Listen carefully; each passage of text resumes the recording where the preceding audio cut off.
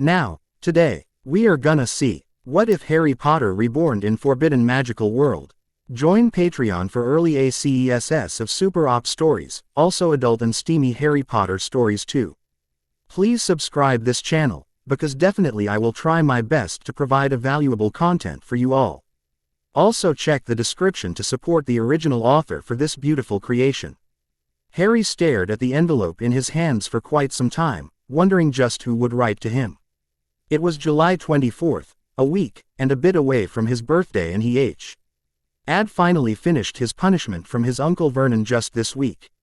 He had a sense of dread that his relatives would freak out if they knew he had any correspondence from anyone, and wisely ped it through the slot of his cupboard as he walked the rest of the mail back to the kitchen. Harry determined that he would just open it up later when he was alone in bed as he dropped the rest of the mail in front of his uncle.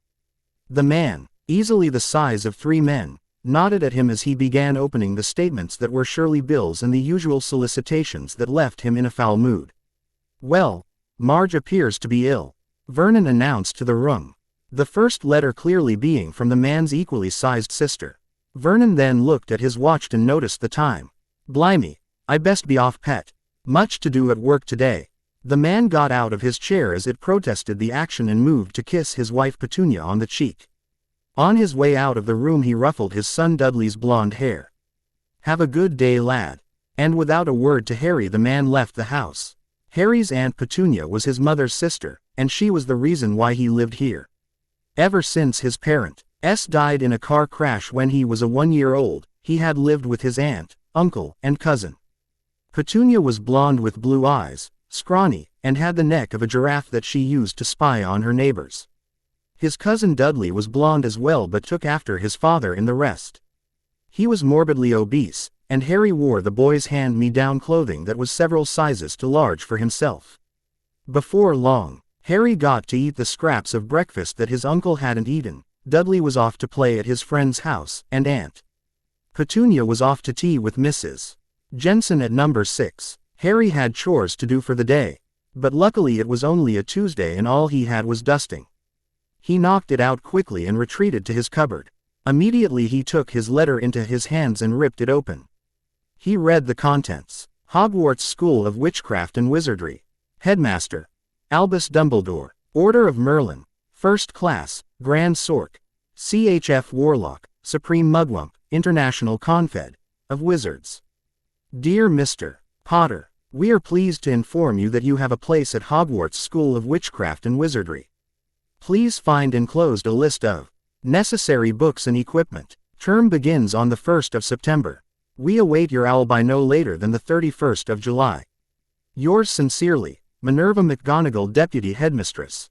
Of course, Harry was in complete shock at what he read. Yet, at the same time, the contents seemed to make some semblance of sense. He had been blamed for some rather strange things growing up. There was the time he had regrown his hair after a dastardly haircut overnight, shrunk a jumper that his aunt had tried to force on him, turned a teacher's wig blue, and had somehow teleported to the school roof when being chased by his cousin Dudley and his gang. Let alone the fact that weeks ago on Dudley's birthday he had somehow talked to a boa constrictor and seemed to vanish the glass at a zoo house and set the snake upon his cousin. Harry read the second page of the letter. It was the gear list. First-year students will require 3 sets of plain work robes black, 1 plain pointed hat black for day wear, 1 pair of protective gloves dragon hide or similar, 1 winter coat black with silver fastenings. Please note that all pupils' clothes should carry name tags. Course books. All students should have a copy of each of the following: The Standard Book of Spells Grade 1 by Miranda Goshawk, A History of Magic by Bathilda Bagshot, Magical Theory by Adalbert Waffling, A Beginner's Guide to Transfiguration by Emmerich Switch, 1000 Magical Herbs and Fungi by Arsenius Jigger, Fantastic Beasts and Where to Find Them by Newt Scamander, The Dark Forces, A Guide to Self-Protection by Quentin Trimble. Other equipment: 1 wand, 1 cauldron pewter, standard size 2, 1 set glass or crystal phials, 1 telescope, 1 set brass scales. Students may also bring, if they so desire, an owl, or a cat, or a toad. Parents are reminded that first years are not allowed their own broomstick. Yours sincerely, Minerva McGonagall. Harry knew immediately that this wasn't a prank from his cousin Dudley at the very least. He knew the brat didn't have the brains for something like this. Neither did any of the boy's friends. His aunt and uncle also lacked the initiative to do something so untoward himself. That, combined with everything he knew that happened around him, left one option. So, I'm a wizard, he asked himself. Harry had sent a reply by stepping outside and noticing an owl on the roof of a house across the street. He had prepared a missive, and when he locked eyes with the owl in daylight, he knew. The owl had flown to him, taken his acceptance, and flew off. He had requested instructions on how to get his supplies, but specifically requested no presents from any staff members of the school. He refused to allow any of them to see his living arrangements. As someone who just found out that he had magical powers, he was embarrassed that someone without had such control over him. It was a couple days later that he caught the response before the Dursleys could. Once again, he hid it in his cupboard before any noticed that he had it and waited to read. Dear Mr. Potter, we are glad that you have accepted your spot at Hogwarts School for Witchcraft and Wizardry. As far as getting all your required items, I have been informed that you will have to do the following. Not far from Charing Cross is a tavern called the Leaky Cauldron. Enter said tavern and ask the bartender to grant you access to an area called Diagon Alley. Once there, get directions to one Gringotts Bank and request access to your vault, where you can draw the necessary funds for your school supplies. From Gringotts Bank, it should be simple as browsing the Shoppin' G district within Diagon Alley to locate all of your school requirements. Sincerely, Minerva McGonagall. Harry thought about what he read and decided on a course of action. He was allowed to leave the house of his own free will if his chores were completed to satisfaction. Today he only had vacuuming and completed that in record time. After that, he went to his usual babysitter's house. She was rather kind to him usually. He arrived at Mrs. Figg's house easily enough. Soon he was knocking on the door. The old woman answered less than half a minute later. Harry dear, what are you doing here? I wasn't aware of a need to babysit you today, the graying lady asked questioningly. Harry took a breath before responding. Well, Mrs. Figg, the truth is I have apparently been accepted to a boarding school. And I need to head to London to gather my supplies and uniforms. I was wondering if you could loan me some money to get to London and I could pay you back later. I also ask that you don't inform my relatives of my acceptance to attend the school. I'm sure they would not be very supportive. Mrs. Figg stared at him in shock for a few moments, as if thinking of something. Harry dear, the school you were accepted to, would it happen to be Hogwarts? She asked, completely shocking the raven-haired boy. Harry just stared at her in numbing shock. How do you know that? He hissed at her. Mrs. Figg took a deep breath before gathering herself. Well, Harry, I have some things to tell you, and then I will help you get to London if that is what you wish. Harry could only nod in response, stiller words. Harry couldn't believe it. He was a wizard, and his neighbor and babysitter knew that he was. She was apparently in the neighborhood to keep an eye on him for the headmaster of his new school. The headmaster, Dumbledore, apparently had a ventured interest in him. Mrs. Figg told him the story of how his parents had died, killed by some dark wizard who everyone referred to as you-know-who. He certainly didn't know WHO. She had refused to say the bastard's name. Mrs. Figg had then confirmed for him what he needed to do and had a quick solution for how he could go about doing it. You see, Harry, there is a way to get to Diagon Alley the magical way, which is much faster, and you can leave right here from my living room. She explained. Harry was of course skeptical. How could he leave from right here? But then of course he remembers. Magic. What do I have to do? He asked her, and the next thing he knew he was explained the details of traveling by a fireplace of all things. Mrs. Figg told him how he had to throw some powder into the fire and let it turn green. Then to step in and call out the address that he wished to go to. In this case his destination was to be the Leaky Cauldron. An inn near the alley that he could be led in by. She told him to keep his knees slightly bent and to be prepared to take a step forward as he lands at his destination to avoid falling. She also told him to ask for Tom, the owner, to help him get to the alley since he didn't have a wand yet, and ask for directions to Gringotts Bank, which was run by goblins. Yes, goblins, she said, that they would be able to provide him with the key to his account after using his blood to verify his identity. She also told him to be very respectful to them, or he would regret it when he got older. His father, James Potter, apparently came from an old wizarding family and had a decently sized vault at the bank, which was now his.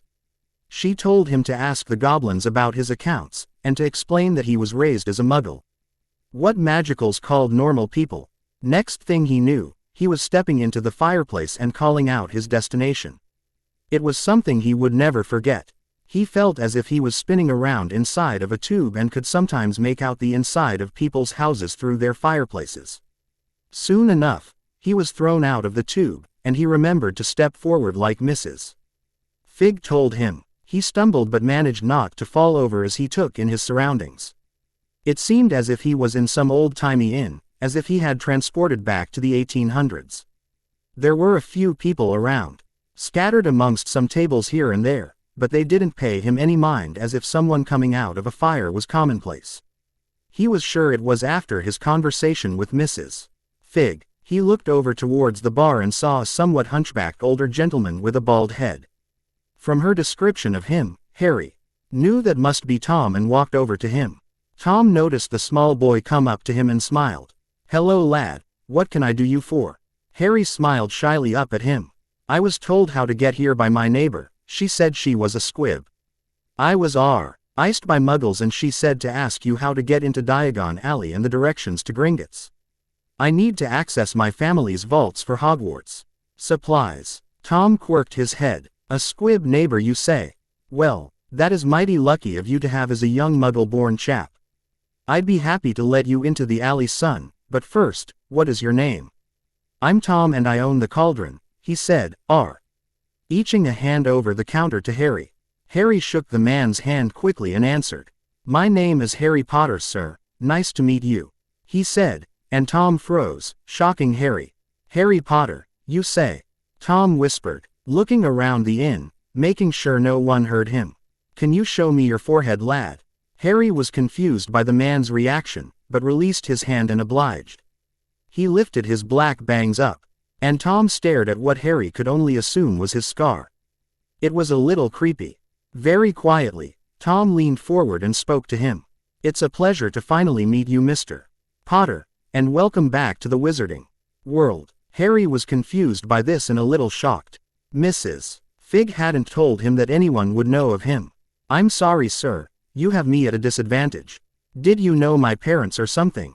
he asked eagerly. Now Tom seemed just as confused. "Everyone knew your parents, Mr. Potter. It was because of them and yourself that the blood war ended on that fateful Halloween night. Come, I'll explain outback as I walk you to the alley, you seem to not be aware." The man walked from behind the bar and gestured for Hary to follow. They walked outside into a back alley that had a brick wall. Tom took out his wand and tapped certain bricks, explaining which ones Hary would have to tap when he had his own wand. Next thing Hary knew, he was looking at the most amazing of sights as he saw the bricks begin to fold into themselves. Yes, most muggle-raised children are usually in awe at the sight. Tom said knowingly, a grin on his face. "Now, how much do you already know about the wizarding world and your parents' deaths, lad?" And then Hary was told what Mrs. Figg had glossed over. He knew from her that his parents had been killed by the Dark Wizard, and he now had a name. Lord Voldemort. The man had tried to kill him as well, but the killing curse had backfired when tried on him and had killed the evil wizard himself. Tom explained that because of this, Hary was known to all as the boy who lived and was famous as all can be. Him surviving had effectively ended the war, and he was the nation's hero. Tom warned him that many other magicals will be in awe of meeting him, just as he was, and to be careful. Tom explained how to get to Gringotts, and Hary quickly thanked the man and made his way in its direction. A few minutes later, passing all sorts of strange shops that sold all manner of strange things, he saw the tall, white marble structure he had been told of.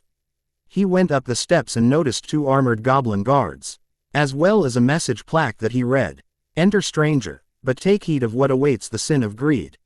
For those who take, but do not earn, must pay most dearly in their turn, so if you seek beneath our floors a treasure that was never yours, thief, you have been warned, beware of finding more than treasure there. Harry was led in by the two guards, and inside he had to catch his breath again. A grand chamber, with high ceilings, chandeliers, and bright burning torches made up the area. Tall desks surrounded the majority of the area, but there were parts that opened up into hallways to allow entrance to further offices. The place looked massive compared to the outside. Harry made his way to the closest available teller. "Excuse me, sir, I was told to ask about my family's vault," he said up to the goblin.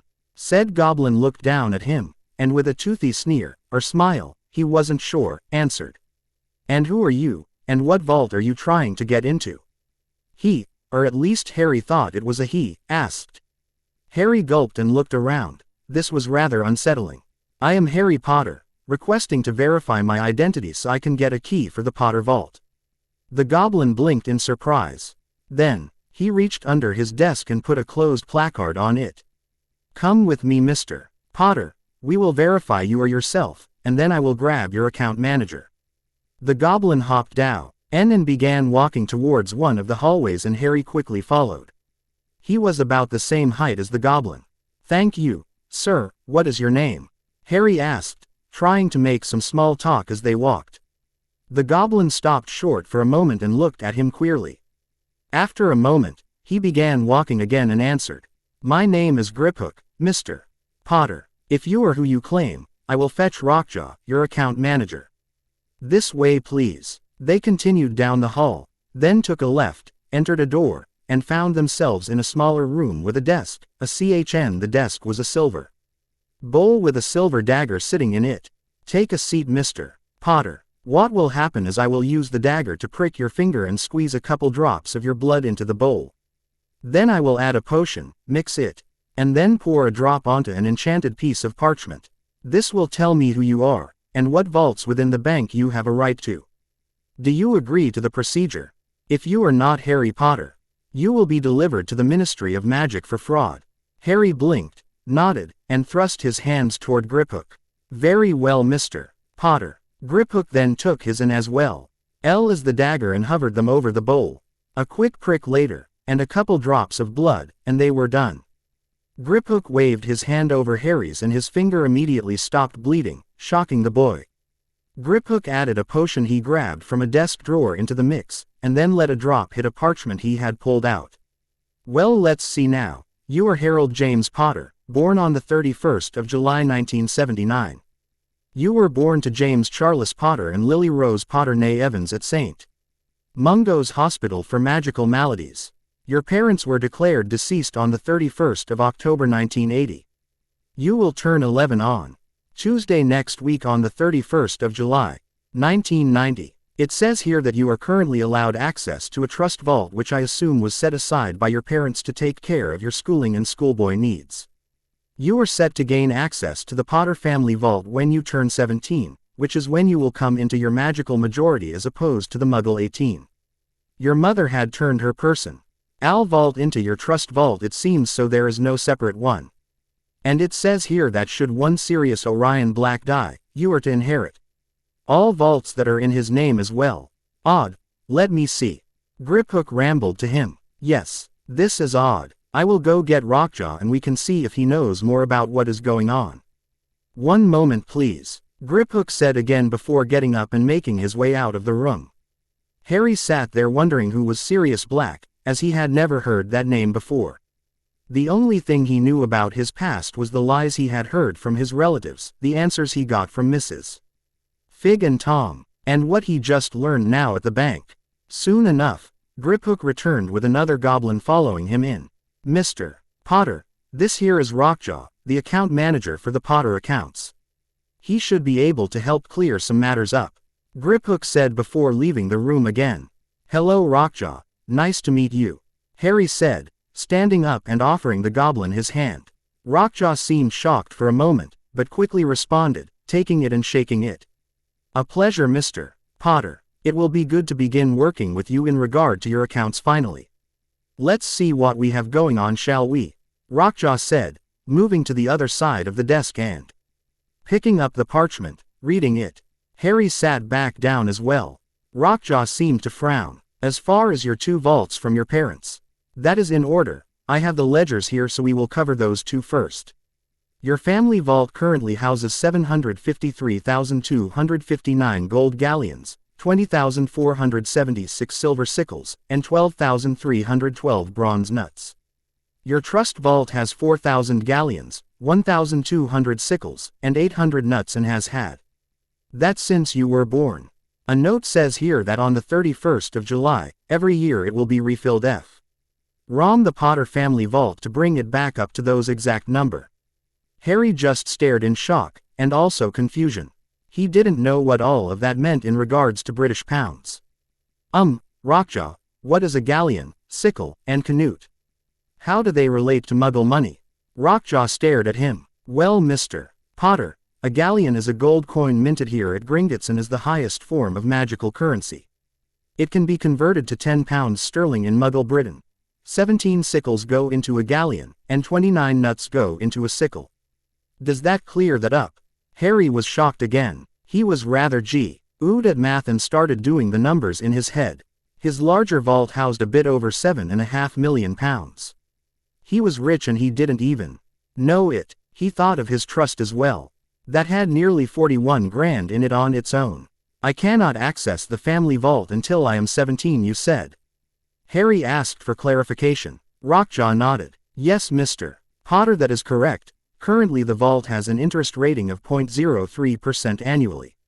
That vault used to house several million galleons before the Blood War, but your parents used it to help finance the Ministry and other factions who fought against the Dark Lord. It was sitting around 500,000 galleons when your parents died back in 1980. Your trust vault does not gain any interest on it, unfortunately. Hary thought on that. If his parents were rich, they must have had property. Do I own any houses from them? Rockjaw looked back down at his parchment. Yes, there are 2 properties listed. There were more, but your father sold them to help bolster the war efforts. Currently, there is the Potter Cottage located at Godric's Hollow, a mixed wizarding village, and was where you and your parents were attacked that Halloween. It as severely damaged in the attack and was left alone after the Ministry declared it a national monument, and yearly they deposit 1,000 galleons into the family account as a lease to uphold it as such. Then there is Potter Manor, which is in an unplottable location somewhere in Scotland. A note here says that there is a portkey kept here at the bank if you wish to travel to it.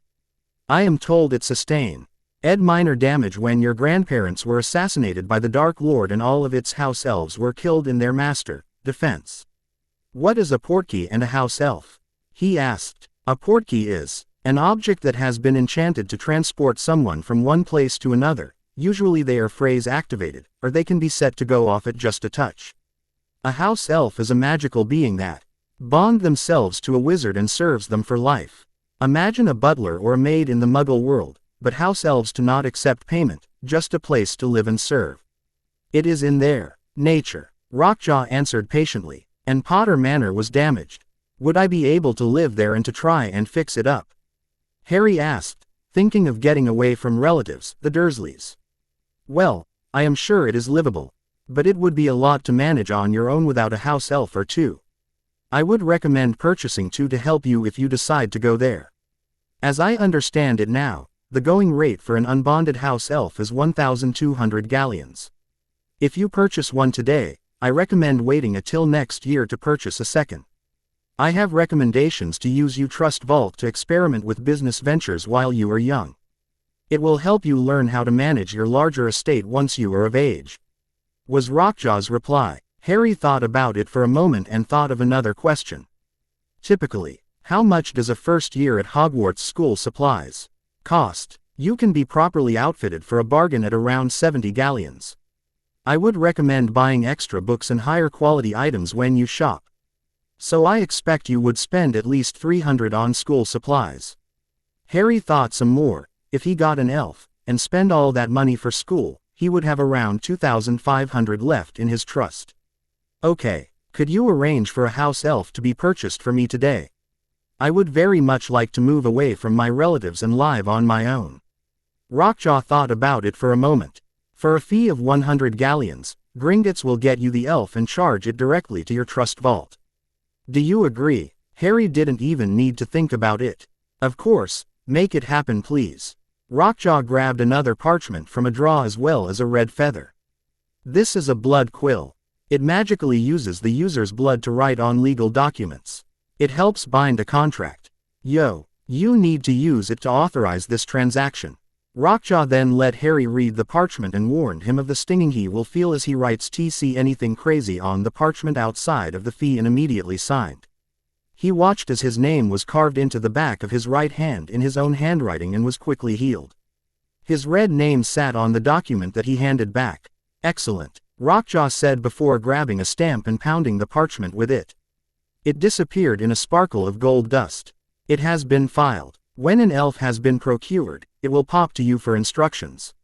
This could happen very quickly or take a couple of hours.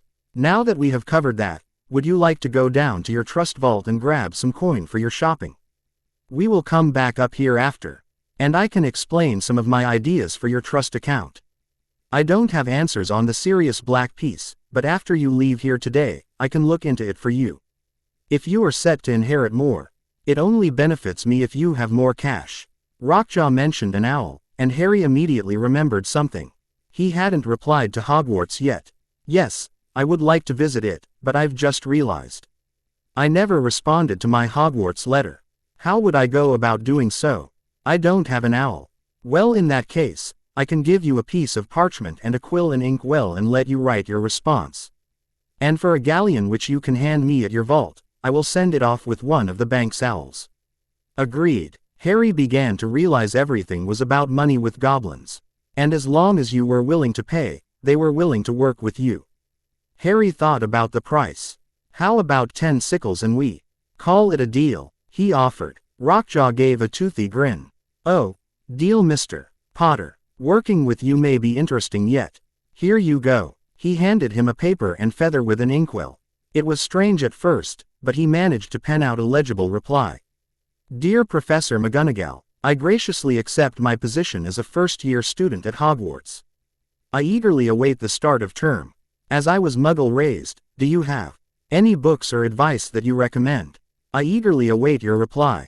Respectfully, Harold James Potter. Rockjaw saw how he signed and spoke up. I apologize, Mr. Potter. I failed to mention something about your family. It is appropriate that you signed as just your name for today. But on your 11th birthday next week you will be authorized heir status amongst the wizarding nobility.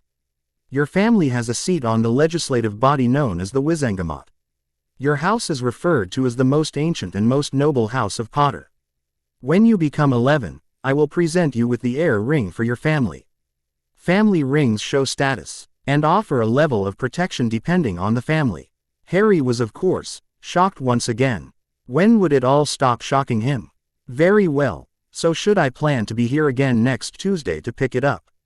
He responded, yes, it will be easy enough. I will have to show you how to access the wards at Potter Manor so you can reactivate the flow network so you can return here directly. Let me take that parchment and mail it, and then I will take you to your vault. Hary passed the goblin his missive, and Rockjaw left the office for a few minutes. When he returned he merely stood in the doorway. This way, Mr. Potter. Then they both made their way back towards the main hall. Rockjaw walked him to the back where there was a rail system and waited for a mine cart. This is your first time, so hang on tightly. It can be rather jarring. Rockjaw explained. Hary soon knew why. When they got into the cart it seemed to take off at lightspeed and he had an absolute blast. The wind rushing in his hair. The stalagmites and stalactites blurring by.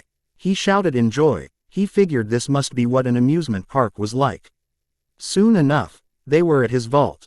Vault number 687. Rockjaw passed him a golden key on a necklace chain. This is your new copy of your vault key, Mr. Potter. All other copies have been disabled as this one is the only one that can be attuned to you. Place it into the keyhole and turn for access. Rockjaw directed. Hary did, and his vault opened. It was shocking to see that much coin in person. There were 3 separate mounds of the gold, silver, and bronze coins. On the side of the wall, he noticed money pouches and grabbed a larger one and 2 smaller ones. How much of each do you recommend I grab? He asked as he got 10 sickles and handed them to the goblin. Grab about 4 handfuls of the galleons and place them in the large bag, and then 2 handfuls each of the sickles and nuts. That should be more than sufficient, Rockjaw said with a toothy grin, pocketing his new money. Soon, his money bags were filled and tight to his belt. They made their way back up. Hary asked about his other vault. That one is deeper underground and takes longer to get to. It has more protections on it. It is number 77. Your family has been clients of Gringotts for nearly a millennia. Hary nodded his understanding. A bit longer, and they went to Rockjaw's actual office as opposed to the identity one. Now that you have your money, Mr. Potter, let us see the remainder of your trust holdings and I will give you my recommendations on them. Rockjaw began before a pop sounded in the room. Both occupants turned towards the noise in surprise. There before them stood a creature, thinner and shorter than a goblin, but with ears just as points, but bigger eyes. It had gray skin and green eyes and wore what appeared to be a tea towel. Sorry to be bothering yous. The house elf spoke in a squeaky, feminine voice. I am Selly. I was purchased for Master Harry Potter. Ah, welcome Selly. This here is Mr. Potter. You will be bonding to him today to help look over his manor home. Rockjaw explained. Selly looked over at Hary then with her big eyes. Yous be my new master? She asked him. Why yes Selly. He began uncomfortably. He was a little unnerved by the little thing. How exactly do we go about bonding her to me? He asked Rockjaw. Simple. Just raise your right hand and repeat after me. I Harold James Potter. Accept Selly the house elf. To bond to the Potter family.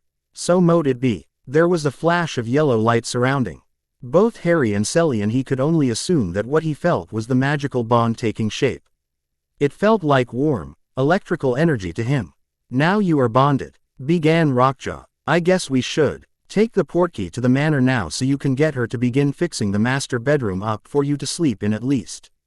Rockjaw rummaged through his desk before pulling a small bronze hoop that he enlarged to be as big as a hula hoop. Both of you grab here and I will take us to the manor. Hary and Selly followed his directions. The phrase Mr. Potter is Griffinlock, and then the next thing. Hary knew he felt a pull on his navel and felt to be spinning around again. He heard Rockjaw yell out to bend his knees and complied just in time to hit solid ground once more. When Hary looked up, he gasped. In front of him stood a 3-story building that went wide to either side. He counted 15 in both directions on either floor. This place was huge. On his left side, part of the house seemed burned, and some windows were knocked out. The rest of the building seemed fine though. Rockjaw caught the direction of his eyes. Yes, that part of the manor was damaged when your grandparents were killed. James, your father put the place under a stasis charm and went into hiding with you and your mother soon after. You are attuned to the wards so we have access to enter, but at the front door you will need to assume control of them. I will tell you how. Rockjaw explained. The trio then walked their way to the double front door. Place a hand on the door and repeat after me, Mr. Potter. I, Harold James Potter, claim ownership of Potter Manor. I claim control over all wards and all protections from this day onwards, so mote it be. Another flash of yellow light flared around Hary, and this time the whole building as well. Hary felt a soothing warmth come over him. Somehow, he felt as if he supposed he was. He opened the door and entered, the goblin and elf following behind him. He saw all the furniture covered in white sheets but was surprised that there didn't appear to be much dust. He also noticed that paintings, probably, hung along the walls were also covered. Mr. Potter, now that Selly is here, you will have to order her to begin cleaning the place up. I recommend telling her to begin with the master bedroom, the kitchen, and the dining room for now. You can figure the rest out later. Hary did just that and Selly popped away with an eager nod. I don't think I want to explore this place until it's cleaned up anyways. Hary mentioned. Should we return to the bank? He asked Rockjaw, who nodded. Yes, I still have a bit to explain to you and it is well past noon. I will have sandwiches delivered to my office. Grab my arm, I will apparate us out of here. Hary grabbed him, not knowing what apparating was but trusted him. Once again, he felt like he was pulled through a tube and quickly found himself back in Rockjaw's office. At Hary's questioning glance Rockjaw explained what just happened.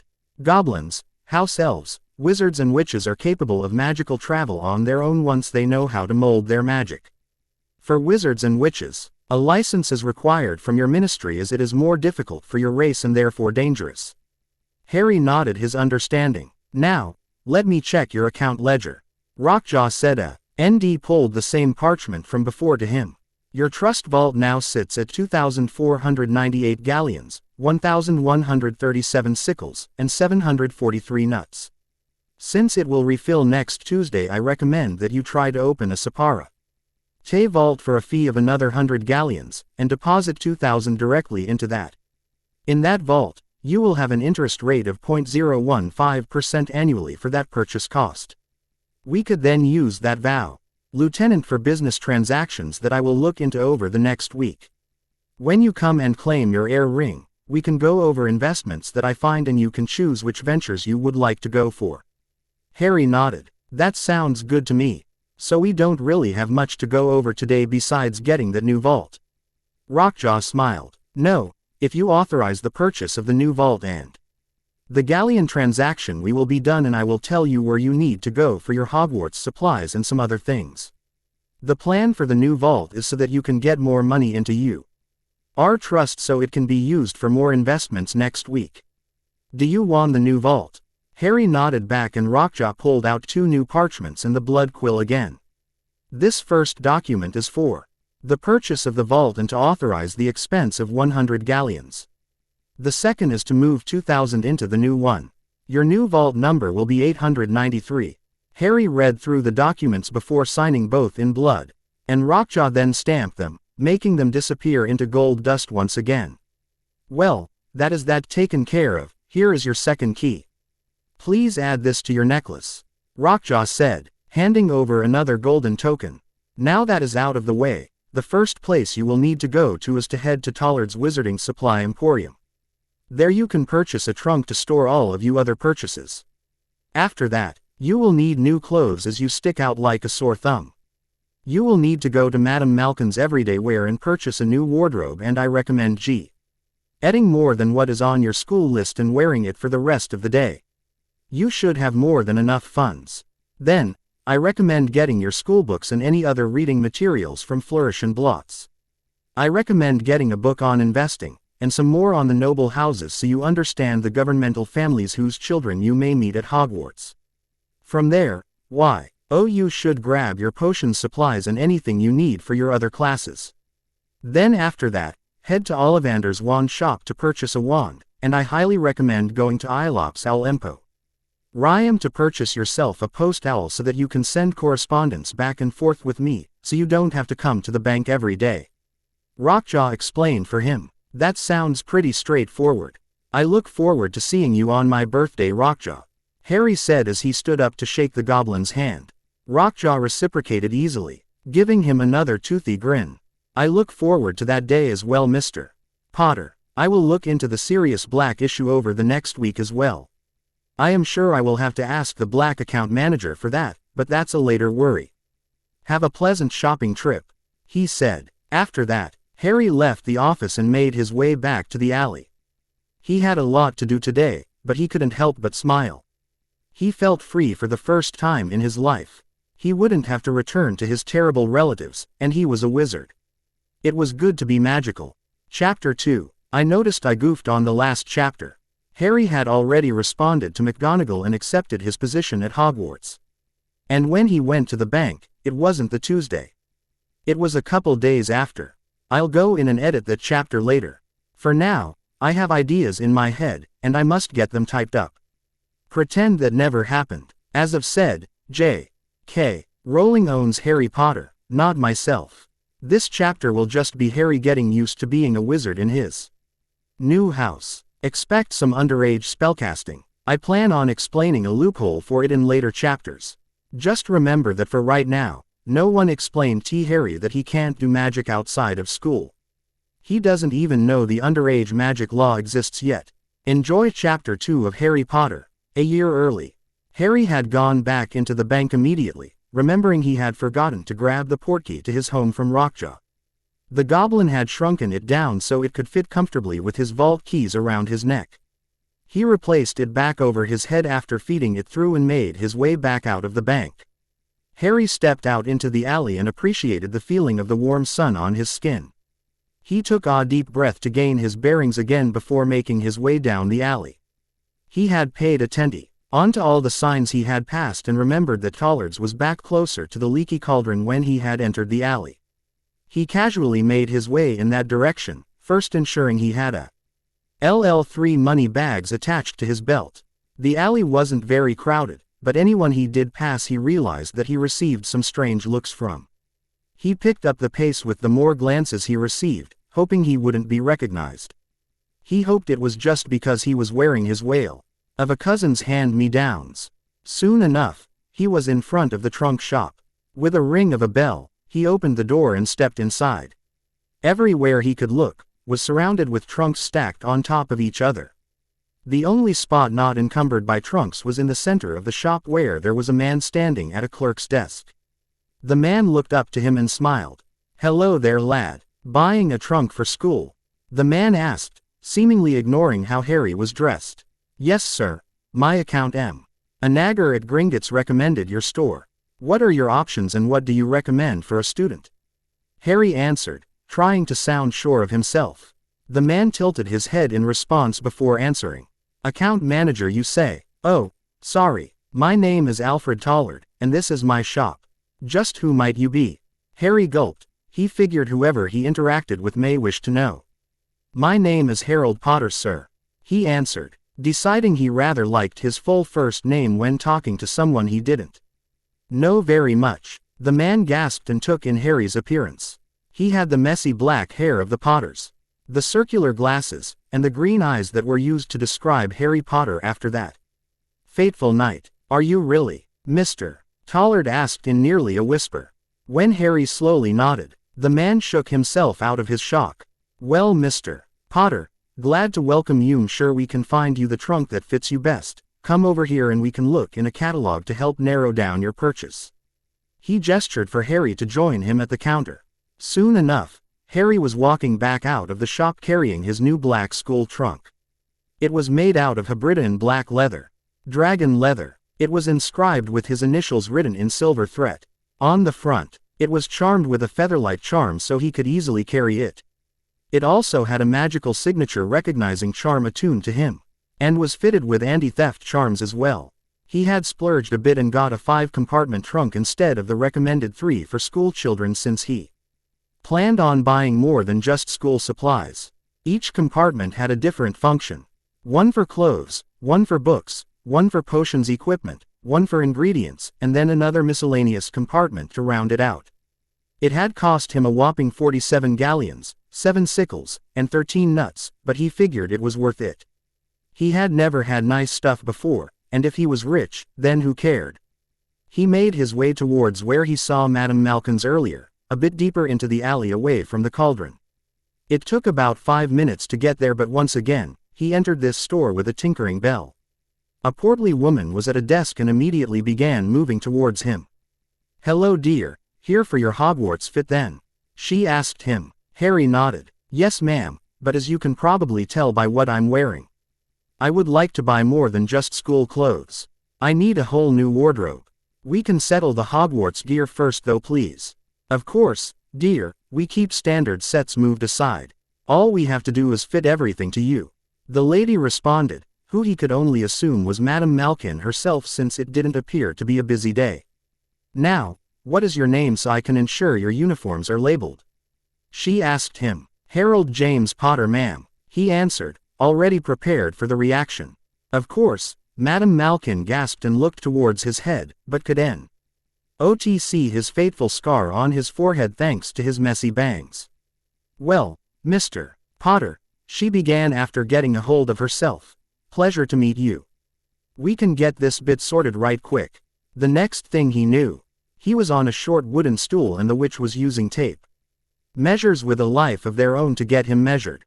After she modified them, he tried everything on, and everything was a perfect fit. "Well, that's your Hogwarts things settled dear. What do you think you will need other than that? You said a full wardrobe." Malkin asked him. Yes ma'am, I don't know how much of everything I will need.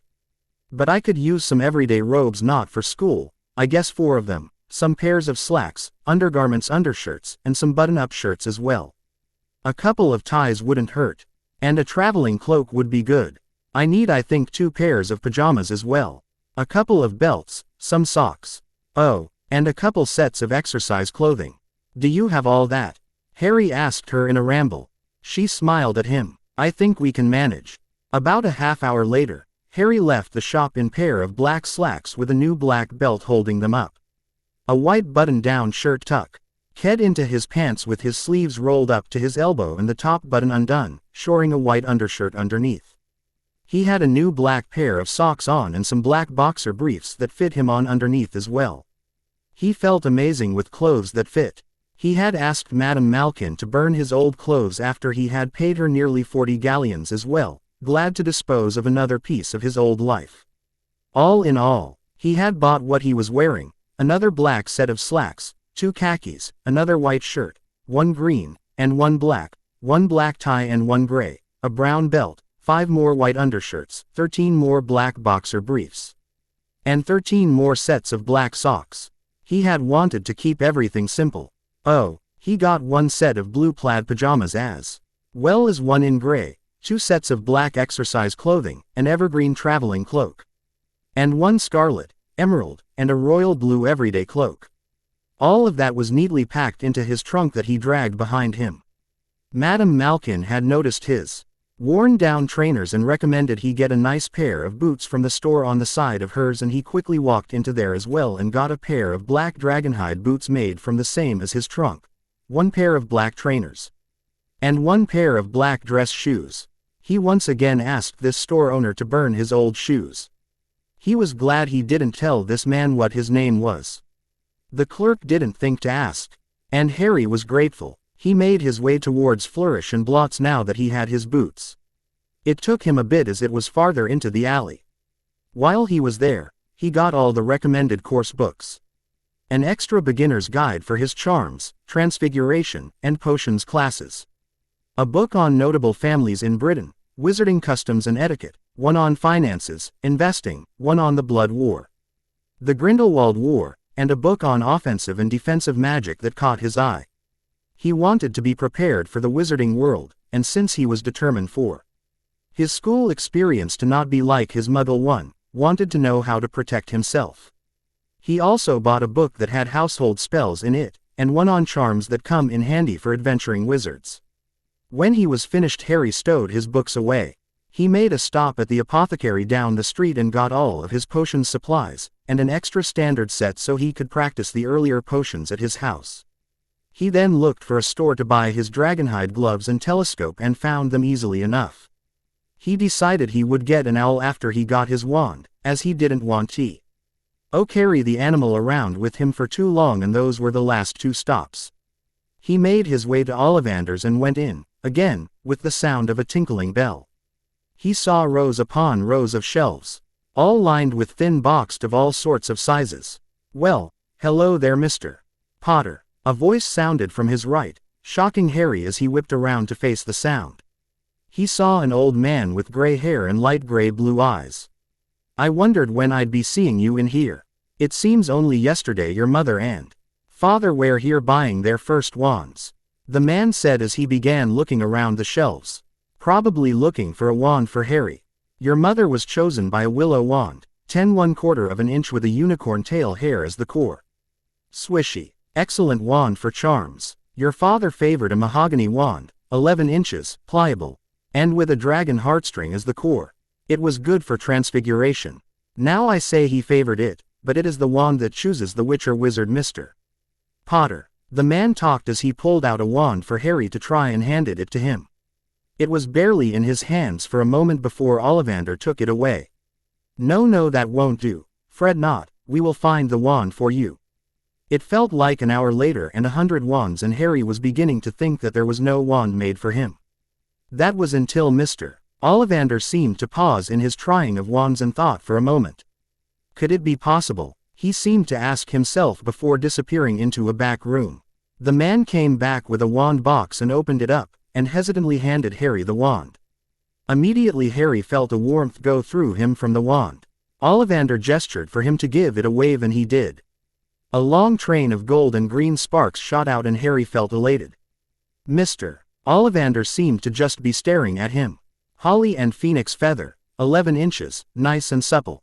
Curious, curious, the man said to himself. Sorry, said Hary, but what's curious? Mr. Ollivander fixed Hary with his pale stare. I remember every wand I've ever sold, Mr. Potter. Every single wand. It so happens that the phoenix whose tail feather is in your wand, gave another feather, just one other. It is very curious indeed that you should wand, when its brother, why its brother gave you that scar. The man said, chilling Hary, I believe we can expect great things from you, Mr.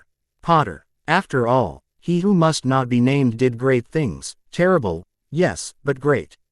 Ollivander continued, not making Hary feel any better about his wand. Hary shook it off though. Coincidences were a thing, and this wand calmed him, it felt like it called to him. Well, thank you, Mr. Ollivander. Besides the wand, is there anything you would recommend purchasing while I am here? Hary asked. That shook Ollivander out of his musings. Why yes, it is always good to purchase a wrist holster for your wand. Far better than storing it in your pocket. I have one here that if you practice with it you can manage to draw it one-handed easily enough. I would also recommend some wand polish to keep it in good condition. I'll take a black holster and a jar of polish then please. How much for everything, sir? Hary asked, eager to get out of there.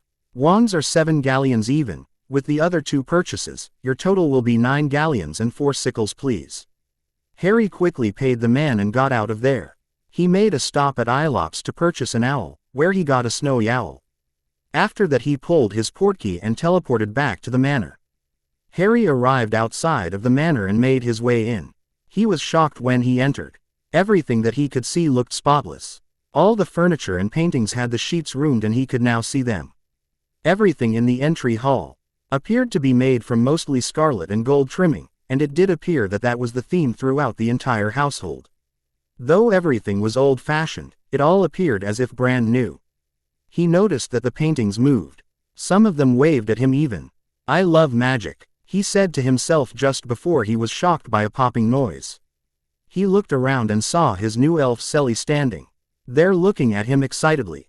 Sorry to startle you again, Master Potter, but Selly hopes you are pleased with the work she has done so far. I is sorry that I hasn't cleaned the entire manor yet. But I's finishing the master bedroom, kitchen, dining room, the entry hall, and the library, sir. The little creature spoke quickly. Hary was amazed. If he had tried to clean the same amount in one day at the Dursleys he would be dead on his feet. No worries, Selly, you've done a marvelous job. I could never clean as well as you did. The place looks great, he said earnestly, earning him a shocked and happy look from his elf. Selly squealed and bounced up and down in excitement. Thank you, Master Potter. What will Master Potter be liking for dinner, sir? I can cook most things within the hour. It is already nearing 5 o'clock and you must eat soon. Hary thought about it, then was confused on something. Selly, where would you get the food to cook? This place has been abandoned for about 10 years. He asked. As your elf I can enter yours vault to make sure I can buy the groceries, sir. I restocked the pantry from the Muggle world for only 10 galleons, sir. Selly explained. Hary thought about how useful that was, that he didn't need to worry about the shopping or keeping the place stocked with food while he was here. Well, that is great, Selly, excellent. I would like shepherd's pie for dinner if you please. I am going to go find the master bedroom and put my things away. Please call me when dinner is ready, please. Before Hary could start moving, Selly snapped her fingers and his trunk disappeared, startling him. The elf then reached for his owl cage and took her. I moves your trunk to your rooms already, sir. I can let your owl out into the Olleries for use as well. Convenient. Thank you again, Selly. Let me know when dinner is done, he said again. He was rewarded with a bow from the creature before he made his way towards the foyer and found the staircase. As he explored, he noted that the doors had placards on them, identifying them. He saw bathrooms, unused bedrooms, studies, a dueling room, a potions lab. Some areas towards one wing of the house appeared blocked off. likely due to the damage sustained during the attack on his grandparents. He noted that it would be best to set Sally on repairs while he was away at school for that, and to Chi focus on the rest of the house's cleaning for now. He eventually found the master bedroom, which was his now as the master of the house. He entered it and was amazed by the massive 4-poster bed, covered in too many pillows in scarlet and made of dark mahogany. The room was hardwood, with a large rug in the center of gold. The dressers were of the same material as the bed, and he noticed a door that probably led to an en-suite bathroom. He also noticed that his trunk was at the foot of his bed waiting for him. He opened it up and pulled out the book on wizarding etiquette before joyously jumping onto the bed. It was the most comfortable thing he had ever felt. He got situated and began to read the book on how to act like a proper wizard as he waited for dinner. He had just finished up on how to greet people when Sally popped in to tell him to come for dinner. I think I am going to like being a wizard quite a lot. He mused to himself as he set his book on the bedside cabinet and made his way downstairs. The next day, Hary had woken up in his new house not immediately recognizing his surroundings. He had panicked at first before he remembered the events of the previous day.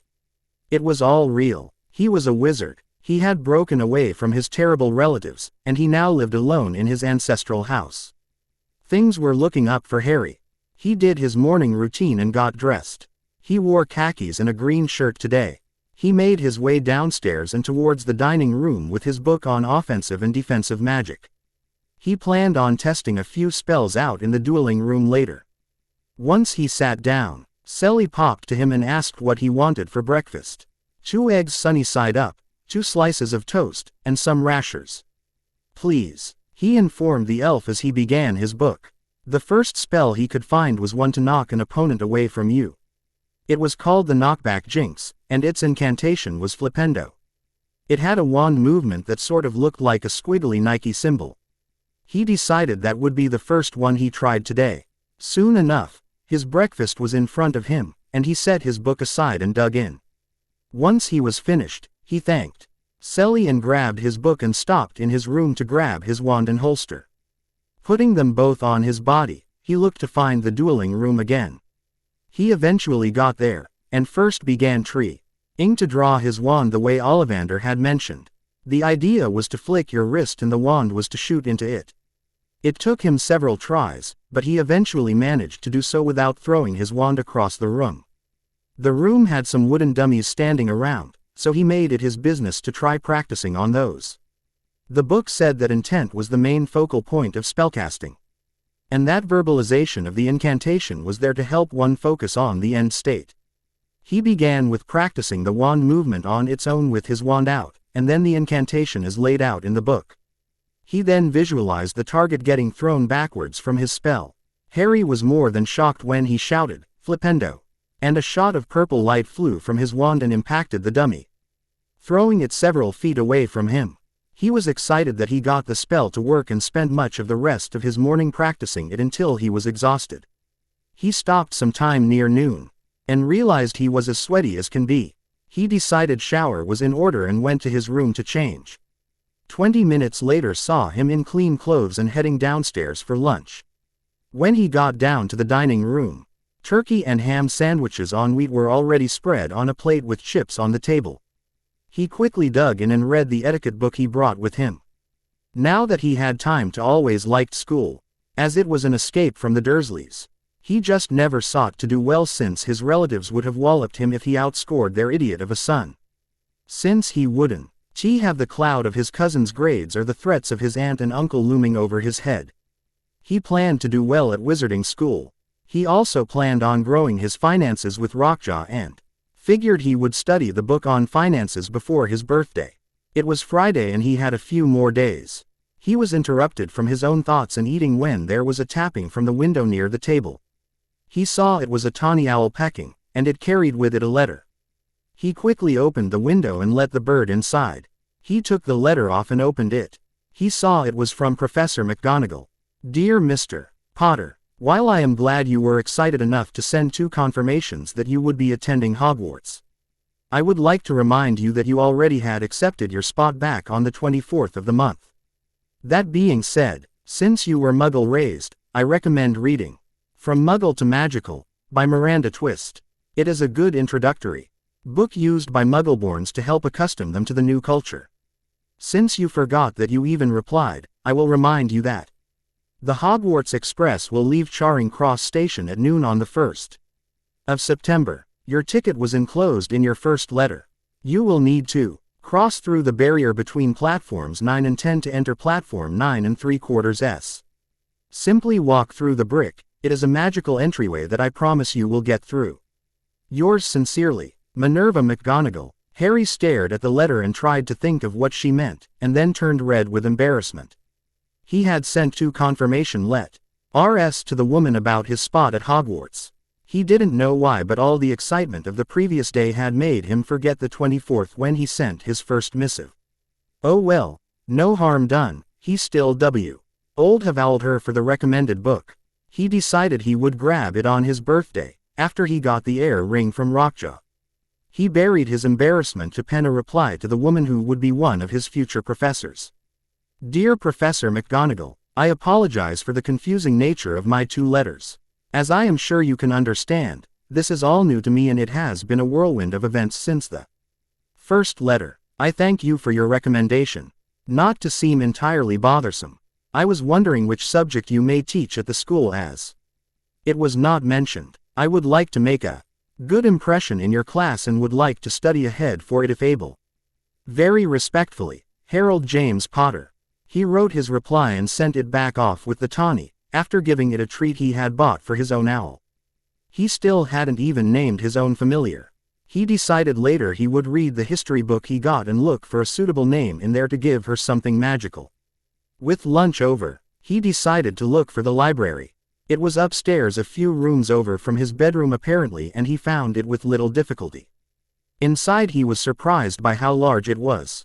Bookshelves lined all 4 walls, and there was a large mahogany desk off to one side, and a large scarlet love seat and a chair for sitting around a coffee table as well. Seeing this he called for Sally. She popped into the room quickly. "What's can I be doing for you, Master Potter?" she asked. "Could you bring up some Earl Grey tea and some peanut butter biscuits? I plan to read this afternoon," he told her. She nodded and popped away again. It was then that a voice spoke. "Master Potter, did that elf say, and who might you be, young man?" Harry whipped around towards the manly voice but couldn't find anyone. "Over here, lad." It sounded again and he realized it was coming from one of the portraits on the wall. In shock he walked towards it. "You can speak," he whispered. "Why, of course we can speak, dear," a woman in the portrait on the side of the man said. "You aren't our Jammy, so would that make you our grandson, Harry?" the woman portrait asked. Harry could only nod as he read the placards beneath the portraits. The man's read Charles Fleemont Potter, and the woman was Doria Hesper Potter née Black. These were his grandparent. "Yes, I'm Harry, and James and Lily were my parents," he answered, swallowing the lump in his throat. "Well, where are your parents, son?" Charles asked him. "We feel like you all haven't been to the manor in ages. I mean, I haven't seen you since you had just been born after all. Mom and Dad were killed by Voldemort when I was only a year old," he told them sadly, and they gasped. "I lived with Mum's sister and her husband while I was growing up," he told the portraits, shocking them. "Jammy and Lily are dead." "Oh, dear, you poor thing," Doria simpered. "You were raised by your aunt. What about your godfather, Sirius Black?" Charles asked, outraged. Harry was confused now. He had a godfather, and it was the man whose vaults he was set to inherit if he died. Well, that made sense of that at least. I wasn't raised by my godfather, sir. I have never met the man, so I don't know what has become of him. I just know I was raised as a Muggle before I got my Hogwarts letter. The Potter account manager, Rockjaw, helped me get set up here so that I could get away from them. They were dreadful," he explained. "Raised by Muggles," Doria raged. "I remember Lily speaking of how her sister hated magic and her. How did you even end up with them? You could have gone to your godmother Alice Longbottom, or your cousin Andromeda Tonks, my niece. I don't know either of those ladies either, grandmother," Harry explained, getting her expression to soften and Charles to smile sadly. "I just know that I am living here alone now. Do you think I should send the three of them letters? He asked. His grandfather thought about it for a bit before answering. It couldn't hurt, son. Do you have an owl? Harry nodded. Then yes, before dinner you should send a letter to all three and open a means of correspondence with them.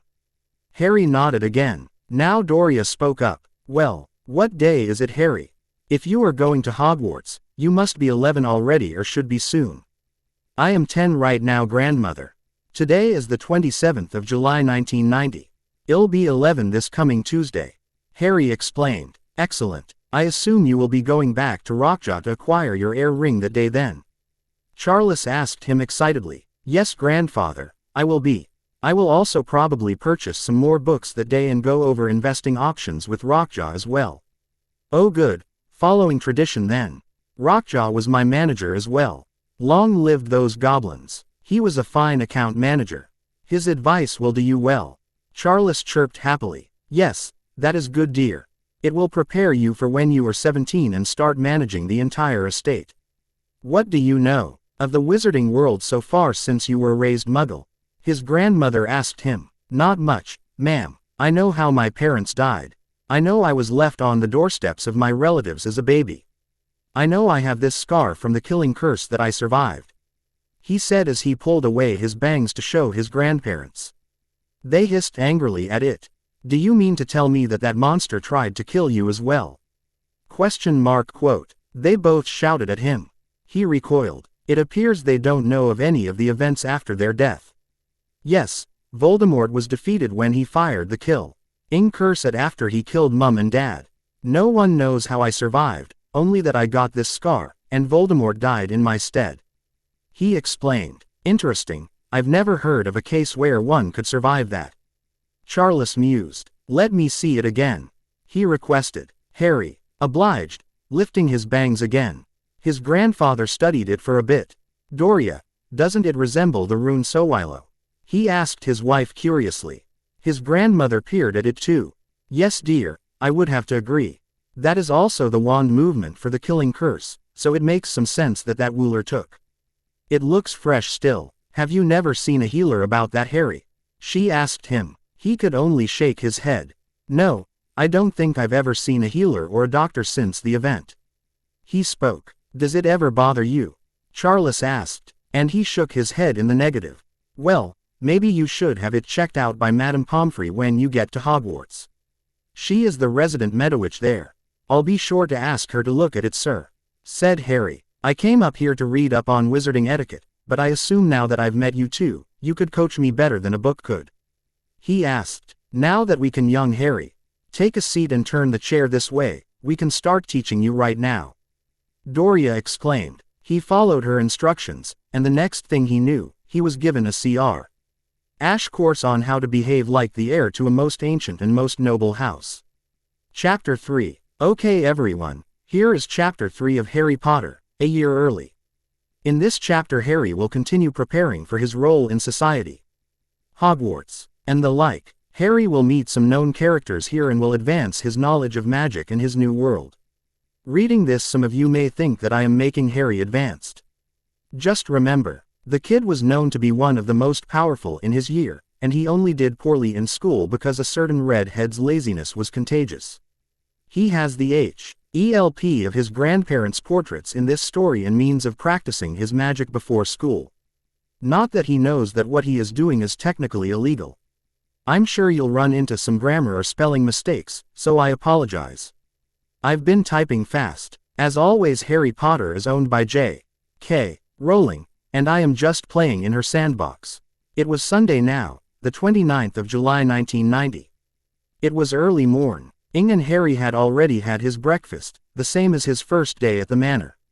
It was only 8 o'clock, and Harry had determined that mornings were for practicing his magic. Since he began his routine, he felt extremely comfortable with the knockback jinx. He had practiced it yesterday as well. That is why today he would be practicing another spell, this time a curse, to ensure he had options once he got to school. The one he had read at breakfast this morning was referred to as the Curse of the Bogies. Its incantation was mucus ad nauseam, and its wand movement was described as a lopsided horseshoe. The spell light should be green when leaving the wand. Harry realized that he wouldn't be able to see the effects on a wooden dummy very well, but figured practicing to make sure the curse felt right leaving his wand would be enough. He didn't have the heart to practice on Selly. The spell was supposed to make the victim feel as if they had a rather nasty cold, and to give them an extremely runny nose, hindering their ability to cast spells effectively if they were inexperienced. He figured it was a simple enough curse to start with and should come in handy. He practiced everything until he thought he was ready to cast, and then pointed his wand over at the dummy. Mucus ad nauseam. He incanted while imagining the desired effect. He was rewarded with a green shot leaving his wand and was pleasantly surprised when the dummy actually had what appeared to be snot around its nose area. Guess the dummies are enchanted to show spell results, he thought to himself. He spent the remainder of that morning practicing the spell, as well as the knockback jinx and practicing drawing his wand. It was close to a half hour before noon when he stopped to shower and change. Spellcas Ting seemed to have the good effect of giving him a nice workout, and he enjoyed the sweat. He showered and got into fresh clothes and made his way downstairs for lunch. When he got there, sandwiches and cucumbers were on a plate waiting for him. Grabbing a chicken sandwich, he sat down with his book on investing, preparing for his birthday in 2 days. He knew he had to have at least some idea of what investing was when he got back to Gringotts to make moves with his gold. He had been talking to his grandparents about it as well. They were an absolute godsend in his opinion. They had been teaching him in etiquette, finances, investing, and Potter family history since he discovered them on Friday. Not only were they his family, but it was also nice to talk to adults who didn't outright hate him, portraits or not. He quickly finished his lunch and a couple of chapters of his book before heading for the library where his grandparents awaited him. It was time for some more lessons. Tuesday morning. Harry awoke and couldn't help but grin once he wiped the sleep from his eyes. Today he was 11. He could claim his heir ring, and he would be heading to the bank to grab it and make investments with his trust fund money. His elf, Selly, had also planned a fancy dinner for him in the library at the behest of his grandparents. They gave the elf the idea, stating that they wanted to see how Harry behaved at a dinner table, and so they could correct him. Their portraits would be moved to the dining room later this evening. For now though, Harry got dressed in exercise clothing, having quickly learned not to wear any of his nicer clothes in the morning, since he always got them sweaty after breakfast. He made his way downstairs and ate his usual breakfast of 2 eggs, 2 slices of toast, and some rashers. But Hugh noticed that there was also a small cup of fruit laid out on the side as well. Selly saw his questioning look. Mistress Doria says that yous be needing more variety, Master Potter. She says to make sure you eats more fruits and vegetables throughout the day. She says yous be beings to smalls for yous age. Selly told him. He looked down at himself, and he guessed that he could agree with that. He knew that he was on the thinner side as far as his old classmates went. Luckily, he knew he wasn't the shortest boy from his old class. He would like to fill out and be a bit taller though. Well, Selly, do you know if the apothecary in Diagon sells anything like a nutrient potion? He asked his elf while digging into his food. I wouldn't mind putting on some more weight before getting to Hogwarts, he admitted. I's sure they, Master Potter. Selly cans be getting you a month's supply today if you's wanting. His elf asked. He thought about it for a second. Yes please, Selly. You'd best go now and find out how much it is and pull the funds. My account should have refilled this morning, so there should be plenty to spare. His elf nodded at his instructions and left with a snap of her fingers. Harry finished up his breakfast and sat letting it digest for a bit while he picked out a spell to practice this morning. He wasn't expected to the bank until sometime this afternoon anyways. He found a spell that could make a smokescreen. That would be a good way of camouflaging himself in the middle of a fight, especially against an opponent outside of his league. He decided he would practice this one today. He went upstairs and practiced it and the other 2 spells he knew repetitively. He was successful with it, and it was easy compared to the other 2 as it was just a charm. Not a jinx, hex, or curse. Soon enough, he was of to shower and change into a set of robes. He chose his emerald ones for today. His grandmother had recommended robes in the alley, regardless of how much she approved of his slacks and button-downs.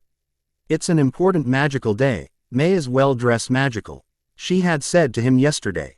He went downstairs for lunch and saw that Sally was back, as ham sandwiches, some fruit, and some chips were at the table waiting for him.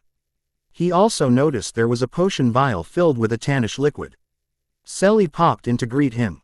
Hello Master Potter. That vial is the nutrients potions Hughes asked for.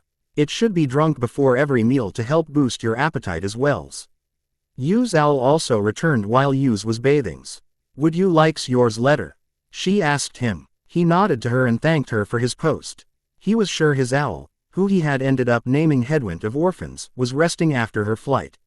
He began eating as he opened the letter. Dear Hary, it is so very good to hear from you. I have not seen you since you were just a baby. Many in the magical community had been wondering where you disappeared to. Over the last 10 years. We were led to believe that you were being raised safely, away from prying eyes so that you could grow up with a semblance of privacy. I am sorry to hear how despicable your Muggle relatives were. As you stated that you would be heading into Diagon on the afternoon of your birthday to talk to your account manager, I have decided that my husband Ted, my daughter Nymphadora, and I will also head to the bank. We will aim for around 3 o'clock, and we hope you are finished with your business by then and could allow us to treat you to some birthday ice cream. Whether we see you or not, have a very happy birthday. Love, your cousin Andromeda Tonks. Hary read the letter and smiled. It seems his cousin Andromeda would be the only one he had owled to respond to him. It had now been a couple of days since he sent his letters out. Oh well, at least she responded. He consoled himself. It wasn't like he truly needed an adult in his life at this point. He had won his freedom, and he was more than happy to live alone. Still, being able to visit with family or have them visit him appealed to him. He wasn't a hermit, damn it. He drank his potion, that tasted surprisingly like figs, and began to dig into his lunch. It certainly did make him feel hungrier, and he was surprised to ask his elf for an extra sandwich after cleaning his plate. Now contently full, he looked at the clock. It was 12:30. He might as well travel to Gringotts now and get everything over with. He wasn't sure how long he would be talking to Rockjaw. He got up and made his way over to the fireplace in the entry hall. He grabbed some flow powder from a vase and threw it into the fire. He stepped in and called out for Gringotts Bank, and he was soon sucked into a familiar tube. Next thing he knew, he was stepping into the grand chamber of Gringotts Bank and began dusting himself off. I should really start learning some spells outside of the dueling realm, he thought to himself. He then made his way towards where he remembered Rockjaw's office to be. He found it easily and knocked. Enter, came a muffled reply. He promptly opened the door and walked inside to find Rockjaw filing some paperwork at his desk. Rockjaw looked up at him. Ah, Mr. Potter, pleasure to see you again. Happy birthday as well. Come, we have much business to discuss. Rockjaw gestured towards the chair in front of his desk. Now, first order of business, as you will have to read and sign this document here. It is the filing for you being recognized as the heir apparent to the most ancient and most noble house of Potter. Once you have signed, I will be authorized to provide you with your heir. Ring. Hary nodded his understanding and began reading the document fully. His grandif Ather had said always read anything and everything you planned on signing in blood.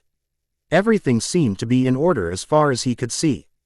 He grabbed the offered blood quill and signed the parchment and handed it back to Rockjaw. Said goblin quickly stamped it, and it disappeared as always. Excellent, now I am happy to present to you, Rockjaw began as he pulled a tiny box out of his desk drawer. The heir ring for House Potter. Rockjaw slid the box over to him and he opened it slowly. It was a silver ring, and on it was a ruby, inscribed with what appeared to be 2 stags facing off against each other. He recognized it now after living in Potter Manor as the family coat of arms. Hary took it out of the box and slipped it onto the ring finger of his right hand, as was custom according to his grandfather. He felt a small shock of magic go through him, before he felt a warmth spread through him, feeling the ring accept him as the heir. Good, you weren't burnt to ash, Rockjaw exclaimed, getting a laugh out of Hary. Now, let us attend to business, what do you say? Please, I've done a lot of thinking since my last visit. Hary responded, letting the goblin know he would like to get moving through things as well. Now let's see. You had a purchase this morning via your elf for some nutrient potions at the apothecary, so currently your trust vault is sitting at 3,674 galleons, 987 sickles, and 432 nuts. That leaves us with more than enough room to move some coin over into your investment vault. I recommend moving a further 2,500 galleons into your other vault, leaving you with 4,500 for investing. And a bit over 1,000 to spend throughout the remainder of the year. That should be enough to cover any other expenses you may have until your next birthday. Rockjaw presented. Harry thought about it, and it made plenty of sense to him. Very well, I'll authorize the transaction. He spoke. He signed another parchment and rubbed out the soreness in his hand. What be you, senesces do you believe should be invested in? He asked. Rockjaw gave him his toothy grin. Well, Mr. Potter, as a rather famous individual, I believe having a shareholding of the press would be in your best interest. If you hold any shares at all, it will be easier for you to avoid any slanderous stories. They don't like printing negatively about their owners after all. Harry thought about that, and it once again made sense. Okay, I am willing to invest in the Daily Prophet. What other ideas did you have? He asked. Outside of that, with the small amount of funds available to you, I believe on Lee 2 other investments would be feasible. I suggest buying some shares in Nimbus Broom Manufacturing, as rumor is that business will skyrocket once its new broom, the Nimbus 2000, comes out the summer of next year. Besides that, I believe investing in Zonko's joke shop in Hogsmeade would be a good venture. They hold a monopoly on magical joke products in Britain, and their stocks have a steady percentile increase yearly. They continued talking about the possible investments for what felt like or before Harry agreed to split his investment vault 3 ways and to invest into the 3 companies evenly. He would buy 500 galleons worth of each company and see how much of each he owned afterwards. Rockjaw told him it would take a couple of weeks to get the transactions settled, but that he should expect an hour once everything was finished.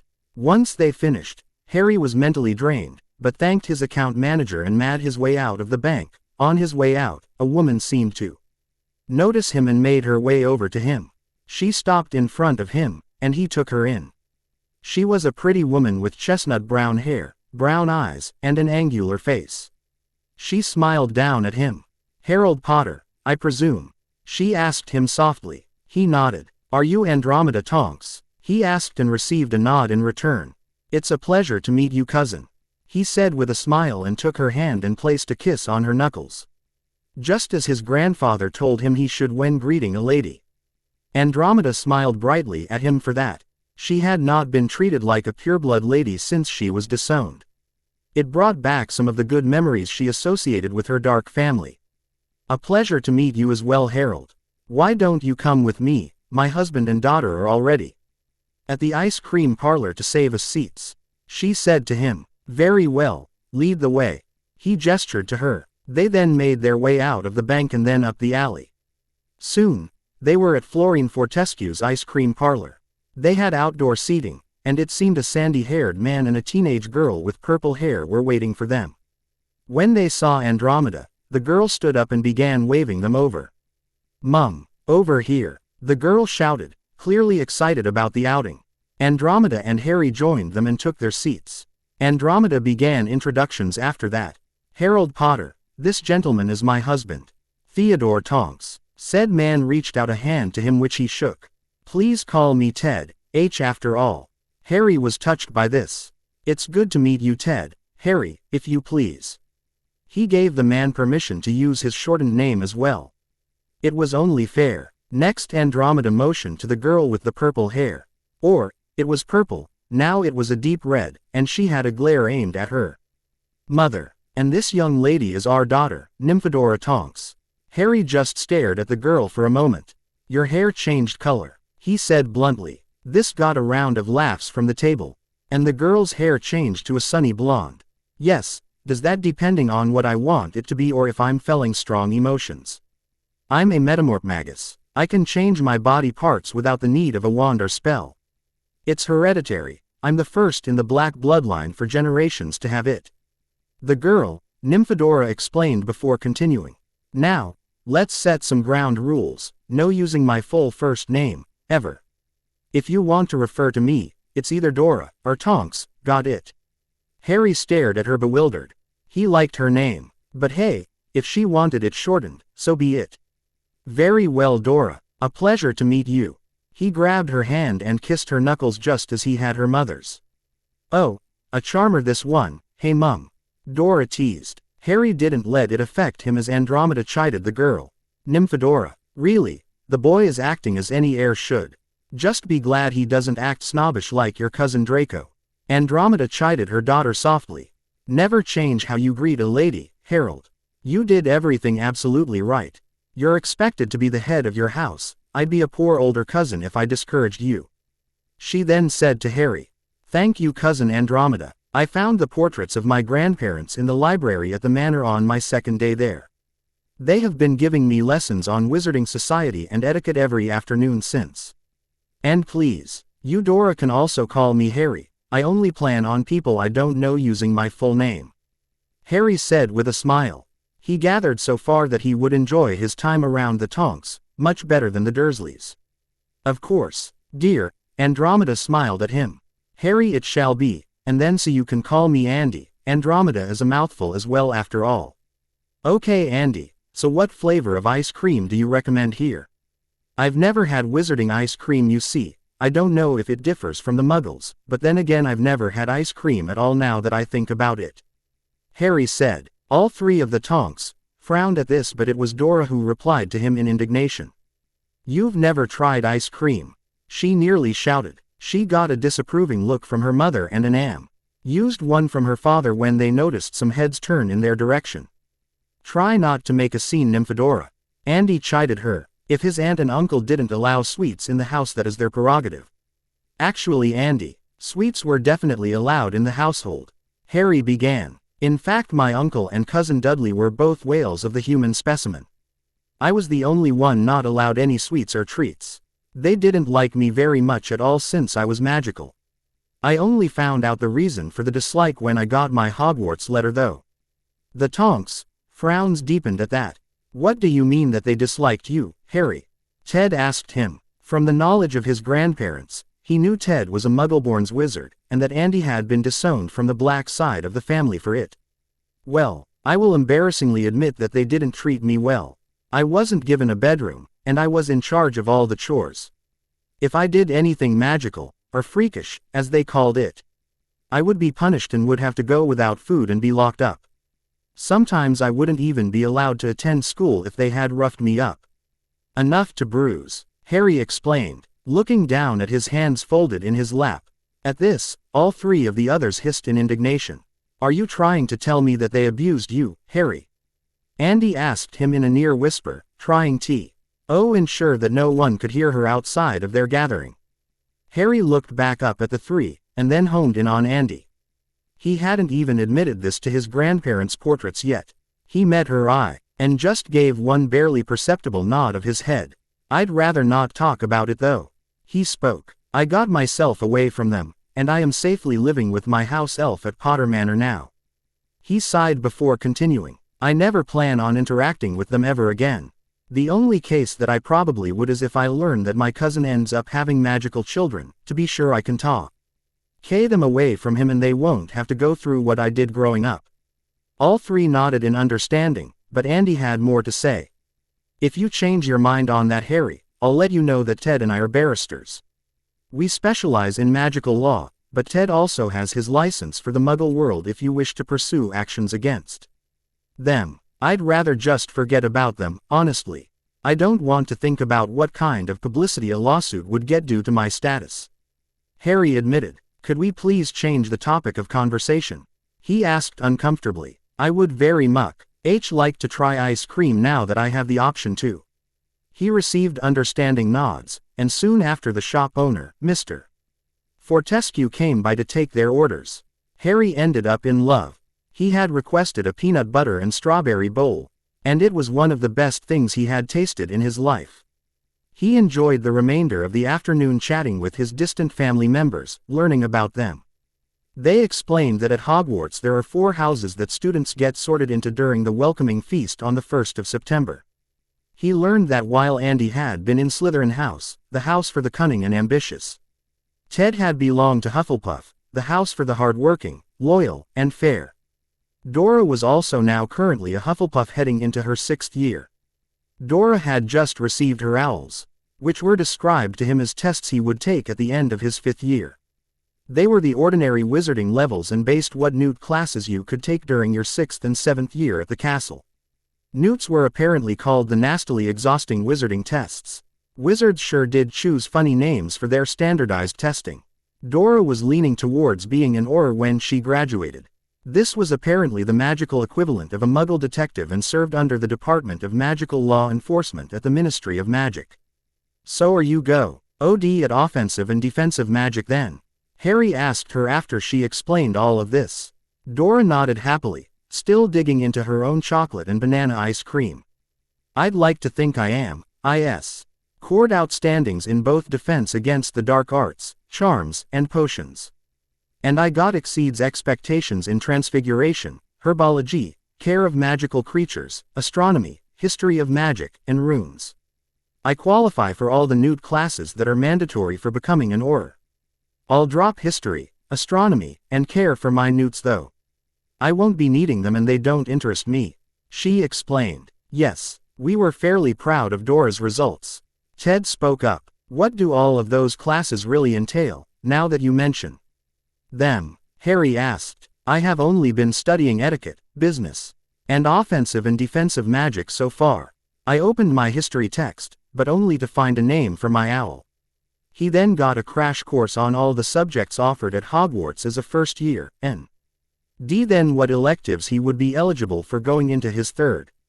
Runes and arithmancy sounded fascinating to him, as they were great for ward construction and breaking, and arithmancy was used to help dissect spellcasting and spell crafting. He liked the idea of being able to create his own spells. Soon enough, it was time for them to leave the ice cream parlor. Hary said his goodbyes, and Hen visited Flourish and Blots again to pick up the text that Professor McGonagall had received, an introductory book on runes and arithmancy now that he knew to look for them. While he couldn't go to the classes at school, he figured he could study them on his own time. Soon enough he was port-keying back to the manor, and all in all, so far, his birthday had been the best of his life. Back at the manor, he had been deemed passable by his grandparents at dining etiquette, though he had plenty to work on. After that day, he had begun studying all of his coursework for 1st year. He tried the spells in the potions of the first few chapters of each, trying to get a grounding in magic. He felt since he was only just now acting like a wizard, that other magical children would be leaps and bounds ahead of him. If he could accomplish everything he had in only a few weeks, he shuddered to think of what kids with years of magical knowledge could do. He wanted that same power for himself. Magic amazed him, and he thought he would never lose his interest in it. It was the 13th of August that he got a letter from Rockjaw about his investments, and something else. Dear Heir Potter, I have some pleasant, and then some troubling news. The pleasant is that I succeeded in securing all 3 of your investments. The breakdown goes as such: the Daily Prophet, 4% shares. Zonko's Joke Shop, 9% shares. Nimbus Broom Manufacturing, 2% shares. All 4,500 galleons was used to secure said shares. Your value in each currently sits as 1,500 galleons apiece. I will send you quarterly statements telling you the value of your investments. You can expect the first sometime after the 1st of October whilst you are attending your schooling. On to the troubling matter. I have spoken to the Black account manager and he did some digging. Sirius Orion Black is somehow currently the lord of the most ancient and most noble House of Black. Normally this would be fine, but the man is your godfather and should have raised you. I did not bring it up in our meetings because I wished not to upset you, but Lord Black currently resides within a high-security cell at Azkaban Wizarding Prison. He is there, according to the Daily Prophet articles from November of 1980, because he sold your parents' hiding spot out to the Dark Lord. After that, witnesses say that he murdered 13 Muggles and another of your parents' friends, one Peter Pettigrew. This troubles me because the Lord Black was not the Lord before he went to prison. He received the title while he was jailed. This goes against wizarding law, as a convicted felon cannot hold a lordship. Either there was a mistake in the line of inheritance, or Lord Black was never convicted for his crimes against you and your parents. I will look deeper into the matter and try to find what is going on. Your parents' will cannot be read until you are either 17 or you are an emancipated minor, so I cannot find out more from that document. We only know that you were authorized your trust vault and heir ring immediately upon their deaths, and as long as age stipulations were met. I will contact you once I have solid information. May your gold always flow. Rockjaw, Potter Account Manager, Gringotts Bank. Hary was troubled by this news and was a little angry. No one had mentioned why he had not been raised by Sirius Black, and he now knew why. It seemed fishy to say the least. How could a criminal be a lord? Had he never received a trial? Hary just didn't know. He decided to pen a letter to Andy. She was a barrister, she could look into this further. He was packed and everything was ready to go. Today was the 1st of September, and the day he would be attending Hogwarts for the first time. He felt he was properly prepared for anything the school could throw at him. He had continued his studies, and felt he had a very good grounding in spellcasting and his subjects. From the 3 spells he knew during his first week at the Manor, that list had grown. He was proud to say he had opened his copy of The Dark Forces, and had completed all of the spells in the first-year curriculum. He had brought his grandparents' portraits into the dueling room whilst he practiced, and they coached him on what he worked on. He could now do the knockback jinx, the curse of the bogies, the smokescreen spell, the vermilious spell and its modifiers for 2 or 3 green sparks. The vermilious the same so he could make red sparks. He had also work on familiarizing himself with the creatures listed in books such as vampires and hags. In Transfiguration, he had gotten a grounding in the formula for Transfiguration from his grandfather who was very good at the subject, as well as the Transfiguration alphabet. So far, he had managed the spell to turn a matchstick into a needle, the switching spell, and the flitophores, which turned his target into a matchstick box. He used that to store all his practice matchsticks once he finished that spell. In charms he was happy that it crossed over with defense against the dark arts a lot. He had the knockback jinx down, but also managed the levitation charm, wand lighting and extinguishing spells, and the locking and unlocking charm. He figured those would just be useful, and his grandmother was a great help with those. He had familiarized himself with the first half of his herbology book, hoping it would help him with potions, and learned the fire-making spell which doubled for charms, the same for the severing charm. Apparently, the manor also had a greenhouse, but he and Selly hadn't gotten around to cleaning that up yet. The elf had focused on taking care of him and cleaning up as much of the place as she could. Which, to say, was almost all of it, and she would begin working on repairs to the parts that were damaged while he attended school. For astronomy, he had used his telescope a bit and read a couple chapters in just so he wouldn't be clueless in the class, and he had devoured the whole history text. It seemed to focus in on goblin rebellions, so he supplemented his history knowledge through talking to his grandparents and reading more texts in the library. As far as potions went, he had made a cheat sheet chart with all the first-year ingredients and how they react to each other. His grandmother had also coached him through practicing the cure for boils and forgetfulness potion. It had taken several tries, but he liked potions to cooking and felt he had a good understanding of it. Now, thanks to his grandmother's help, his extracurricular offensive and defensive spells had also grown. He had learned the disarming charm, as well as the tickling charm, full body bind curse, and the softening charm. He figured everything he knew would be enough to defend himself while at school if anyone was itching for a fight. He had also made sure he knew the basic counter curse, as well as the basic spell cancelling spell. He had learned the simple cleaning charm, refreshing charm, and the repairing charm as well to help keep his things in good shape.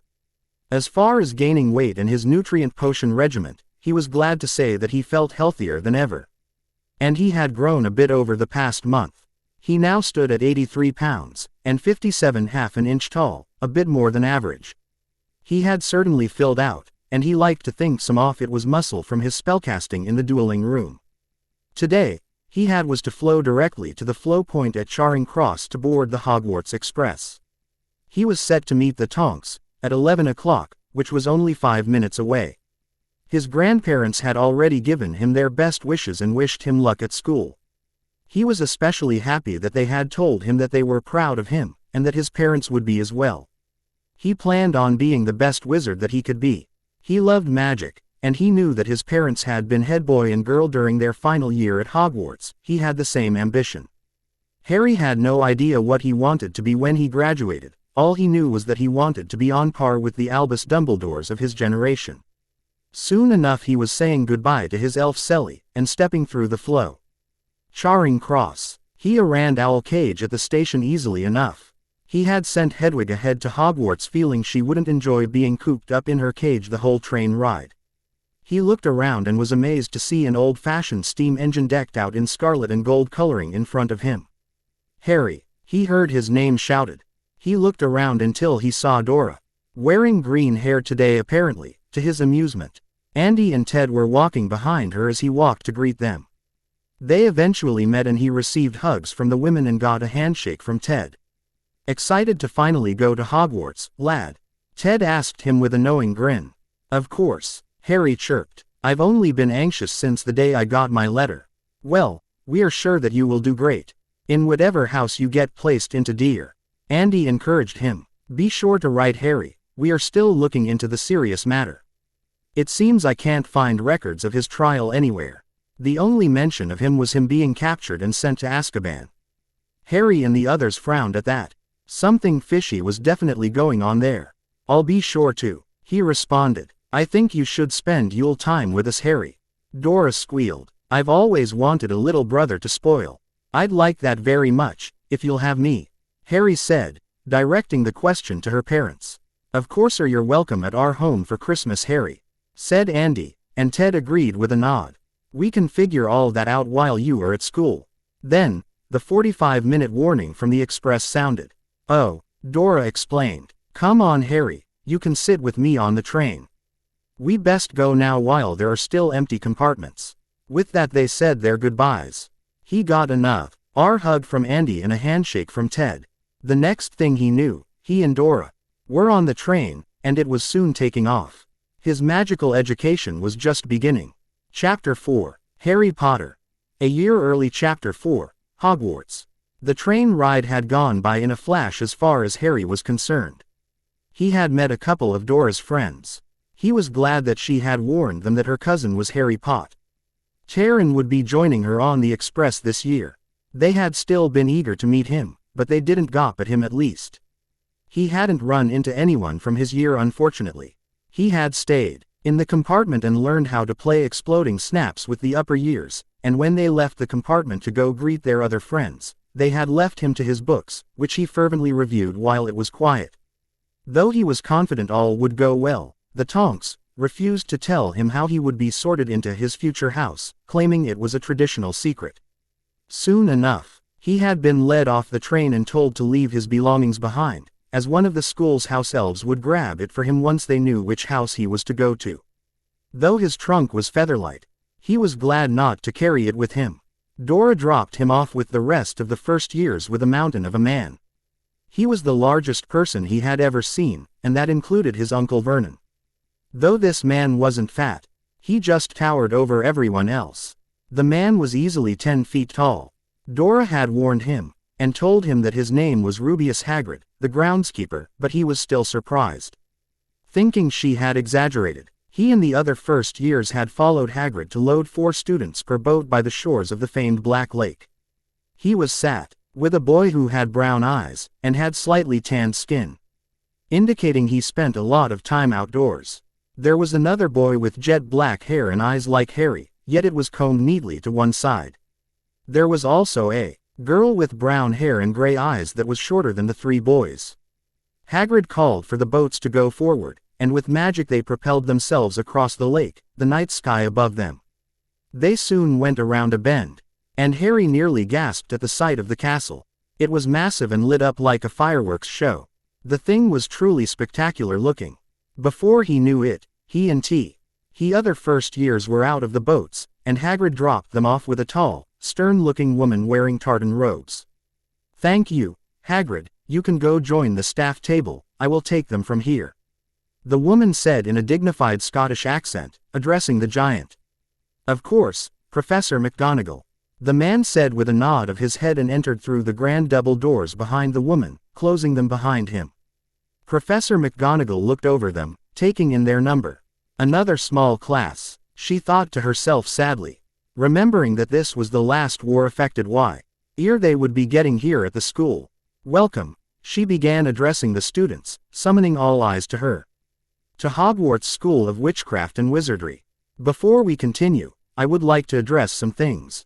Here at Hogwarts, you will be divided amongst 4 noble houses created by the founders of our school. The founders were Godric Gryffindor, of Gryffindor House, Helga Hufflepuff, of Hufflepuff House, Rowena Ravenclaw, of Ravenclaw House, and Salazar Slytherin, or Slytherin House.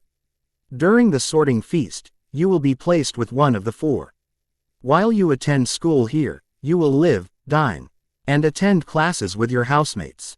Your houses are to act as your family whilst you are here. Any academic achievements will earn your house points towards the Interhouse Cup competition, and any rule breaking will see you losing points. Do I have any questions? She received no reply from the students, all of them seemingly understanding. Then please wait a moment here, while I see if they are ready for us.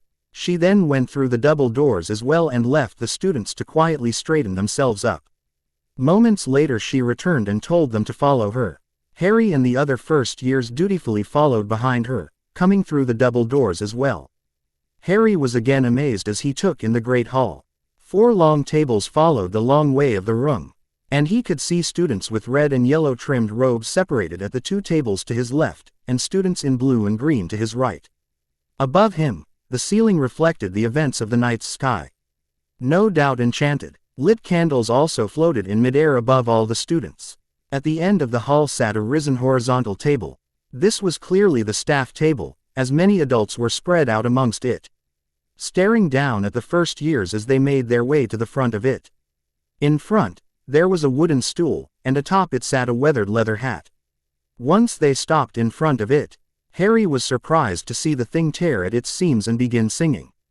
Oh, you may not think I'm pretty, but don't judge on what you see, I'll eat myself if you can find a smarter hat than me. You can keep your bowlers black, your top hats sleek and tall. For I'm the Hogwarts sorting hat, and I can cap them all. There's nothing hidden in your head the sorting hat can't see. So try me on and I will tell you where you ought to be. You might belong in Gryffindor, where dwell the brave at heart, their daring, nerve and chivalry set Gryffindors apart. You might belong in Hufflepuff, where they are just and loyal, those patient Hufflepuffs are true and unafraid of toil. Or yet in wise old Ravenclaw, if you've a ready mind, where those of wit and learning will always find their kind. Or perhaps in Slytherin, you'll make your real friends, those cunning folk use any means to achieve their ends. So put me on, don't be afraid, and don't get in a flap. You're in safe hands though I have none, for I'm a thinking cap. Taken from Harry Potter and the Philosopher's Stone, I'll do a different one for 2nd year and 3rd year. After that, Professor McGonagall began reading off of a list. Avery, Alexander, she called, and the boy with jet black hair from his boat stepped forward. She placed the hat on his head, and no sooner than she had, it screamed out. Slytherin. A smattering of applause. Ith green trimmed robes to the far right, and Avery stepped down and made his way that way, a small smile on his face. The sorting continued along those lines. The blow. NDE boy from his boat ended up being named Terrence Higgs, who also went to Slytherin. Soon enough, it was Harry's turn. Potter, Harold, Professor McGonagall called out. Hary immediately stepped forward as the entire hall silenced, and all eyes moved to him. He sat down on the stool, and the next thing he knew, the hat was on his head, and a voice like a thought that wasn't his own appeared. Interesting, very interesting, Mr. Potter. I've been waiting to sort you since that fateful day. The voice said. Hary was shocked for a moment, but quickly thought back. Are you in my mind, hat? He asked. Aye laddie, I am. Now, let's see where we should put you. You have a keen mind, yes, yes. And talent. My what talent. I see bravery in your heart as well, and you don't seem adverse to getting down and dirty to accomplish your goals. You have such a thirst to prove yourself, yes. What's this? Well, that is unexpected, a speaker. Well, that leaves only one option, Mr. Potter. I believe you will do great thing in Slytherin. The hat screamed louder than all the other sortings. The hall remained quiet for a moment, but then, his new house began a thunderous applause. They got the boy who lived. Harry took off the hat as he stood from the stool and handed it back to Professor McGonagall. She took it from him in a slight daze, but she shook it off and gave him a small smile. The remainder of the sorting went away as Harry took a seat with Terence Higgs from his boat. The girl they had been with went to Hufflepuff, and her name was Serena Tollard. Harry assumed a relative of the man he got his trunk from. Soon, everyone was sorted, and the man sat at the middle of the staff table rose and moved to a podium. He had long, silver, hair, and a beard of the same color going down to his belt. He had on sparkling purple robes with a matching hat. He then addressed the students. Welcome, to another year at Hogwarts. Before we begin our banquet, I would like to say a few words. And here they are. Nitwit. Blubber. Oddment. Tweak. Thank you. The man, who Harry could only assume was Headmaster Albus Dumbledore, then left the podium as more food than Harry had ever seen spread out amongst the tables. Clearly delivered by elves. He quickly loaded his plate with all that he could, and dug in. As he ate, Higgs introduced himself. Nice to meet you, Potter. Terence Higgs, as you heard during the sorting. Pleasure to meet you, the boy said, thrusting his hand towards Harry. Harry took it and shook. A pleasure as well. I'm just happy to finally be at Hogwarts, this place is as amazing as my family members said it would be. He spoke. They got to talking as they ate, and Harry was introduced to a few others of his year. There was Avery, of course. The boy seemed not sure about Harry but tried to be friendly anyways.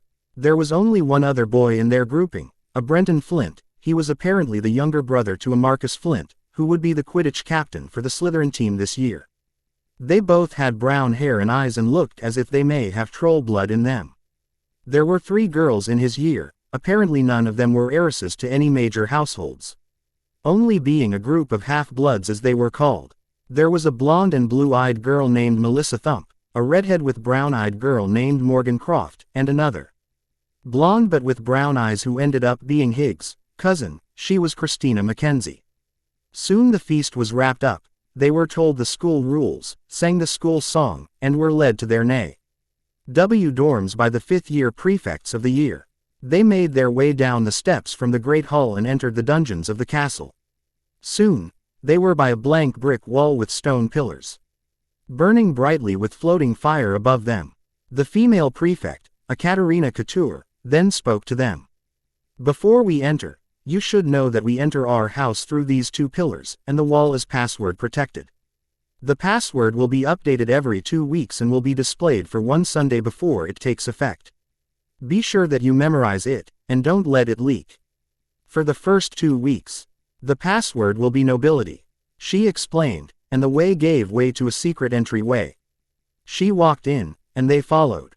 She gathered them in the common room around a fireplace that was burning emerald. A bay window could be seen that had a view into the Black Lake, its green, eerie light providing the room with a soft green glow. It was oddly comforting. They all gathered around a man with a hooked nose, jet black hair, and eyes that they had seen at the staff table during the feast. Thank you, Miss Couture. The man spoke softly, but in a voice that the entire room could hear. This man could clearly capture an audience. The prefects left after that to go to the other side of the room, where their other housemates were gathering around to catch up. I am Professor Severus Snape, the head of Slytherin House, the man began, addressing Harry and the other first years. We expect the highest level of decorum. While outside of these dorms, you will be expected to present the noble house of Salazar Slytherin to the utmost of your capabilities. We do not suffer dunderheads here in the Snake Pit. Academic excellence is expected of you, as is the behavior of a proper lady or gentleman in training. If you fall behind in your studies, seek knowledge to better yourselves. If you cannot do it alone, ask a year mate. If they cannot help you, find one of the prefects. The other 3 houses have chosen to despise us for the actions of some avowed alumni during the Blood War, They seemed to forget that the Dark Lord's forces were bolstered from witches and wizards from every house. They hate us. Regardless, Slytherins must present a united front when in front of your moronic schoolmates. Good behavior while attending classes or walking the halls is a must if SL. Slytherin hopes to gain its 6th consecutive year of winning both the House Cup and the Quidditch Cup. As we go through first term, you all will meet with my on separate days that I will work you into my schedule so that I may see how you are assimilating to the house and to the school. Do not make me suffer from your ineptitude to grasp magic, or I will find a way to have you removed from this house, and if need be, the school. The man said in his silky voice, his last sentence he had said while looking into Harry's eyes, confusing him. Today is a Saturday, so naturally you have the weekend to become accustomed to the castle. Tomorrow, at 7:30, the prefects will lead you all to the Great Hall for breakfast, and they will spend the entire morning showing you where all your classes will be going forward. I will have your class schedules ready for you Monday morning and will pass them out then as well. Welcome to Slytherin, and good evening. The man finished speaking, and then left the room in a billowing of black robes. Slytherin House so far was pretty good as far as Harry considered it. Each student got their own small room that they could decorate appropriately. They each had a simple twin-sized bed, 2 nightstands, a wardrobe, a set of drawers, and a work desk to do their homework at. The Sunday went by quickly, and Harry made a map with a quill and piece of parchment when the prefects had shown them around. It was now Monday morning, and he was eating breakfast, waiting with Higgs for their schedules from Professor Snape. He had reviewed his course books, instead of interacting with the other children last night, but he figured he could socialize more once he got into the swing of his classes. Soon, Professor Snape was making his way down the table, using his wand to distribute course schedules. Mr. Higgs, Mr. Potter, here you are. Don't be late for your first class, the man said, looking directly at Harry when he said it. The man utterly confused. D had some preconceived notion of who Harry was or how he acted. Harry and Higgs read their schedules, trying to find out what books they would have to run down to the common room to grab first. It read as such: Monday, 0900-0950 Transfiguration with G. 1010-50 Transfiguration with G. 1100-1150 History of Magic with H. 1200-1250 Herbology with H. 1300-1350 Lunch Break. 1400-1450 Study Hall with H.R. G. 1500-1550 Free Period. No evening period. Tuesday, 0900-0950 Study Hall with H.R. G. 1010-50 Free Period. 1100-1150 Charms with H. 1200-1250 Herbology with H. 1300-1350 Lunch Break. 1400-1450 Dada with H. 1500-1550 Potions with G. 2200-0000 Astronomy with R. Wednesday. 0900-0950 History of Magic with H. 1010-50 Charms with H. 1100-1150 Dada with H. 1200-1250 Dada with H. 1300-1350 Lunch Break. 1400-1450 Flying with G. 1500-1550 Flying with G. No evening period. Thursday, 0900-0950 Herbology with H. 1010-50 Free Period. 1100-1150 Free Period. 1200-1250 Study Hall with H.R. G. 1300-1350 Lunch Break. 1400-1450 History of Magic with H. 1500-1550 Free Period. No evening period. Friday, 0900-0950 Potions with G. 1010-50 Potions with G. 1100-1150 Transfiguration with G. 1200-1250 Free Period. 1300-1350 Lunch Break. 1400-1450 Free Period. 1500-1550 History of Magic with G. Harry thought Hat would be an easy schedule with all the free periods. It would give him plenty of time to do his homework, and he could do his self-studies and practice during the evenings if he finished. That was more than okay with him. Seeing that first period wasn't until 9, Harry and Higgs relaxed.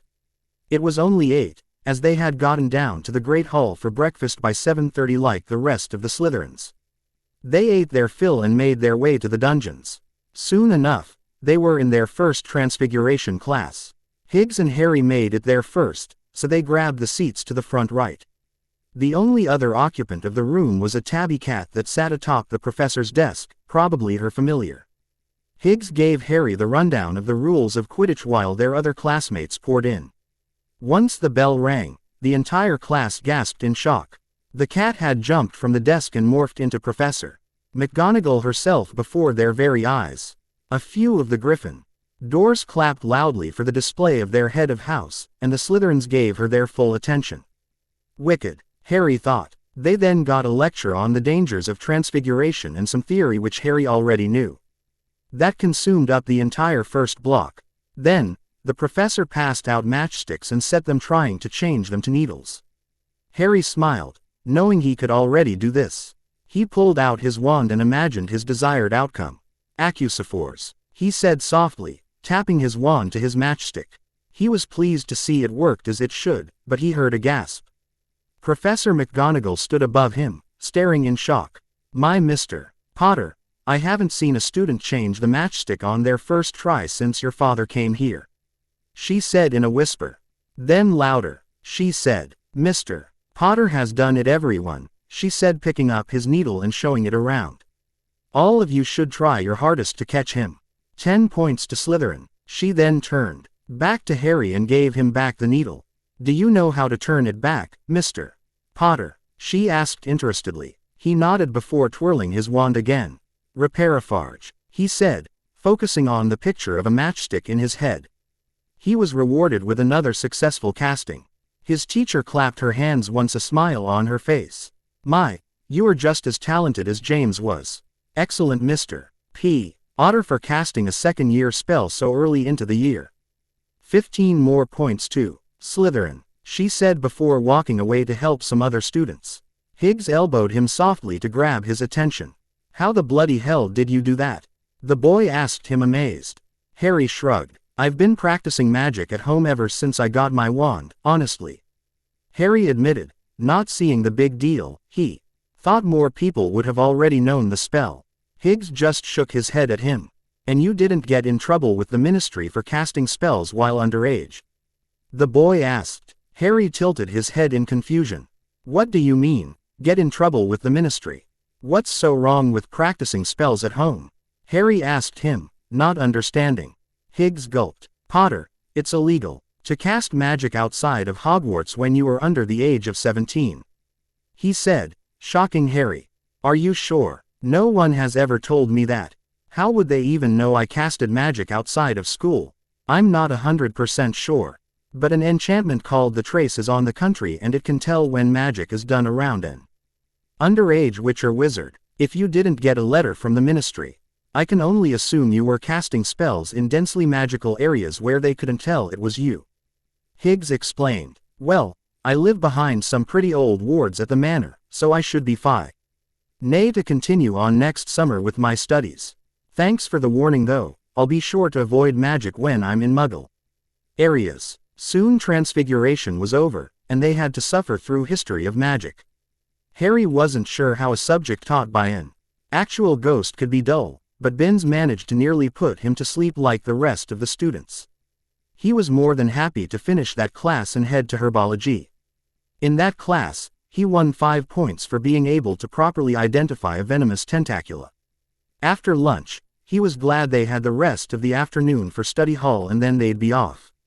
He finished up all of his homework and went to the library to go look up some interesting spells he could learn. He had started a journal that was acting as his personal grimoire. He kept all the spells he knew and wanted to learn in it. In the library he was glad to run into Dora, who had asked him how he liked his first day. It was great, I especially liked Transfiguration. Hat was definitely my favorite of the day.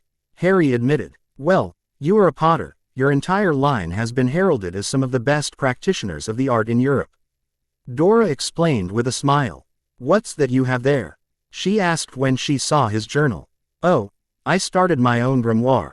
It has everything I have learned so far and the spells I want to try next, said Hary. Dora tilted her head. Can I see? She asked. He obliged and handed his little spell book over. He watched her eyebrows go into her pink hairline. You already know all of these spells? She asked him. Wah, tea have you been getting up to at that manor of yours? She then continued teasingly. Harry blushed a bit. Well, yes, I know most of those already. They have notes under them outside of the wand movement, description, and incantation. It means I've tried them and left hints for myself that helped while I was trying to master them. He admitted. Dora tilted her head at him again.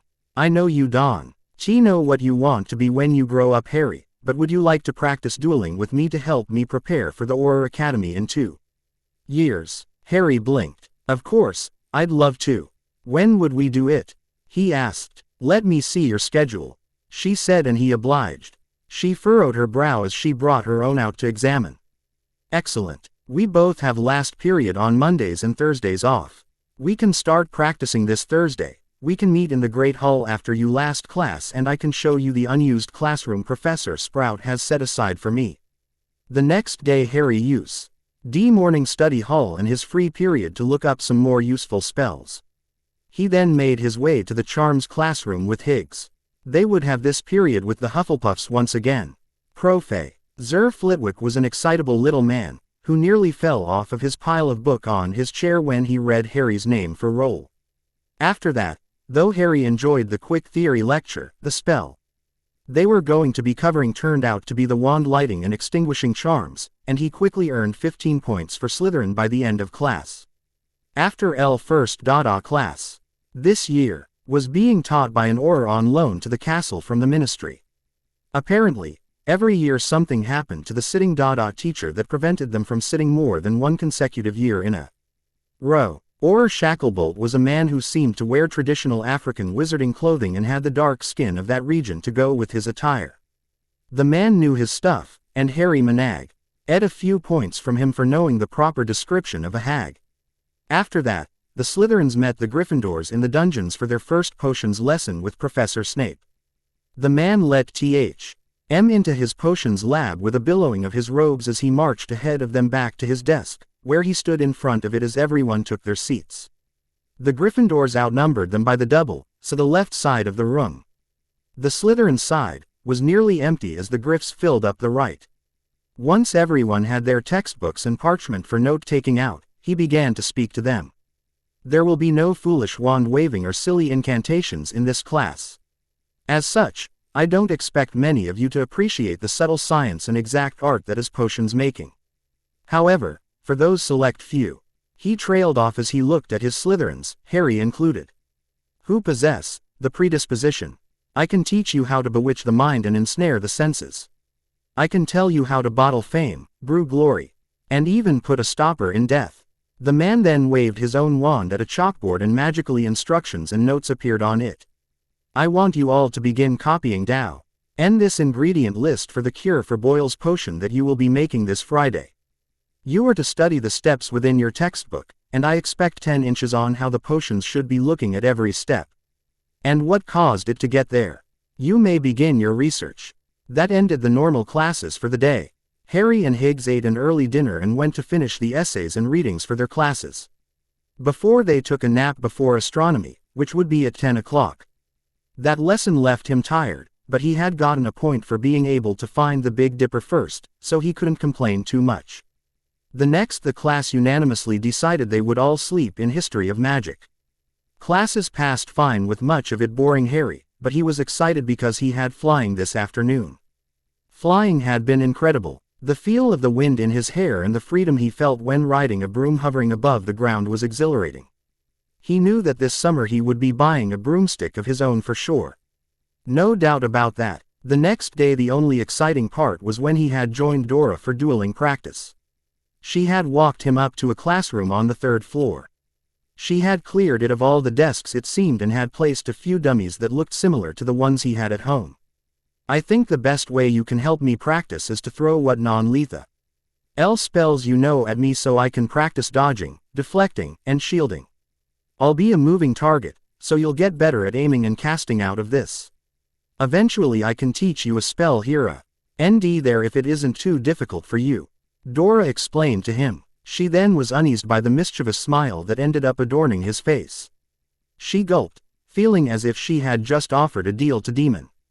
It was October already and Harry was surprised by how boring his classes were to him.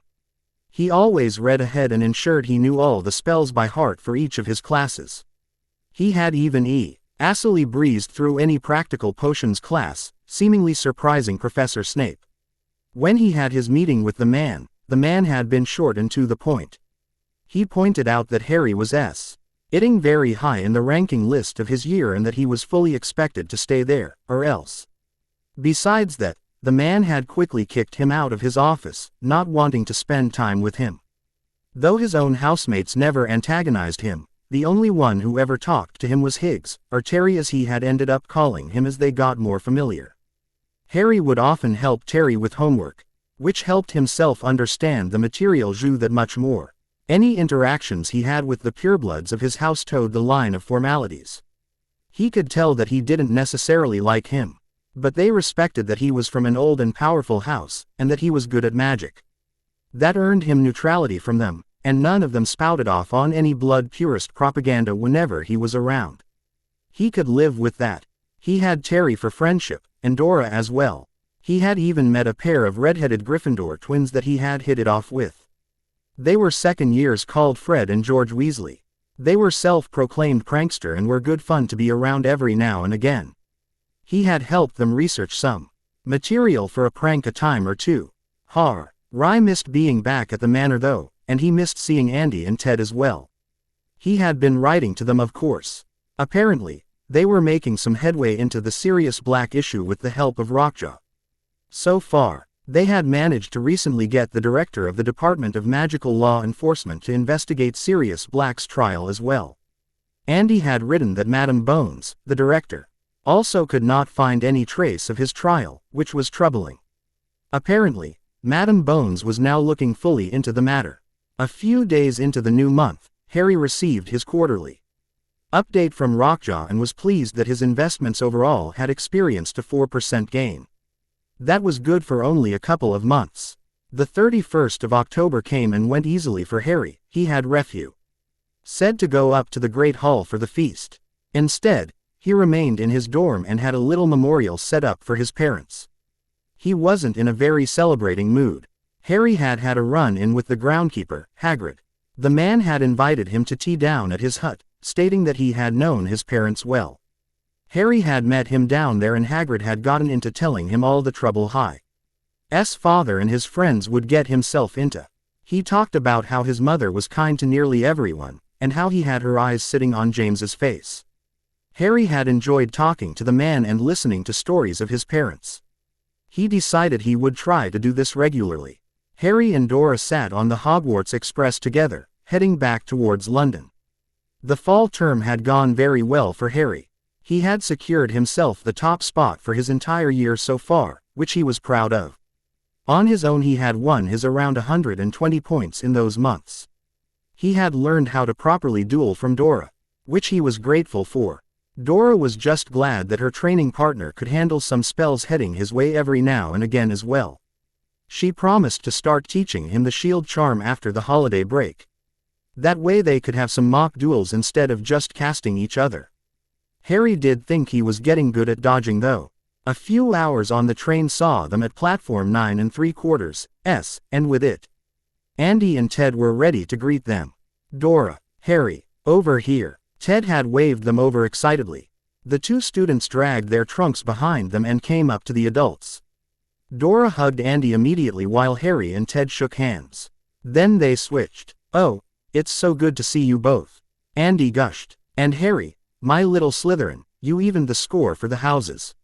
Now I won't be the only snake at our place for Christmas." She joked good-naturedly, getting laughs out of everyone. "Come along dears, dinner should be almost ready," she said, and then the adults grabbed a child each, and they apparated away. Chapter 5. Okay guys, J.K. Rowling still owns Harry Potter. In this chapter, things are going to move quickly, just like Harry's advancement. The kid is hyper-focused, driven, and most of the time has nothing better to do. IDK, I just cannot imagine learning magic and not being an 8. Hope you guys like Chapter 5. Summer fun and more familiar characters after this one. Harry Potter. A year early break. Harry ended up having a blast at the Tonks. He finally experienced a holiday with family members that treated him as if he belonged. For Christmas, he ended up receiving a book from Dora on dueling. From the elder Tonks, he received a silver watch that had stars to show the time instead of hands, which he thought rather neat and thoughtful. He received several chocolate frogs from Terry, and from the Weasley twins he got a box of Bertie Bott's every flavor beans. That amused Hary as he had sent them the same items, only reversed. He had ordered for Dora a civilian copy of the Auror's Handbook, for students who were looking towards that career. For Andromeda, he got her a gift certificate to Twilfits and Tatters. He got Ted one for quality Quidditch supply. While he spent a few days with them, the elder Tonks also informed him what was going on with their digging into Sirius Black. Madam Bones has finally confirmed that at no point did Sirius ever receive a trial. Andy told him she has decided to plan to bring him in front of the Wizengamot on Thursday the 17th of January. She figures if a man like him is going to sit in Azkaban, then he should be appropriately tried so they can take away his title. If that happens, you may lose your inheritance from him, but at least the man who betrayed your parents will see justice. She explained sadly. Hary had taken that with a grain of salt. He just felt like something was wrong. Why would a man who willingly became his godfather betray his family to Voldemort? Why wasn't he tried when he was arrested? He had done some readings of old prophet articles from the time, and it seemed plenty of Death Eaters had had trials and even not gone to Azkaban. Still, he had a good time, and got himself back to Potter Manor to see how things were going there and to visit his grandparents' portraits. Selly was pleased to see him, and she had even almost finished repairing the manor in its entirety. He was glad that it seemed everything would be in order by the time he returned for the Easter holidays. When he told his grandparents of his sorting, his grandfather had whined about him being the first Potter in generations to go to Slytherin, but his grandmother had shut him up with how she was deeply proud of him for going to Slytherin. At least now we know you won't be as brash as Jamie was. A relief, honestly, she had said, getting a laugh out of the two male Potters. While reading some spell books in the library, one spell had caught his eye. It was of the elemental variety, specifically lightning. Now Hary was like any other young boy, and thought being able to shoot a bolt of lightning about of his wand would just be badass. He copied everything about it down into his personal grimoire, determined to begin trying to work on it at Hogwarts. It seemed rather advanced, so he was sure it would take him a while to get it down. This had been the best Christmas time he knew of, but even celebrating, he couldn't wait to get back to Hogwarts. Mr. Potter. Hary turned to the voice while he was trying to eat a rasher or bacon. He had been back at school of a couple of weeks now and was getting back into the sway of classes. When he turned, he saw it was the headmaster and Professor Snape. He swallowed before he answered them. "Good morning, Headmaster, Professor Snape. What can I help you with?" he asked them, wondering what he might have done to warrant their attention. Dumbledore smiled at him, his blue eyes seemingly twinkling. Odd. Snape seemed to be trying to control a sneer. "Mr. Potter, I received a missive from Madam Bones at the DMLE that you were requested to attend the Wizengamot meeting after lunch today. I and your head of house were just coming to see you to see if you know why." Hary thought about his question, and then remembered the date. "Yes, sir. My cousin Andromeda Tonks had been looking into a matter for me, and had recruited Madam Bones to assist her.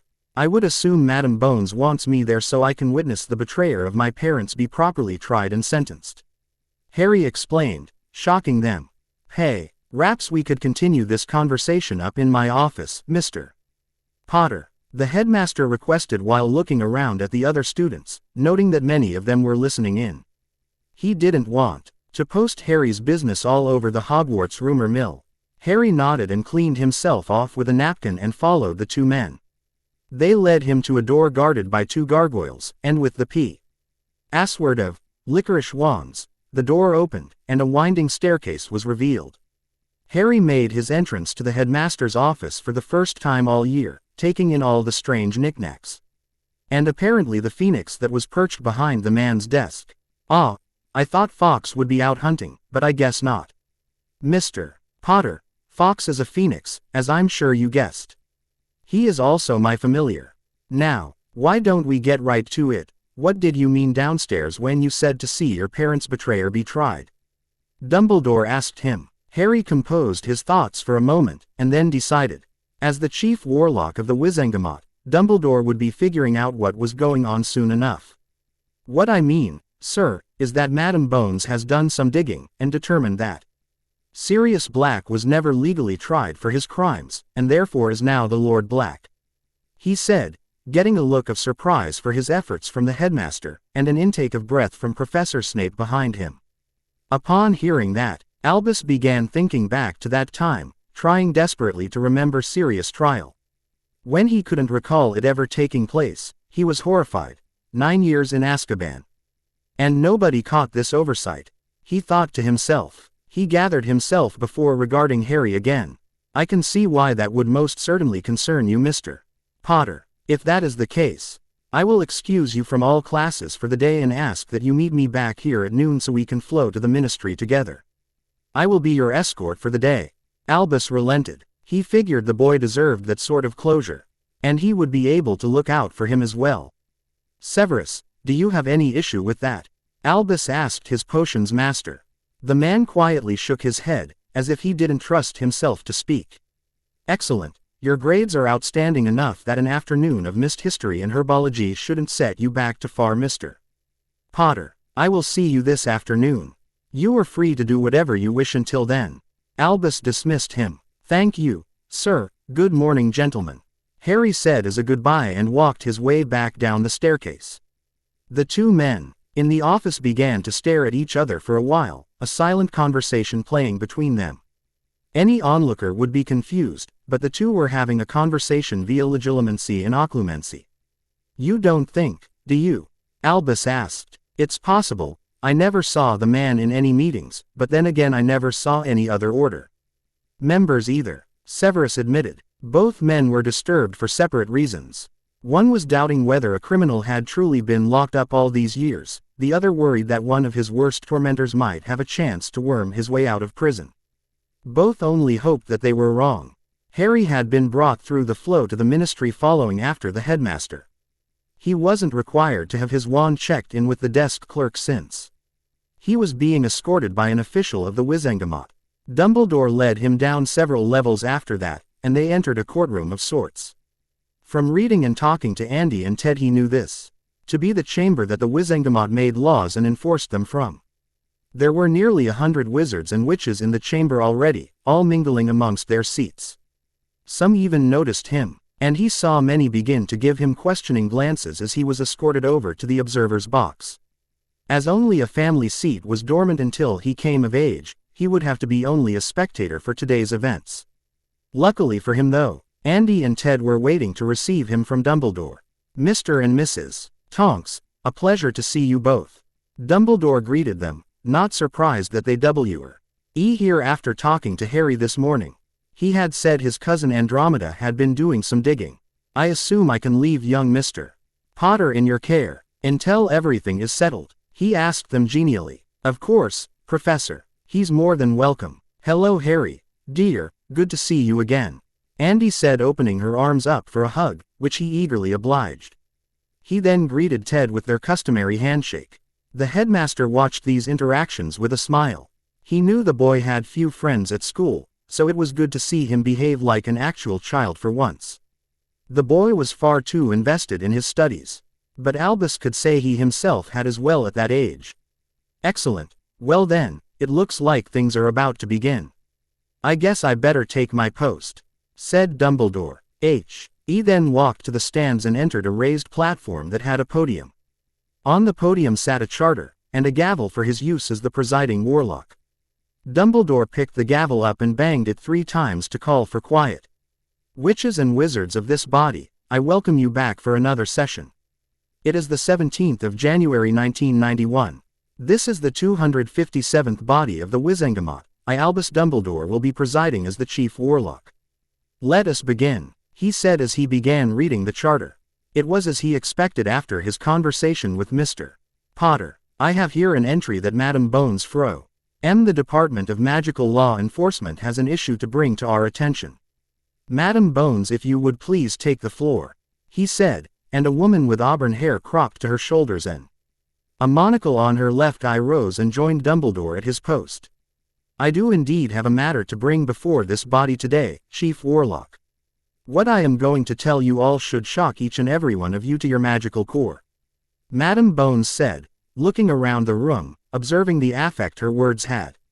Witches and wizards, tell me, what has this body come to when one of our own sits idly by in Azkaban prison? She asked, causing many to look around and small conversations to pop up. Many did not know where the director was getting at her line of dialogue. One of our own lords, someone who should sit amongst us, rots in Azkaban, she said, causing many to gasp. Most still had no idea what she was playing at. No lord could be within Azkaban. A witch or wizard lost their governmental titles if properly sentenced by the body. No lord or lady could be in Azkaban for that reason.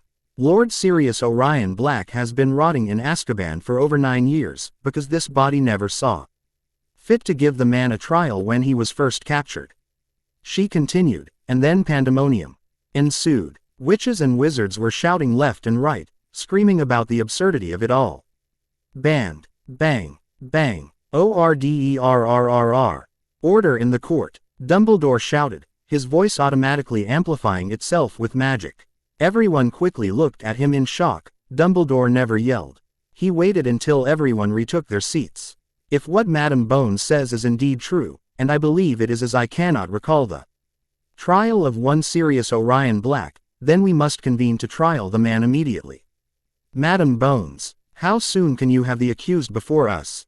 Madam Bones smiled at the Chief Warlock. I have 4 Aurors waiting with Lord Black just outside of this courtroom. Aurors, she shouted. Then, the doors to the room banged open and in walked 5 men. One man was being dragged forward by 2 large wizards in red robes, while 2 more in red followed behind them, their wands pointed at their prisoner's back. They dropped the man off to a chair that sat in the middle of the chamber, and Hary was fascinated as chains immediately tied him to the thing. Hary took in the sight of his parents' accused betrayer. In Hary's opinion, the man looked awful. His shoulder-length black hair had some streaks of gray, and it seemed tangled. He wore rags, his face was pale and gaunt. His eyes seemed nearly lifeless. But he could see them calmly moving around, taking in the faces around him. What disturbed Hary was that the man seemed to have a small smile on his face. Now that the accused is before us, Madam Bones, you have leave to prosecute the prisoner, Dumbledore said to the woman, who nodded. So that we do not waste anyone's time, and since this man has already sat 9 years in prison, I call for full use of Veritaserum, she announced. Very well, Madam Bones, all 4. The Chief Warlock asked. He saw a staggering number of hands go up immediately. He felt he didn't even have to ask. All opposed. Surprisingly, when he looked, it was the darker families that didn't want Sirius questioned. Probably so he couldn't rat them out. Madam Bones, you have authorization by the Are vested in this body to proceed questioning with Veritaserum. Thank you, Chief Warlock, or Dawlish, if you please. Madam Bones commanded. A pale Auror with sandy brown hair stepped to Black, pulled out a vial, pried his mouth open, and put 3 drops on the man's tongue. To the accused, what is your name? Madam Bones asked. Sirius Orion Black, was the hoarse response. What year did you graduate Hogwarts? 1978. And what is your date of birth? The 3rd of November 1959. Madam Bones nodded in acceptance. Witches and wizards, it appears the serum is working, and the defense is cognizant enough to be under its effects, she announced to the room. Now, when did you first begin working for the dark wizard who was referred to as you-know-who? Madam Bones asked. I never worked for that sick bastard. Black managed to snarl, fighting against his chains, and leaving the room in shock. Impossible, Mr. Black, you were the secret keeper for Lily and James Potter. Madam Bones persisted, shaken a little. No, we only wanted everyone to think it was me. I was a decoy to protect the true secret keeper. If you were not the secret keeper, then who was? Black stared up at Madam Bones for a good long while, and everyone could see the rage in the man's eyes. Peter Pettigrew, Black hissed, earning himself some more gasps. But you killed Mr. Pettigrew after he cornered you after that fateful night, Mr. Black. as well as 13 Muggle bystanders. Madame Bones pressed. Black began laughing, unsettling most. Oh no, he did not corner me. I cornered that little rat. Then he took out his wand just as I was about to smear him all over the pavement for getting James and Lily killed. He had the balls to shout out, "How could you, Sirius? They were your friends." And the next thing I know, the bloody street blows up and knocks me back. When the smoke cleared, I was being detained by my brethren Aurors, and all they found of Pettigrew was a perfectly severed finger. Black roared, "If I blasted those muggles into goo, explain how all you found of that scum was a finger." The bastard was an illegal rat animagus. He cut off his own finger, blew up the street, and transformed to hide in the sewers. The entire room went quiet when Black was finished. Nobody could believe it, but it was said under the effects of the truth serum. "How do you know that Mr. Pettigrew was an illegal rat animagus, Mr. Black?" Madame Bones continued, after getting over her own shock. "James Potter, Peter Pettigrew, and I all learned how to become an animagus during our 5th year at Hogwarts. We kept it a secret after graduating due to the war," Black explained. Harry stood with Andy and Ted watching the proceedings with awe and disbelief. None of them had really expected things to play out like this. Sirius Orion Black, after 9 years of being unjustly imprisoned, was declared an innocent man before the Wizengamot that day. It was ordered that he would be paid 500,000 galleons in compensation. His medical recovery would be paid for at St. Mungo's, and he was immediately sitting Lord Black. It was determined that the man would be hospitalized well into the summer, but he seemed happy. Than a clam to not be heading back to the Dementors, the apparent demonic guardians of Azkaban prison. After a brief introduction with Hary, who Sirius was very happy to see looking all grown up and well, he was taken to St. Mungo's under an aura protection detail. Hary said goodbye to the Tonks, and returned to school to think about what had transpired. The Department of Magical Law Enforcement, and all its sub-departments were in an uproar. Sirius Black had been determined as innocent. Now, interdepartmental memos were flying around everywhere informing everyone that the wizard known as Peter Pettigrew was thought to be alive. Not only that, but a description from the now Lord Black also told them what the man's animagus form looked like, and that it was missing a toe on its right paw. When this memo got to one Arthur Weasley, from the Misuse of Muggle Artifacts Department, that man paled significantly. The next day, the Daily Prophet article had the entire school in shock. Lord Sirius Orion Black declared innocent. Peter Pettigrew still alive, was the headline that day. Harry was also shocked to find while reading, that the DMLE had also apprehended Pettigrew when one of its workers had recognized the rat from an interdepartmental memo. The man had been tried at an emergency session last night and was sentenced to life in Azkaban. Good, Harry thought to himself, N.D. then distracted himself with his breakfast. No use missing out on good food to reflect on scum. As far as he was concerned, his questions had seen an innocent man free, and the bastard who really betrayed his parents where he deserved. I just wish I could put that man in the dirt. Harry thought darkly, not thinking a sentence to Azkaban was good enough. What he wouldn't give to have been able to cast a few spells at the man in vengeance. Though, he thought, I don't really know enough nasty spells that could do some damage to him. Harry reflected, as a practitioner of magic, that just wouldn't do. Harry planned on leaving very little of the magical arts explored. I'll have to look up some of the meaner spells at Potter Library during Easter break. He decided, life at Hogwarts that seemed to get itself back into a routine. Harry attended classes, stayed above his peers, dueled with Dora, and practiced more advanced magic every chance he got. Most people ignored his existence outside of Terry, the twins and Dora. Well, I guess you could say he ignored everyone else. He was far too busy with his projects to socialize. He associated with Terry because he liked flying, and the boy was willing to teach him all about Quidditch, which absolutely fascinated Harry, and he hoped to try out for the chaser position next year. Terry wanted to be a seeker. Harry thought the seeker position sounded rather boring anyways. He could imagine a chaser being more like Muggle football at least. His association with Fred and George Weasley allowed him to learn magic for pranks, something he himself hadn't even thought about. While he wasn't overly fond of pranks themselves, he could agree that the twins knew some interesting magic towards the art. Sending a piece of gum up Peeves. The poltergeist's nose was always worth the effort. He had also learned from the twins that Peter Pettigrew had been hiding with their family the last 9 years. They had taken him in as a pet, thinking he was a common house rat. Pettigrew had apparently belonged to their older brother Percy, a fourth year who Harry thought was a stuck-up prick. Percy had given the rat to their younger brother Rona. LD is a birthday gift before the summer though. Fred and George were just glad that their dad didn't get in trouble at work for housing a fugitive, knowingly or not.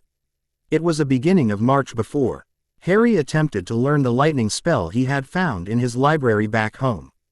He used the classroom that he and Dora frequented, but right now she was in the library.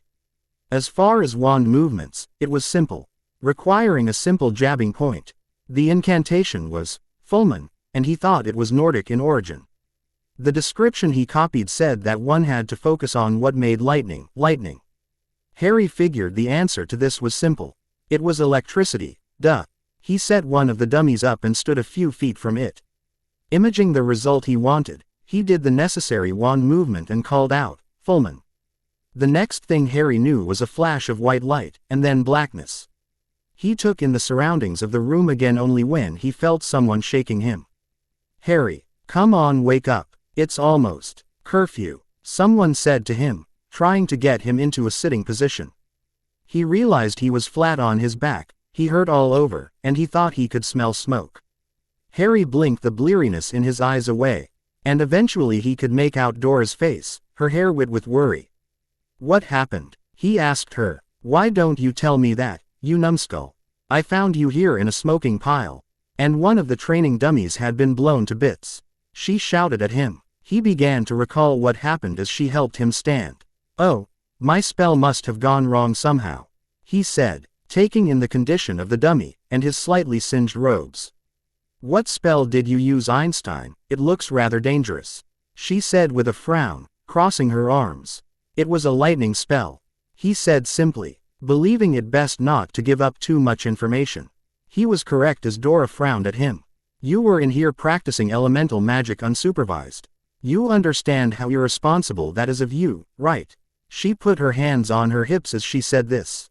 I was just testing it out. Besides, I've gotten the hang of basically all of the first-year spells at this point, and even some going up to 5th year. You yourself was the one to teach me the Protega shield charm, Harry defended. Harry, actually, the shield charm is a 6th-year spell, she admitted with a sigh. Oi, she said when she saw his grin. Don't go getting a big head. Just because you can barely manage a passing shield against a jelly legs jinx at half power from me does not excuse the fact that you were trying a lightning spell alone, she chided. What do you think my mother would say if you fried yourself to death? She grilled him, causing him to frown. He honestly didn't. No, he wasn't. She exactly used to the whole idea of someone being worried about his welfare. I'm sorry, he said, looking down. I'm not used to anyone caring, so I didn't think of the dangers. I promise I'll only try it when you are around from now on. Quote, she smiled sadly at him. It's okay, Harry, I know you love magic, and you want to learn it all. But you are way ahead of the curve already, kid. You can do some things with a wand that would make my classmates jealous. She tried encouraging. Really? Harry asked with an eyebrow quirked. Dora rolled her eyes. Yes, Harry, really. All bow down before the mighty boy who lived, wielder of lighting, and hair sticking in every direction, she said sarcastically. They both erupted into peals of laughter to that. Harry's hair really was sticking everywhere as he stuck his finger into an electrical outlet. The two made their way to the lower floors to head to their separate common rooms. Everything was going well at Hogwarts, and Harry wouldn't trade it for the world. The Easter holidays came and went quickly for Harry, and he felt he was back at Hogwarts all too soon. He had returned to the manor to visit Selly, and had been happily surprised that the entire place was repaired. The elf was beside herself when Harry complimented her profusely for a job well done. Elves honestly confused him with their mannerisms, the odd little creatures. He had found some hexes, jinxes, and curses in the Potter library as well. He had taught himself one called the ear-shriveling curse, the tongue-tying curse, the trip jinx, and the twitchy ears hex. He thought that rounded himself out rather well. He had asked hints regarding his lightning spell. They had chewed him out for trying the thing in the first place, but figured explaining it would keep him safe, knowing how curious he was. Apparently, looking into what made lightning and electricity a thing would be his answer. He sent Selly to go disguised as a muggle to get him a book of the properties of electricity and the way it happened on the molecular level. It was going to be a bit before he perfected that spell. Outside of his extracurricular activities, he had also met up with the Tonks to visit Sirius Black at St. Mungo's. That had gone surprisingly well actually. Flashback. It's so nice to finally see you again after all these years, Hary. Black said, staring at him with sad, gray eyes. Hary was only a little uncomfortable. It's nice to meet you, I guess, Lord Black. Hary responded. When in doubt, stick to etiquette like his grandmother told him. The man barked out a laugh. None of that lord business with me, kiddo. I'm your godfather. If that rat hadn't gotten one over me, I would have been raising you as my son and heir presumptive. Then again, I didn't even expect to get the lordship. Andy, do you know how that bloody happened? Andy sighed before answering. Yes, I looked into it. Grandfather Arcturus was still head of the family when you ran away at 16 and got blasted off the family tapestry like me. The only difference is that you were still the heir, and your mother didn't have the authority to disown you from your birthright. Somehow, Arcturus outlived your father, who was killed in a Death Eater raid surprisingly enough. Black nodded his understanding. I always did prefer the old man to the hag, he commented. The man then turned towards Hary again. So, Hary, Andy here has told me that you belong to her old house. I'll admit, I wouldn't have expected that. Your parents were both Gryffindors after all. Well, to be fair, sir, Hary began. Please, call me Sirius. Black interrupted. Sirius then. Sorry. To be fair, I wasn't raised by either of my parents, as you well know. I was raised with my mother's sister and her family, Petunia Dursley. At that, Sirius' face darkened. You went to that banshee. He hissed in disdain. I never liked that woman or her lord of a husband. They made a terrible scene at you parents' wedding. Whose bright idea was it for you to go there? He asked. I don't know. My parents' wills can't be read until I am 17, as the Wizengamot sealed them. Hary replied. Why the hell would they do that? I already know it. You should have gone to either myself, Alice and Frank Longbottom, Andy and Ted, or Remus Lupin, in that order.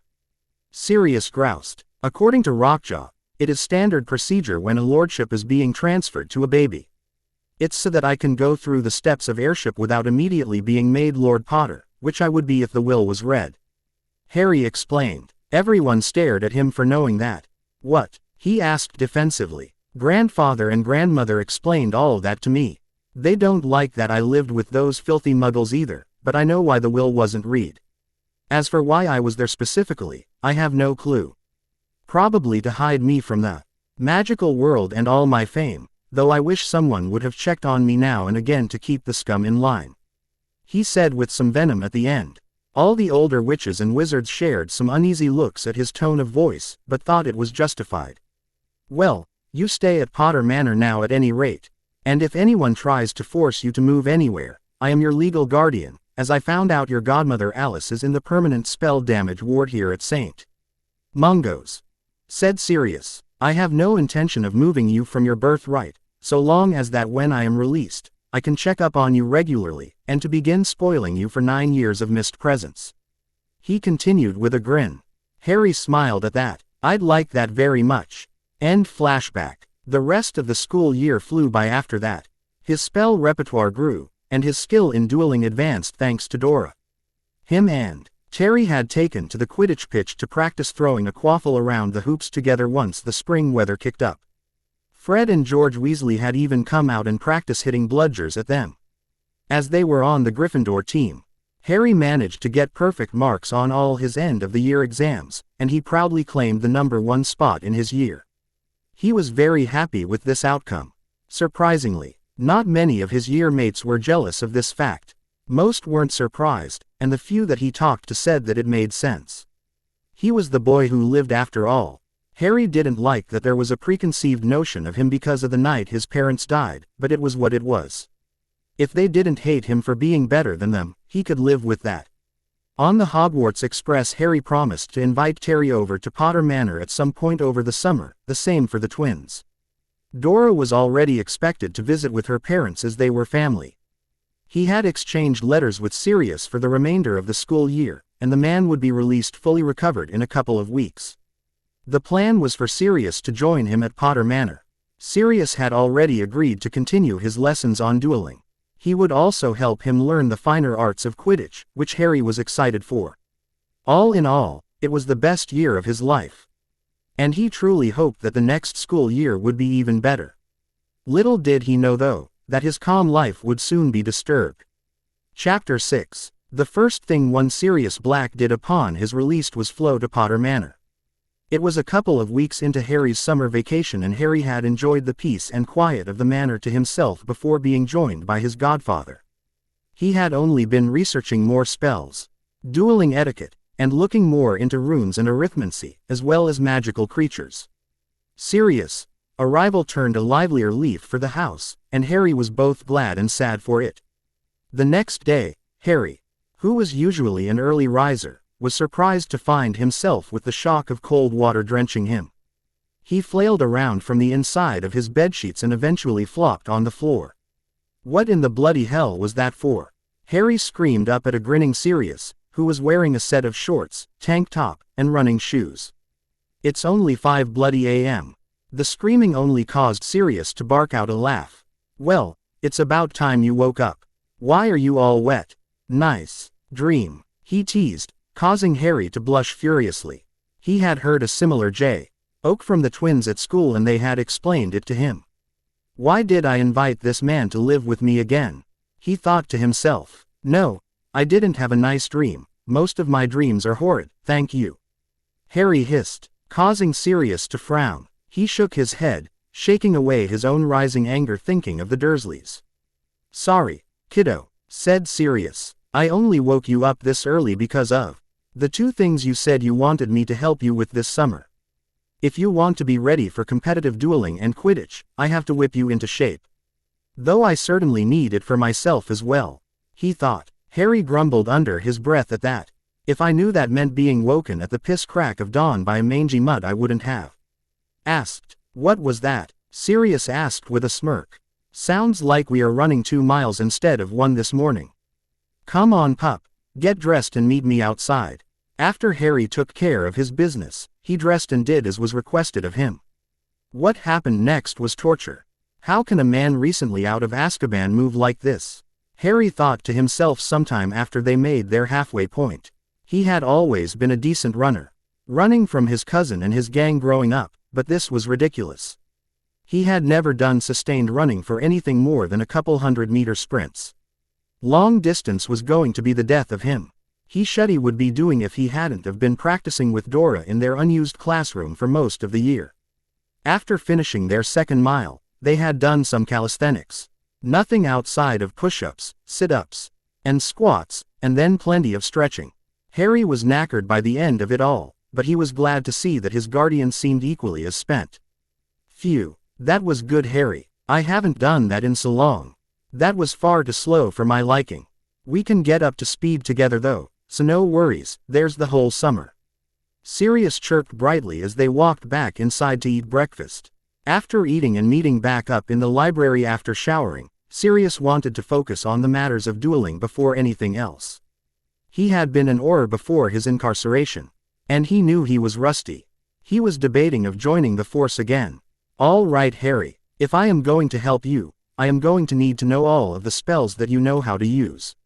Sirius told him. Well, that should be easy, Harry said with a small smile. He pulled out his small grimoire out of his back pocket and handed it to the man. He opened it up and began looking through it. What is this, pup?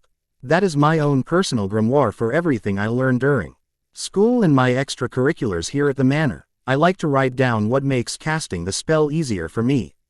And I want to get into spell modification and creation eventually. The concept is amazing, really, Harry explained. Sirius let out a whistle when he took in how many pages the kid had filled in already. He also quirked an eyebrow when he heard about spell creation. He had enjoyed that in school as well, as had James and Remus. Though, James and he had only been in it to make pranking spells. Sirius began taking a closer look at what Hary knew. Grimoire of Herald James Potter. Spells known or attempting to learn. The Knockback Jinx. Incantation. Flipendo. Spell type. Jinx. Wand Move'em. Ent. Nike symbol with a flourish at the end. Notes. Spell light can be either blue, orange, yellow, red, purple, or white, effect is to knock a target in the other direction. When thinking of the intent of the spell, visual opponent object sailing in the air away from you. Curse of the Bogies. Incantation. Mucus ad nauseam. Spell type. Curse. Wand movement. Lopsided horseshoe. Notes. Spell light is green. Effect is to cause a target to develop a nasty cold and an extremely runny nose. You must want your opponent to fell ill. Imagine a Mucinex commercial. Smokescreen spell incantation. Fumo's spell type. Charm. Wand movement. Clockwise spiral. Notes. No spell light. Produces gray smoke from the tip of one's wand. Can used for cloaking purposes to hide movement. Helps to think of the way a burning building looks like to create the smoke. Red and green sparks charms incantations. Vertimilius duo tria vermilius duo tria. Spell type. Charms. Wand movements. Slash from left to right, FLI. CK upward with a curve to the right, slightly downward slash from left to right, flick down and to the left. Notes. Shoots a jet of either green or red sparks, respectively. Duo and tria are modifiers to create multiple sparks. When creating sparks, imagine the fireworks shows you could see on the telly. Focus on the color when shifting through each. Matchstick to needle spell incantation. Accusophores. Wand movement. A counterclockwise spiral and jab spell type. Transfiguration. Notes. Allows the user to change a matchstick into a needle. One must dedicate extreme focus when transfiguring an object. Must know the feel and be familiar with what the object is and what you are turning it into. Switching spell incantation. Verto. Spell type. Transfiguration. Wand movement. Incomplete infinity symbol. Start from left. Swoop down and to the right. Circle up and slash down and left. Notes. Spell is used to swap one item for another. Imagine desired effect of having each item switching places. If cast correctly, a white light will leave the wand, and objects will swap. Start small. Increase size with practice. Grandfather didn't tell me this was supposed to be a 4th-year spell. Mice to snuffboxes spell incantation. Buxomifers. Spell type. Transfiguration. Wand movement. Straight line from left to right, straight up, loop left and down, back to the right. Notes. Fun fact, does not need to be used on mice alone. Incantation works on inanimate to inanimate as well. Had Selly catch me a mouse from the house for practice. Same rule for other transfigurations, intent and visualization based. The picture in your head is everything. Levitation charm. Incantation. Wingardium Leviosa. Spell type. Charm. Wand movement. Curve slightly from right to left and up in a loop, then from left to right slash slightly down. And curve back up and to the right with a flick, swish and flick. Notes. Makes an object levitate. When new to spell, focus on keeping eye contact on object. Practice raising and lowering and moving from side to side for control. Eventually get to point eye contact is no longer required. Wand lighting, extinguishing charms incantations. Lumos Nox. Spell type. Charm. Wand movements. From left to right. Make a loop up and back around, curve up and to the right and then trace a flourished C down. Notes. Just imagine a torch and turning it on and off again respectively for the spells. Light color can be manipulated through intent, base color is white. Locking spell incantation. Colloportus. Wand movement. Slash from left to right, flick down, slash from right to left, then flick down again. Spell type. Charm. Notes. Used to lock a door, or anything with a locking mechanism. Imagine yourself turning a key or locking a dead bolt. Unlocking charm incantation. Alohomora. Wa. ND movement. A reversed S spell type. Charm. Notes. Used to unlock a door or anything with a locking mechanism. Same rule applies as in locking spell. Disarming charm incantation. Expelliarmus. Wand movement. Form left to right and down. Slash, then spiral right and in on self. Spell type. Charm. Notes. Used to disarm an opponent on whatever they may be holding. With enough force put into the spell, PP onant can be flung back as if hit with knockback jinx. Imagine the holders when flying towards you for weapon ease of weapon retrieval. Tickling charm incantation. Rictusempra. Wand movement. Flick slightly from left to right. Then swish in an arc and bring back in as if drawing a leaf or feather in the air with your wand. Spell type. Charm. Notes. Will cause target to buckle with laughter. Spell light as silver if cast correctly. Can fling an opponent with enough force. Imagine seeing someone guffawing uncontrollably. Full body bind curse incantation. Petrificus totalis. Wand movement. Curve in an up and right tilted C. Slash left to right, then flick down. Spell type. Curse. Notes. Imagine as if your target was frozen as a statue with their limbs snapped together in place.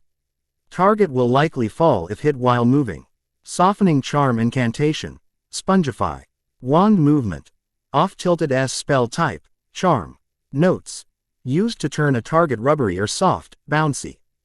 Good for softening your own landy. Ing if blown off your feet or prepping a room for duels. Sirius had continued reading through and had raised an eyebrow when he read of the lightning spell Hary was trying to perfect. That's ambitious, bloody Slytherin, he thought with a snort. All of Hary's extra spells and first-year ones were in the book. To say Sirius was impressed would be an understatement. You know the shield charm already? He asked, a little surprised to Hary. Hary smiled and put his hand behind his head, rubbing it. Yes, Dora helped me with it when we were practicing dueling together throughout the year. She helped me learn a lot and get better at controlling my spells and aim this year. He explained. Sirius nodded at that. From talking to Andy and Ted he knew Dora had become very advanced at casting magic offensively and defensively. She did want to be an Auror after all. He decided against commenting on the highly destructive lightning spell. He had known some equally dangerous dark arts spells his mother and father. Well, he began, you certainly have a good repertoire and a grounding already, so we can build on that. After reading through the book, Sirius also didn't doubt that the kid was Lily Potter's child. He may have gotten most of his looks from James, but the kid had Lily's drive towards academia. While James was no slouch, his real passion had been with Transfiguration instead all of schooling. Hary at least had that same level of natural talent that most Potters shared in that subject though. Time to put the kid through the ringer. He thought sadistically. If Hary thought Dora was good and a taskmaster, he was in for a rude awakening. Sirius had been impressed by Hary's showing in the dueling room that day. He had still soundly trusted the kid after going over etiquette with him. But he still put up a fight and always got back up to keep going. Every time a spell that Hary didn't know was used, questions were asked, and they were explained in full and attempted after the dueling was done. That kid is something else, Sirius thought ruefully to himself at the breakfast table the next day. They had gone for another run and repeated the exercises and stretching once again. Once it became routine and Hary and he grew accustomed to the strain, he planned on upping the intensity. For today though, he had other plans. Hary, he began, the raven hair. D-boy looked up from his food questioningly. Would you like to go into Diagon with me today? You want to get on the Quidditch team, and I figure we best not wait until your birthday to get you a broom. You'll miss out on a whole 2 weeks of practice. Hary beamed. You really mean I can get a broom today? Excellent. I was reading the catalog from Quality Quidditch and the Nimbus 2000 was just released. I'd prefer one of those if possible. I have enough in my trust vault for one before it refills on my birthday, so we should stop at Gringotts. Sirius shook his head. You will most definitely not be buying a broom that expensive with your trust money, Hary. He said, causing the boy to frown in disappointment. Hary began to complain when Sirius interrupted him. Because I will be buying all of your Quidditch gear today. I have a decade's worth of birthdays and Yules to make up for kiddo. The only thing you are spending your own money on is sweets and whatever little odds and ends you would want from the alley today. When you finish breakfast go shower, and we will flow to Gringotts, he said with a smile. The glow on Hary's face was worth it. The kid never looked happy enough. And he felt good to change that a bit. It wasn't long after that they were off. After pulling the necessary funds, they prowled the alley. Just like that, Sirius was shrinking a brand new imbus and a bunch of playing gear for Harry, and they were on their way. "Anything else you would like to pick up today?" Sirius asked him. "Well, I've been thinking of getting my eyes corrected magically. I pulled the money for it at Gringotts, would mind terribly if we did that. I know my glasses help me look like my father more, but these things are a bloody inconvenience," Harry explained. Sirius frowned. "You mean those things aren't just for show? They are actually prescription?" he asked. At Harry's nod he frowned deeper. "That's strange, your dad had perfect eyesight. He only wore glasses as a fashion statement. If you didn't notice, your grandfather's portrait doesn't wear glasses. It's rare for magicals to have that handicap at all. Actually, it's all fashion here," Sirius explained. "Oh, well that's odd then. Could I get it corrected though? Dad may have liked wearing these, but I certainly do not." Sirius shrugged and nodded. "I don't see why not, but once again, you aren't paying. You can pay for whatever books I know you are going to try and buy today, you bloody bookworm," he teased while ruffling Harry's hair. Harry promptly ducked under the hand. "My hair is messy enough on its own, you know. And honestly, Sirius, we are in public. Act within to your station, please." Sirius just quirked an eyebrow. "You've been spending too much time listening to your grandmother. I'll tell her you said that." And the two laughed. Sirius was a damn near 1,000 galleons poorer after getting Harry's eyes corrected, but it was well worth it to see Harry's excitement. His teasing had proved accurate, and they had indeed stopped at the bookstore. Harry wanted more reference texts on his wand-based courses, as well as runes and arithmancy. He didn't have his Hogwarts book list for second year yet, but he thought he already knew enough to get by. After that day, Harry and Sirius fell into a comfortable schedule. They would rise early to exercise, and every other day either focus on dueling or Harry's spell casting or fly broomsticks and practice chaser maneuvers. Every couple of weeks, Terry would be allowed to come over, and they would have broom races, play wizard's chess, or hang out in Harry's greenhouses, repotting all the magical plants Harry and Sally were trying to cultivate for potions practice. Weekly, the Tonks would invite them over for dinner, and they would all catch up at the end of each week. Dora was convinced that no matter how much practice that Sirius gave Harry over the holidays, he wouldn't be able to best her when they got back to school. That just drove Harry further into his books, and deeper into the dueling room. June gave into July, and July gave into July 31st, Harry's 12th birthday. Sirius threw a small party for him at the Manor, and the Tonks, Terry, and an old friend of Sirius and his father attended. Sirius had to introduce them first, of course. "Harry, I want you to meet an old friend of both your father's and mine from school and the war. This here is Mr. Remus John Lupin." Sirius gestured toward a tall, pale man that had some slight scarring on his face. He had sandy brown hair, with streak of gray in it.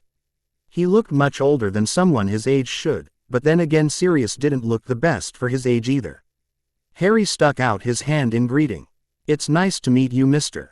Lupin," Harry said. Remus took it and gave it a good firm shake.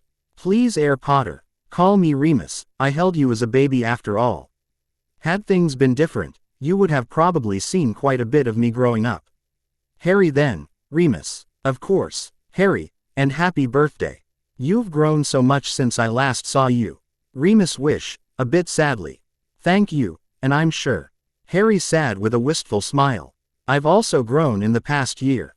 "Sirius, that means clothes shopping. Tomorrow when we pick up my Hogwarts things and talk to Rockjaw." Sirius groaned. "More shopping with you, and I have to deal with account managers. You'll be the death of me, Potter." Everyone got a chuckle out of that.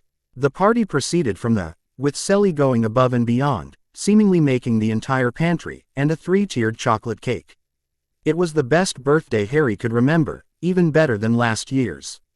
The next day saw Harry and Sirius flowing into Gringotts and being greeted by Rockjaw. "Lord Black, Herr Potter. Welcome to Gringotts today. If you would please follow me, there is much to discuss." They all walked from the flow access and down to his office, where they were seated, and tea and biscuits were offered. "Let's get right down to business, Mr. Potter. As of yesterday, your trust vault is back up to 4,000 galleons, 1,200 sickles, and 800 nuts. As you know, the 4,500 galleons that you had invested into the daily profit. Nimbus and Zonkos has been doing well and has averaged a 5.3% increase across all three ventures. I will say that Zonkos is bringing the average down, but it has steadily risen like the other two. Albeit slowly, Rockjaw explained, and Hary nodded his understanding. You would invest in a broom company. Sirius teased. Knowing you, you'll try to enchant your own after Hogwarts. Hary hummed. Well, that's always a possibility. I'm young, I have options. He said, giving his adult response, though inside he was sticking his. Well yes, the Daily Prophet reported that Mr. Potter was top of his year. I am sure he is a very gifted wizard. He does now have 4,000 galleons not invested into anything though. I am wondering if you would like to increase your holdings in the same three business. Or if you would prefer to diversify some more. Rockjaw asked. Hary thought about it, but his musings were interrupted by Sirius. It might be a good idea for you to lower your investments in Zonkos and increase on both Nimbus and the Daily Prophet. The Nimbus 2000 is flying off the shelves, and I heard talk that the Nimbus 2001 is already in development. On top of that, you are the most well-known wizard in the country, maybe the world. Having some say in the press can prevent them being slanderous with you. Hary and Rockjaw were each surprised at how good that advice was and stared at him. Sirius shifted uncomfortably as their gazes continued. Why are you two looking at me like that? He exclaimed. Well, Lord Black, that was just rather insig. HTFUL for someone who has only been freed from incarceration for a few months. Rockjaw admitted honestly. Okay, I can respect that, and you twerp. Sirius grilled, turning to his godson. You said something intelligent for once. Hary said with a deadpan expression, before he burst out laughing. Sirius swore in his head that he was surprising Hary 15 minutes early with freezing water again, and then they'd see who was laughing. Either way, my suggestion still stands. Sirius said with a frown. You don't have to follow it, but what I will say is this, whatever you invest in today, IWILL match you by 500% in that same venture. Myself. Hary looked at him in surprise. You want to get into investing too? Sirius smirked. Of course, I learned from one of the best. My grandfather, Arcturus Black, was training me as both his and my father's heir. He taught me investing and accounting before I booked it from the family during my 6th year. Then I moved in with your dad and your grandparents and learned more from Charles. Now that I control the Black estate, I have to get the gold flowing again.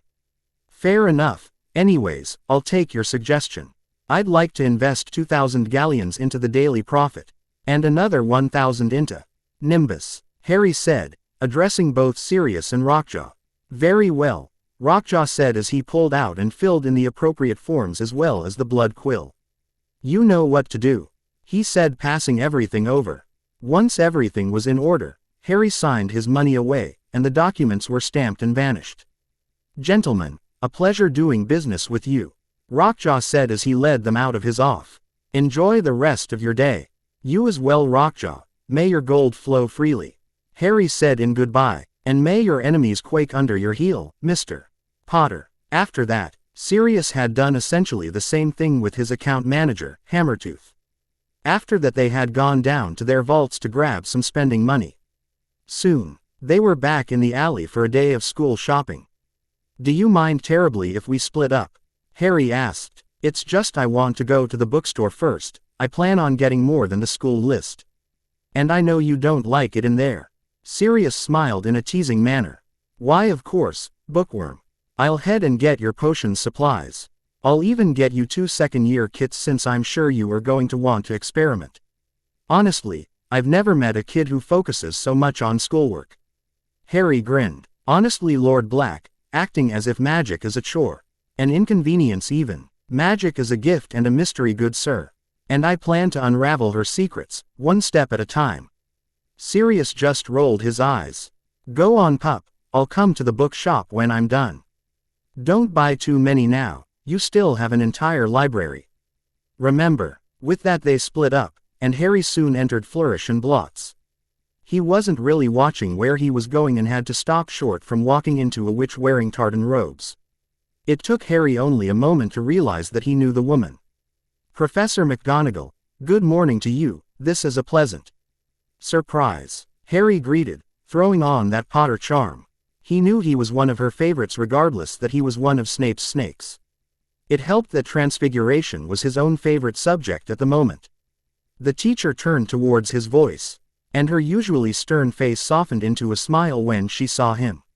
"My, Mr. Potter, good morning to you as well, and happy belated birthday.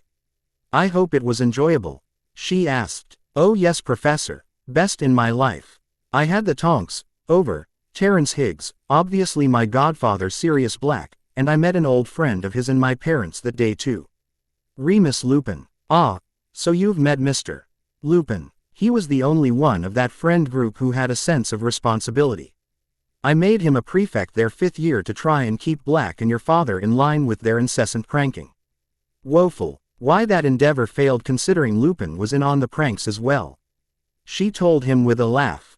"I assume you are here grabbing your Hogwarts books." "Yes, Professor, and Sirius has gone off to grab my potion supplies. Thought I would let him not suffer inside of a bookstore with me while I browse for new reference texts and whatever else catches my eye," Harry told her, and he was surprised to hear a voice behind McGonagall address him in shock. How could anyone suffer inside a bookstore, let alone a magical one? A bushy-haired girl who was a fair bit shorter than Harry came by the professor's side. He took in her more modern Muggle clothing and the way she was looking around the place bright-eyed. That and he noticed a woman who looked just like her and a man that were clearly her parents walk up with her. Muggle-born 1st year, he thought, so he excused her for her rude interruption. "I'm sorry miss, and you would be?" Harry began questioningly, quirking an eyebrow at her, and smirked a little when he saw her blush. "This, Mr. Potter, Miss Hermione Granger. Behind her are her parents, Daniel and Emma Granger. Grangers, this young man is Mr. Harry Potter. He will be a 2nd-year student at Hogwarts this year from Slytherin House, and he was first in his year back in June." McGonagall nearly gushed introducing him. "I am escorting the Granger family around the alley on their first ever magical trip, Mr. Potter. Daniel and Emma are Muggles, of course." Harry just smiled at her. "Of course, Professor," he began before he stepped forward and stuck his hand out to Mr. Granger first. "Pleasure to meet you, Mr. Granger," he said and got a good shake for his efforts. "Likewise, Mr. Potter." When he let go, Emma Granger stuck out her hand to him as well. He was so used to the etiquette his grandparents had taught him that he was surprised a woman was asking for a handshake at first. He took Mrs. Granger's hand but turned it over how he was taught and gave a chaste kiss to the knuckles. All 3 Grangers looked at him in shock for this. "Mrs. Granger, a pleasure to meet you as well," he said before releasing her hand and stepping back a bit. He then reached out to the gobsmacked girl and grabbed her hand as well and did the same to her. "And Miss Hermione Granger, a pleasure to meet you as well," he said, getting a beet red 1st-year girl out of it for his troubles. "I do apologize, Miss Granger, but you had asked me a question, did you not?" Harry said, getting her attention again when no one had said anything for several long moments.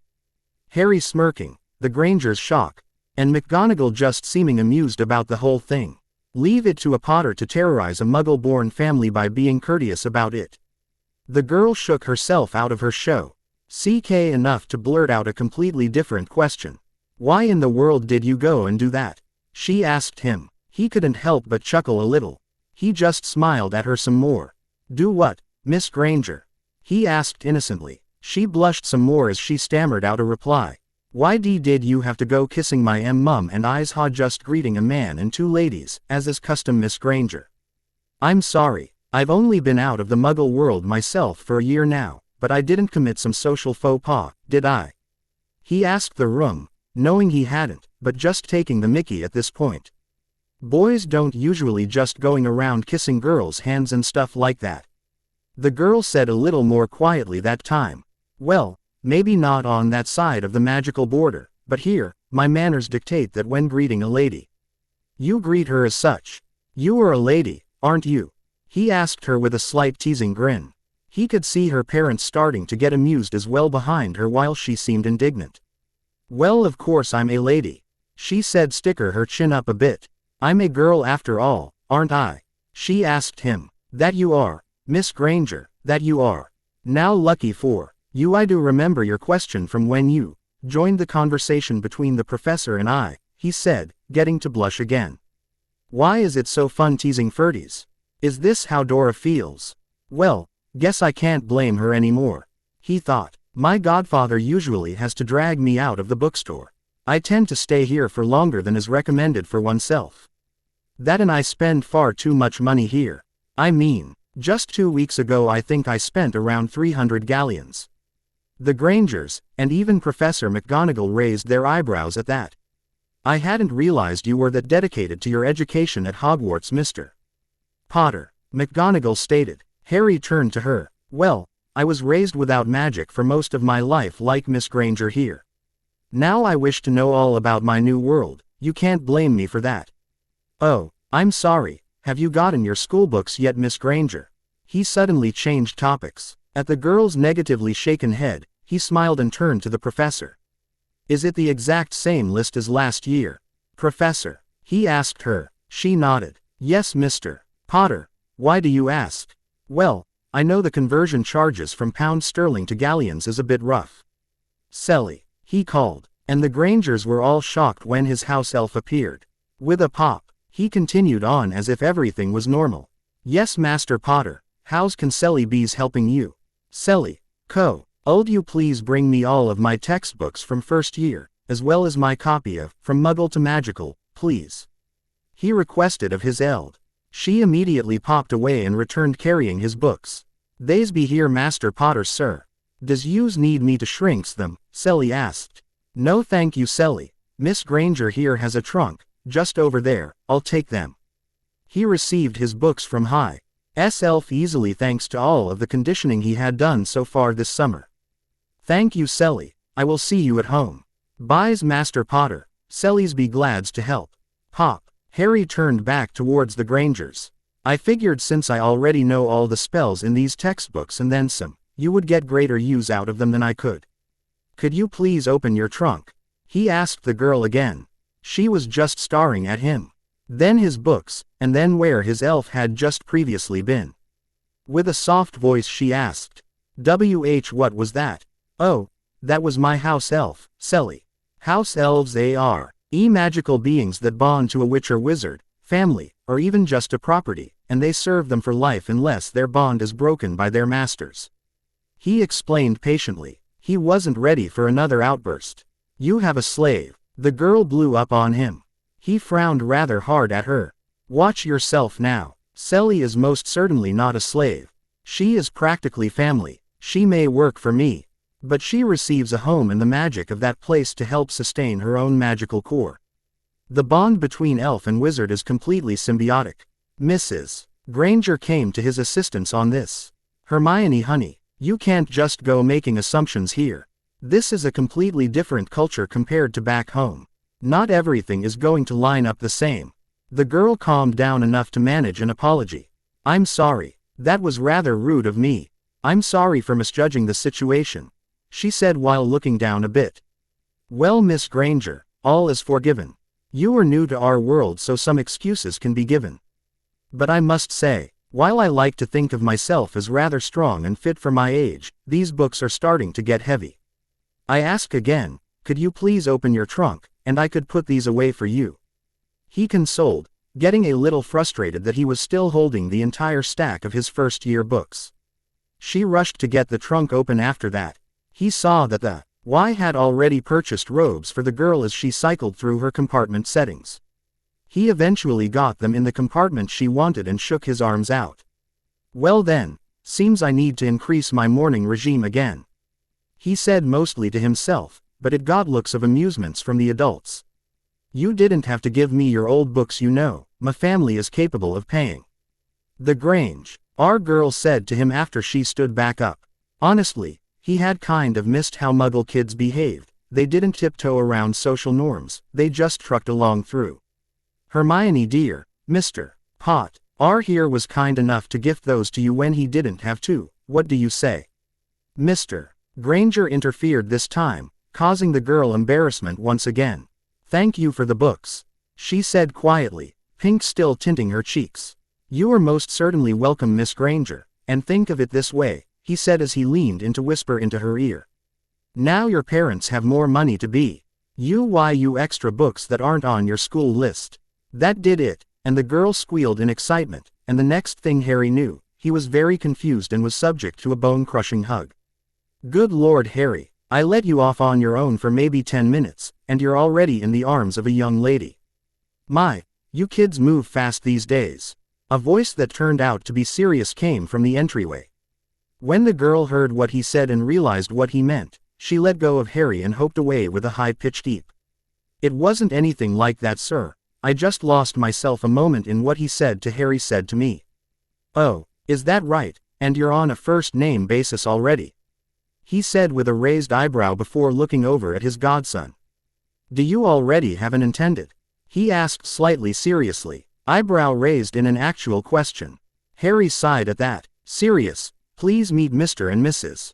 Dan and Emma Granger. The young lady is their daughter Hermione Granger. She will be joining me at Hogwarts this term. Professor McGonagall was escorting them around the alley before we got to talking. I've given her my first-year texts since they were catching dust. You came in when I had whispered to her that her parents could afford to purchase her more books now, thus the hug. He explained while initiating an introduction for all around the room as well. Mr. and Mrs. Granger, Miss Granger, this is my godfather Sirius Black, of the most ancient and most noble house of Black. Harry finished his introductions before anyone thought to ask Sirius what he meant by intended. Sirius stuck a hand out to the Grangers. The female Grangers had their second experience of having their knuckles kissed in greeting. Why did Harry introduce you that way, Mr. Black? The girl asked, her head tilted. Sirius regarded her again since she was using his godson's first name after just meeting him. Well, Miss Granger, that is because I am from a very old magical family. There are familias within the magical world that have been a part of the society since the times of King Arthur and the like. He explained patiently. My family, the Blacks, as well as Harry's family, the Potters, they've been a part of magical Britain for millennia. I don't think we need to bore them with any more details than that, Sirius. Harry said, making sure Sirius wouldn't go too much further in his explanation. They were from the Muggle world, and he was glad it seemed the girl didn't know of his fame yet. I will say though, Miss Granger, it is not polite within our society to utilize first names of an individual without their express permission. You have already used mine, so I see no reason for you to stop since you seem friendly enough. Professor McGonagall introduced me as Harry though, but my full first name is Harold. Hermione seemed a bit confused by that concept. Why is it considered impolite? It is just one of the cultural differences between the worlds. First names are regarded as very personal, and most are not being referred to so familiarly by mere acquaintances and strangers. Harry explained patiently. Well, that will take some getting used to, I guess. You prefer me to call you Harry or Harold? Harry is fine. I feel like I'll be seeing you in the Hogwarts library often enough. Feel free to join me at a table if you ever feel inclined. He invited. He valued intelligence and the girl seemed to as well with her excitement over books. Okay, Harry, you can call me Hermione if you like. She responded with a smile. Harry thought about it for a moment. Perhaps after I get to know you a bit better, Miss Granger. He said neutrally. He was bound by his grandparents' teachings, and it had taken a bit for him to become comfortable around Terry, Fred and George. So felt he shouldn't rush it personally. Well, okay, Hermione said with a hint of disappointment. Do you mind if I contact you over the rest of the summer? I have so many questions about Hogwarts and what first year will be like. The girl had given him a minor rendition of puppy dog eyes while asking and he found he couldn't quite refuse her. That should be fine with me. Do you have your own post owl? No, but don't you have a house phone? She asked confused. He shook his head. Sirius and I live in a very old magical structure. The ambient magic would cause any Muggle electronics to go haywire. We send correspondence only through magical means. If you don't have your own, I can send you a missive first with my owl Hedwig. Expect her in the next couple of days. I look forward to it," she exclaimed. Professor McGonagall decided to interfere at this point since she had a schedule to keep. "Thank you very much with your agreeance to assistance with Miss Granger, Mr. Potter. I will say though that we should be off now that you have the required texts. You have much more that I wish to help you and your family purchase, and I only have so much time, so if we could continue on. You can return to this store with your parents after my departure." Hermione seemed reluctant but agreed. "Okay, Professor. It was nice meeting you, Hary, and you, Mr. Black. Nice meeting you as well, Miss Granger, Mr. and Mrs. Granger," said Hary, giving each a nod of his head. "Nice meeting you as well, Mr. Potter, Mr. Black." The elder Grangers returned in kind. Sirius nodded at them with a smile and waved to McGonagall. After they had left, Sirius looked at Hary teasingly. "Any reason you let a girl you don't even know call you Hary?" Hary just looked up at him in annoyance. "She doesn't know our ways. I had a similar culture shock last year, so I understand. I see no reason to upset her by forcing her to change the way she addresses me when was only being friendly. And it has nothing to do with her being a cute fellow little bibliophile." "Or that hug," Sirius responded with a raised eyebrow. Hary grimaced. "Personally, I don't like physical contact that much. You get away with it. It happened though, so nothing to do about that. Reet. So, you liked it then?" Sirius said with a nod of understanding and a tone of finality. "I hate you. Love you too, pup. Let's go. Get your books so we can get out of here. You have other stuff to buy as well, and I don't want to spend the day in the alley," Sirius said while putting a hand on Hary's back, prodding him towards the rows of books. Chapter 7. As always, I don't own Harry Potter, and at this point in fanfiction, I don't think I can ever say I own any OC either. I feel like it's all been done before, maybe just always not the exact same way. This chapter will round out the summer and spring Hary and company back to Hogwarts. Here is where we begin to merge with the canon timeline. Should be fun writing T for a not so oblivious Hary that doesn't know Jack. Anywho, I don't feel like this chapter flowed very well, but it's behind me now, so hopefully I don't run into that for the next one and all after. I hope you guys enjoy though. The rest of that afternoon in the alley had gotten Hary everything he thought he would need for the coming year. He had gotten more tomes on his interested subjects on top of his year's book list. He had also updated his wardrobe as he was taller and had filled out some more from his last school year. He had immediately written a letter to Miss Granger after returning to the manor. "Dear Miss Granger, I hope this letter finds you well. I felt no need to wait on my promise to write. You had seemed rather excitable to the prospect of magic. I felt the same way when I joined our new world a little more than a year ago. Any questions you have about your first year I will be glad to answer, but know that some aspects of your first night at Hogwarts are considered a tradition secret. I look forward to hearing back from you. Sincerely, Harold James Potter, of the most ancient and most noble house of Potter." He had debated whether or not he should place his heir status in the letter, but decided against it. He didn't want the girl asking too many questions before she got to know him a bit. He was hopeful that he could find a new friend that would know him just as he was, just Hary. He was aware that he wasn't anything near being just Hary. He was to be the head of a very important family, and he was famous from the night of his parents' deaths. He understood that he was a walking legend. But still, it made it hard at school. Either he was worshipped for no reason by the rest of the school as he saw it, or held at arm's length from the majority of his housemates. He was forever glad to have Dora as a cousin, and Terry, bless him, as a fellow half-blood in Slytherin. Fred and George had also been a refreshing aspect, and he didn't mind their idiotic Gryffindor tendencies so much when he got to know their Slytherin side. He figured that it would be a couple days before he got a response out of Miss Granger and put her and thoughts of friendship out of his mind for now. They had spent the day shopping, and he knew Sirius would want to continue his training in earnest over the next week.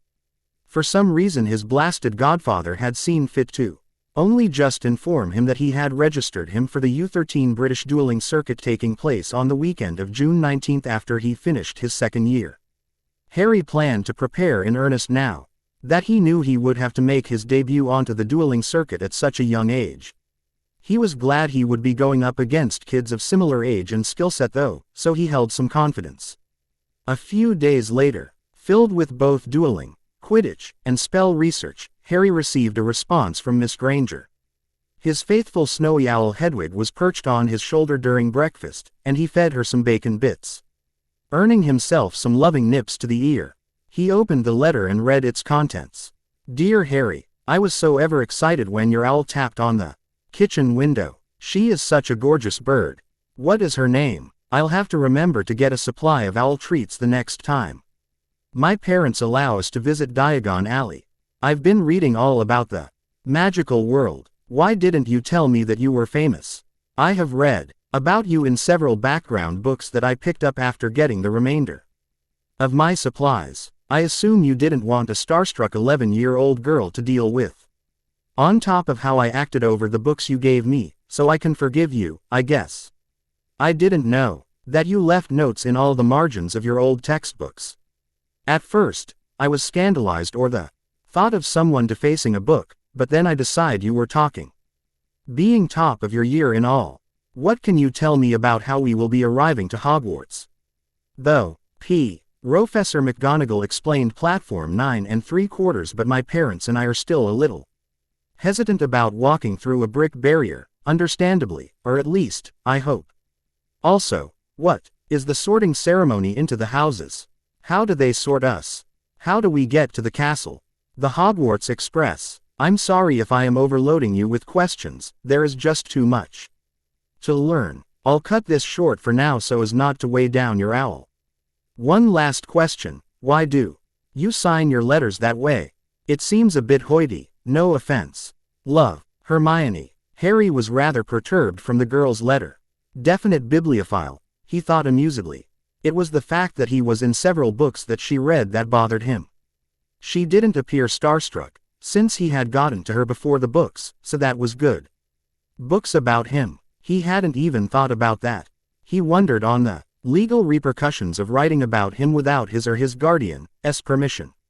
He quickly drafted a letter to Jaw about the matter and gave Miss Granger a response to the questions he felt were safe to answer. He explained that he had only gone for a formal tone of address since it was the beginning of his correspondence, and it was proper for him to do so. He also admitted that he had toned down his own signature as well.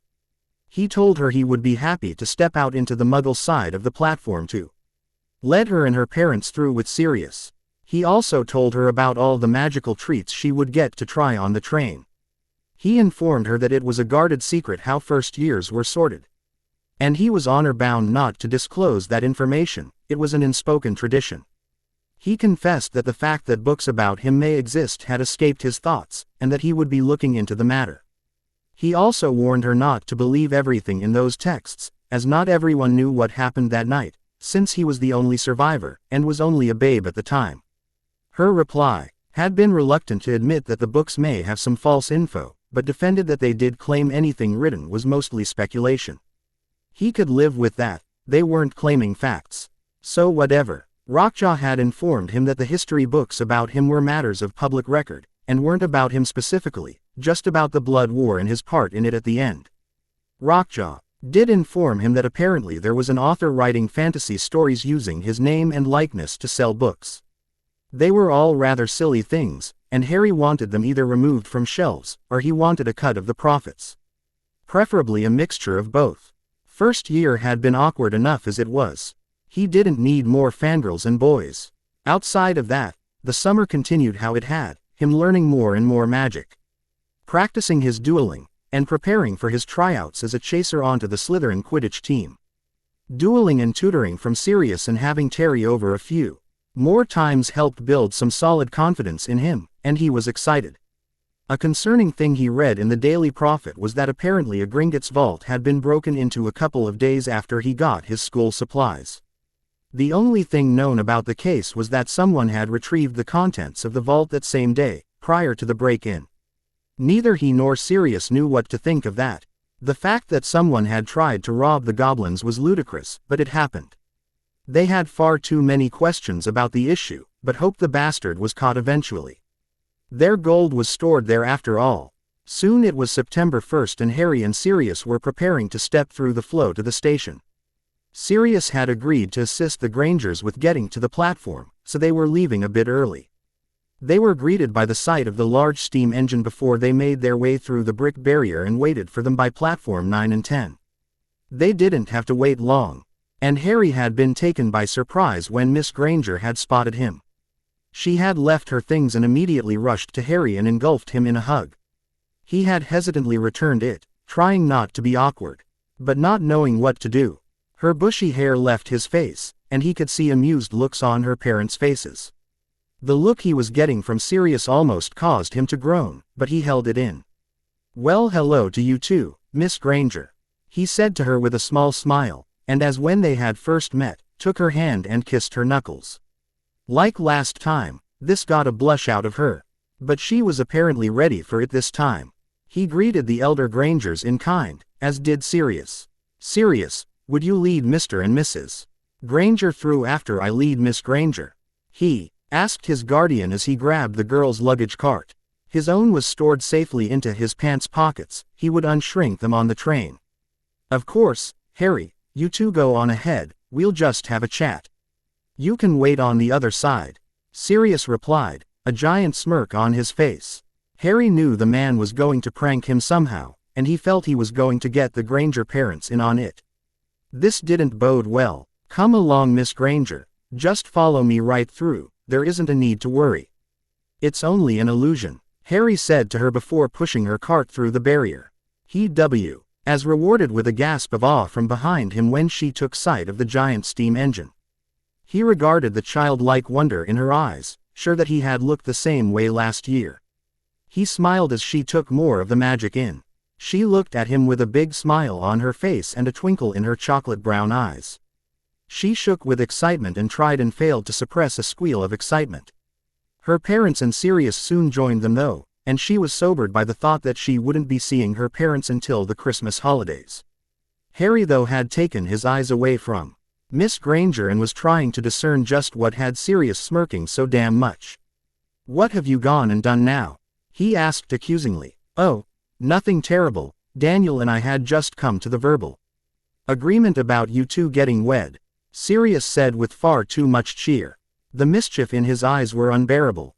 When he saw the elder Grangers weren't shocked or outraged though, he was confused. "I'm sorry, what did you just say?" Miss Granger said near catatonically. Her father responded to her. "Well, you see darling, courtship happens very young in the wizarding world, as Sirius just explained to us. He broached the subject of you and Mr. Potter here getting hitched after you turned 17. He said you two would be a good match, as you are both very studious, and Mr. Potter would be able to direct you through the societal norms of the magical world and help you make something of yourself." Hary just stared at the man, and then Sirius, and then Mrs. Granger, trying to confirm that they were pulling their legs. He couldn't yet, they weren't slipping.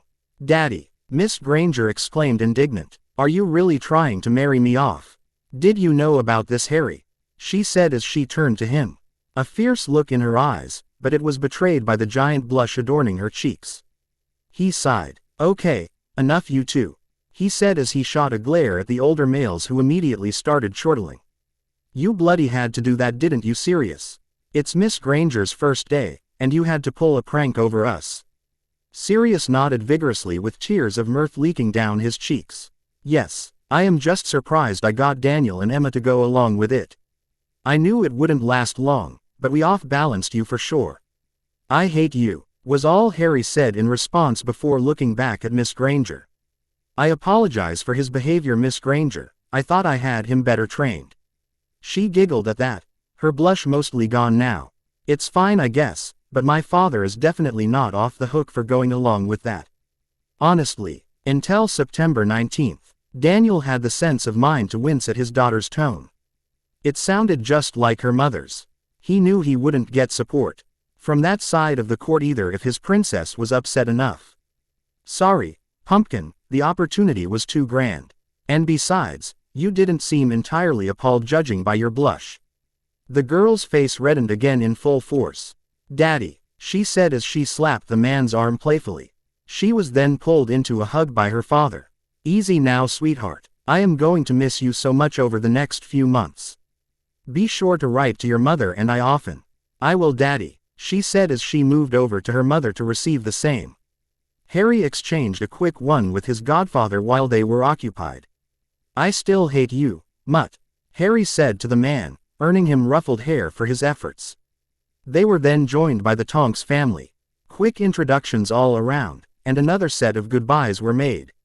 But Harry was pulled aside by Mr. Granger for a short moment. "Mr. Potter, I am sorry to ask this of you, but I am, as I am sure you can understand, worried about sending my daughter away without being able to protect her myself."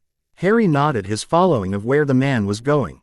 "While you are only a year ahead of her, she looks up to you greatly, and she sees you as a very dear friend. She did not have many if at all growing up because of her tendencies towards academia. I would feel better knowing that you would be looking out for her." The man explained. "I had already planned on it, Mr. Granger. I know how cruel children can be. I will ensure she does not feel alone in the castle. I know some other students that will take her attitude towards education with either disdain or jealousy. I will likely be in a separate house than her, but I will do what I can. She has grown on me this summer, and honestly, I feel a kindred spirit."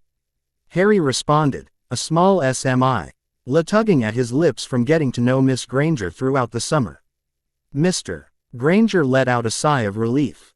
"Thank you, Mr. Potter. I appreciate it immensely. You best be off now, my daughter seems to be getting impatient." After that they made their way onto the train and Harry had ensured to levitate Miss Granger's things into the rack of a compartment that he suggested they share with Dora before she left to spend time with her own friends. Miss Granger had watched him in fascination as he did so. "You can levitate such a heavy object already." "I have only managed the feather described in my charms book," she asked him. He raised his eyebrows at her, for her admission that she broke the law. He did catch her blush at that though. "I know I wasn't supposed to, but I couldn't resist after getting my wand," she explained, and Dora laughed. "Don't you worry, little miss, Harry here breaks the law daily. He just gets away with it because his family home is hidden behind so many secrecy wards that they can't tell that he's casting magic," the older girl explained. "Oh, that must be terribly useful. I know living in a Muggle area hinders me, but do you think I could visit Summit next summer so I could practice Harry?" she asked the boy excitedly. He sighed. "Well, Miss Granger, he was interrupted before he could continue. "Can you please start calling me Hermione? You my best friend, and yet you refuse to use my given name," she pouted at him. "Sorry, Hermione, I get rather caught up in my ways sometimes," he said with a small frown. He hadn't meant to upset the girl, and he was rather touched that she thought of him as her best friend. "As I was saying, I am sure between your parents and Sirius we can arrange for you to spend some time at the manor next summer." She squealed and promptly hugged him from her seat next to him. He was realizing she was a rather physically affectionate creature, his near exact opposite, in that regard. He semi-returned the gesture, knowing enough by now that others were hurt when he didn't reciprocate. She remained sitting next to him with Dora across from them in the compartment. They were eventually joined by Terry, who Harry introduced Hermione to. "Pleasure to meet you, Granger. You must have made an impression for our Harry here to take an ickle for Stee under his wing." Terry teased Harry. "I have not taken her under my wing, Terry. We ran into each other at Flourish and Blots and struck up a correspondence. She's become a friend," Harry defended. The blonde boy just smirked. "Of course, Harry, of course. Anywho, where do you think you will be sorted, Miss Granger?" Hermione hummed in thought. "After all my readings and with talking to Harry, I think I would be best suited to Ravenclaw. I do love learning, and it is where I will meet the most like-minded classmates." "What, the Viper Pit doesn't entrance you?" Terry teased a bit. "Won't you miss our Harry here?" Hermione blushed and Harry just groaned. "Is everyone going to tease me about befriending a bloody girl?" he thought morosely. "While Slytherin has its good points like the other houses, as I'm sure Harry told you, I'm Muggle-born. I do, and think it would be a very comfortable environment for me," she admitted. "And I would rather not have to murder the majority of our house in her defense, Terry," Harry said in a rather cold voice. Had neither of the younger two had heard from him before, but Dora had. Hary absolutely despised the pureblood mantra. Sure, he believed in pureblood traditions, as they were sometimes keyed to magic himself. And he knew he was part of the governmental body, something he still hadn't explained to Hermione, and he wasn't sure she had read up on it yet. Fact of the matter was though, he knew the stance of most of his house. And had proved them wrong by reaching the top of both the Slytherin first years as well as all of them in grades. He had earned a grudging respect through his academic success, but he was a half-blood. A recognized heir, and the boy who lived. If he was to fulfill his promise to Mr. Granger, he would have his work cut out for him as she sorted to the viper pit. Dora didn't know about his promise, but of his hatred for the way certain purebloods would regard the girl who had befriended her little cousin. She shuddered at what he would do to any he caught bad-mouthing her, or worse, causing her actual harm. That's a little extreme, don't you think? Hermione asked Hary meekly. He regarded her, an intense look in his eyes. There are few things that will send me into violence, Hermione. But they are valid. If someone hurts someone I am close to, the gloves come off. If someone uses certain language around me, I respond. We will see how your Slytherin year mates behave. Mine and above are rather mild-tempered. Terry pitched in here. It's true, with having this one in the house. He jerked a finger at Hary. Not many are open about the purity issue. He contradicts them at every turn thanks to his mother's heritage and his own brilliance. So far, none have dared to cross him. They treat me with indifference, and you know it, Terry. Hary shot back. The other boy just shook his head. Bullshit, you're the lead of our year group, and some of the older ones are willing to follow your lead. With you getting on the Quidditch team this year, your position in the house will be cemented. Hary thought about what he said, and reluctantly agreed. Perhaps you are right, but I'd rather Hermione here not chance the viper pit. Besides, she fits with the claws so well. They have their own library, I heard. He said that last bit to Hermione, to ensure he was pushing her in that direction. Her face immediately brightened. Oh, do you know how many books it has? She asked, causing the others to chuckle at her enthusiasm. They passed the ride with idle chit-chat and talking about first-year classes. Dora had left after the sweet trolley came and went to spend some time with her friends. Hermione got to experience her first chocolate frog, and the boys enjoyed her reactions to Bertie Bott's. She had decided she preferred the frogs, though they still unnerved her. Some point and said hello. They warned Hary that they were keeping their younger brother at bay. He apparently had a case of fanboyism, and also refused to believe the twins when they said he was in Slytherin.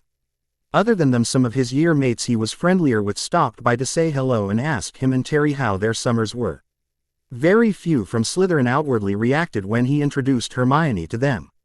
Except a quirking of their eyebrows and for some reason, a knowing smirk. Eventually, someone Hary would have preferred not to have met yet decided to force his presence on them. Without even a knock, something even the twins had managed, a pale boy, with gray-blue eyes, platinum blonde hair that was gelled over, and a permanent sneer on his lips walked in. He was flanked by two boys that were only a couple of inches shorter than Hary, and they seemed bulky in a way that his cousin Dudley had. The blonde boy looked at the four of them, his sneer present, until he looked towards Hary. I heard that Harry Potter was on the train, you must be him. You'll learn that some families in the wizarding world are better than others, Potter. He looked between Dora, Hermione, and Terry again with his sneer. The name's Malfoy, Draco Malfoy, and I can help you meet the right sort. He finished, sticking his hand out to Hary. Hary stared at the boy, hoo-ha. The absolute gale to approach him as if he was from a higher station. His grandparents had told him what sort of slight this was. Hary stood up and straightened to his full height. He looked down at the blonde, and glared. Heir Malfoy, please do not tell me that your father has not taught you proper decorum in a public setting. He sneered. The blonde twit had the sense to gulp from the look in Harry's eyes and the tone of his voice. He realized he had probably goofed something up, but couldn't think of what. Taking the boy's silence for ignorance, Hary decided to teach him.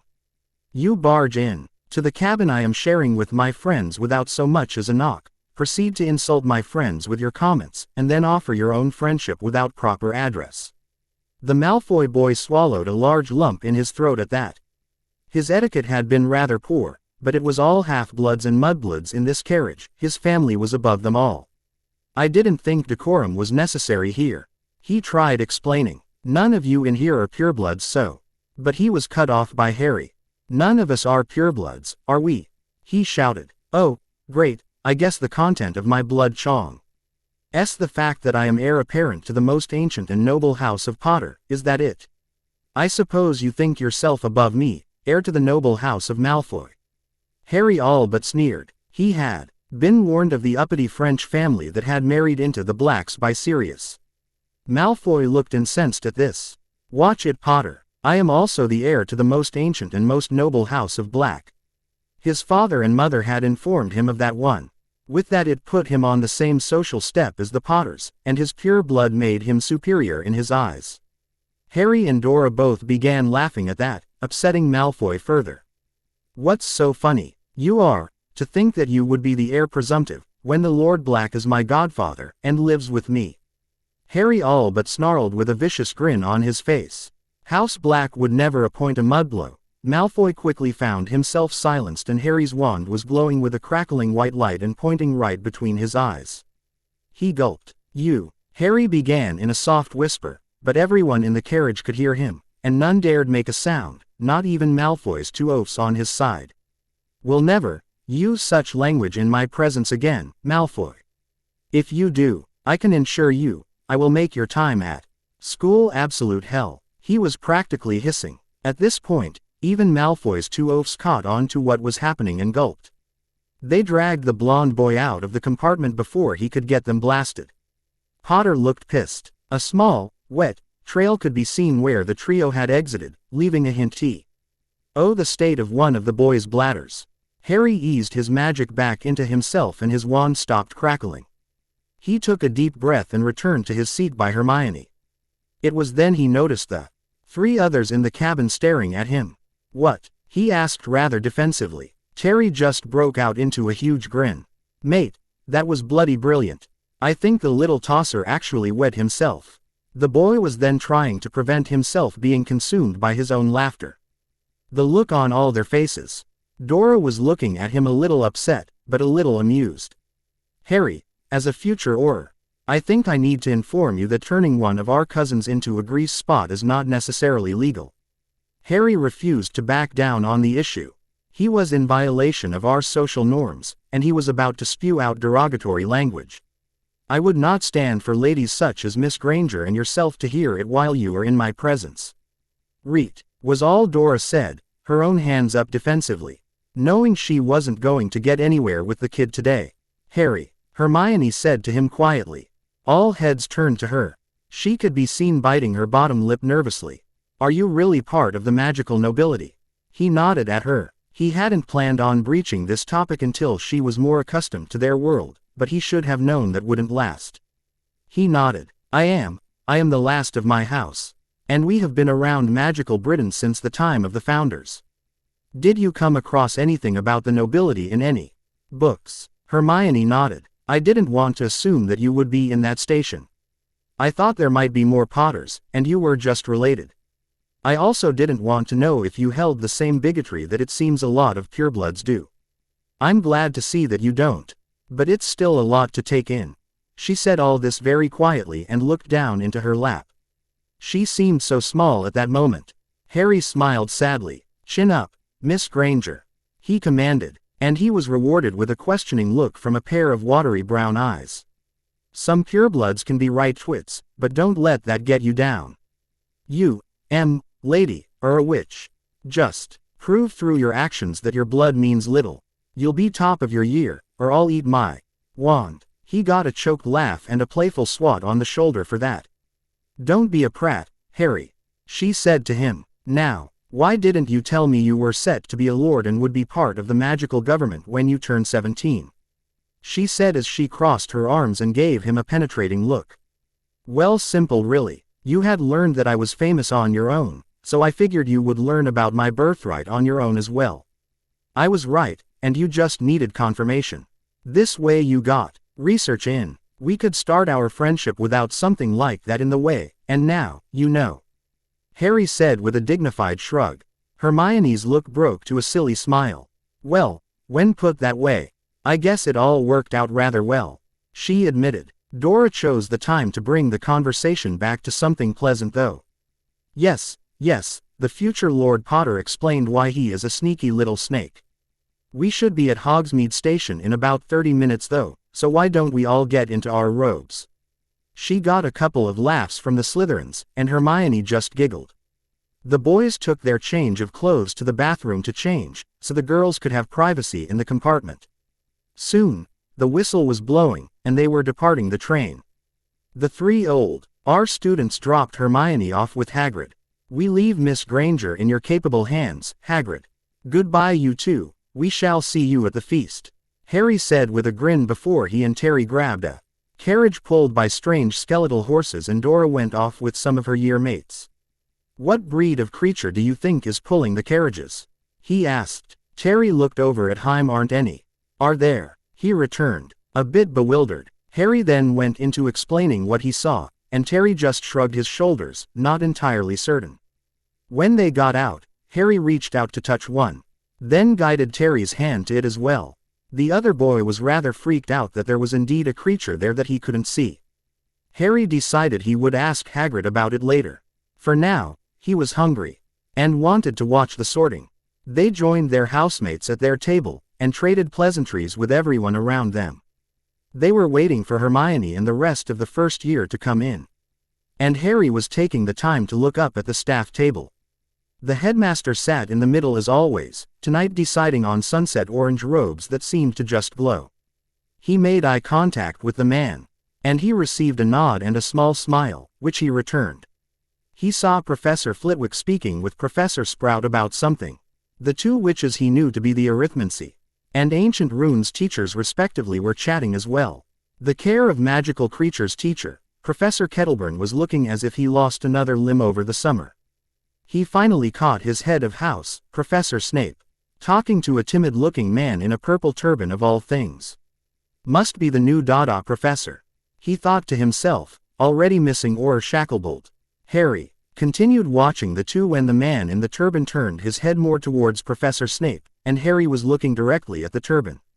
He immediately felt a sharp pain in his brow, concentrated around his scar. He hissed in discomfort and ripped his eyes away. He was glad that everyone was chatting and hadn't noticed his pain.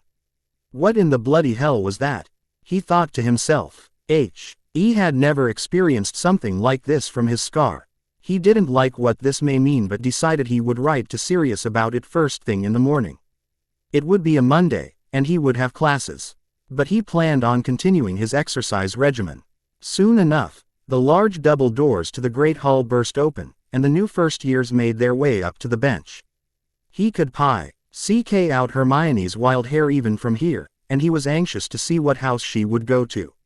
He tuned out the Hat's song, as it sounded like last year but different wordplay. He listened as many went to this house and that. The first few this year heading for Hufflepuff. Eventually Hermione was called. Granger, Hermione, he saw her step up to the stool and hop on, letting McGonagall set the hat over her hair. The hat and her seemed deep in conversation for a moment before it shouted out. Roundclaw, and Harry breathed a sigh of relief. He was glad she didn't end up in his house. It would have been a nightmare trying to protect her. He was equally glad she wasn't in Gryffindor. Outside of the twins, not many of the Lions took well to him being a Slytherin last year. He noticed some other sortings after her. His godbrother, who he had not met appropriately yet, Neville Longbottom, had gone to Gryffindor. The lad had some childhood chub still on his bones, but he had the blonde hair that was used to describe the Longbottoms to him from Sirius. Malfoy, unfortunately, joined him in Slytherin, as had his two Neanderthals, a Vincent Crabbe, and a Gregory Goyle. Malfoy had joined their table as if he owned the bloody thing, but since the sorting wasn't over when he was called, everyone ignored him, which seemed to miff him. The sorting ended with the newest Weasley joining his brothers in Gryffindor, and Slytherin gaining an Italian boy named Blaise Zabini. With the sorting over, Headmaster Dumbledore took to his podium. Now that our new students have been sorted, I only have a few quick words. First, for our first years, welcome to Hogwarts School of Witchcraft and Wizardry. Second, to our returning students, welcome back. 2 will have some announcements after we are all fed and watered. So without further delay, Nitwit, Blubber, Oddment and Tweak. Thank you. As the headmaster said each word, food appeared at a different house table, and Hary finally connect. The dots that the man was telling the house elves to put food on the tables. That sly old man, he thought with amusement. He purposefully let people wrongfully think he was sometimes barmy, but he clearly had all his faculties. As he loaded his plate with his own food, he strained around to look for Hermione, and was glad she was facing him and could make eye contact. He smiled reassuringly at her and gave her a wave, which she returned. Her new housemates caught who she was waving to and immediately started hounding the poor girl with questions. He could see her blush from here. Sorry about that, Hermione. Better you than me though, he thought to himself with a grin.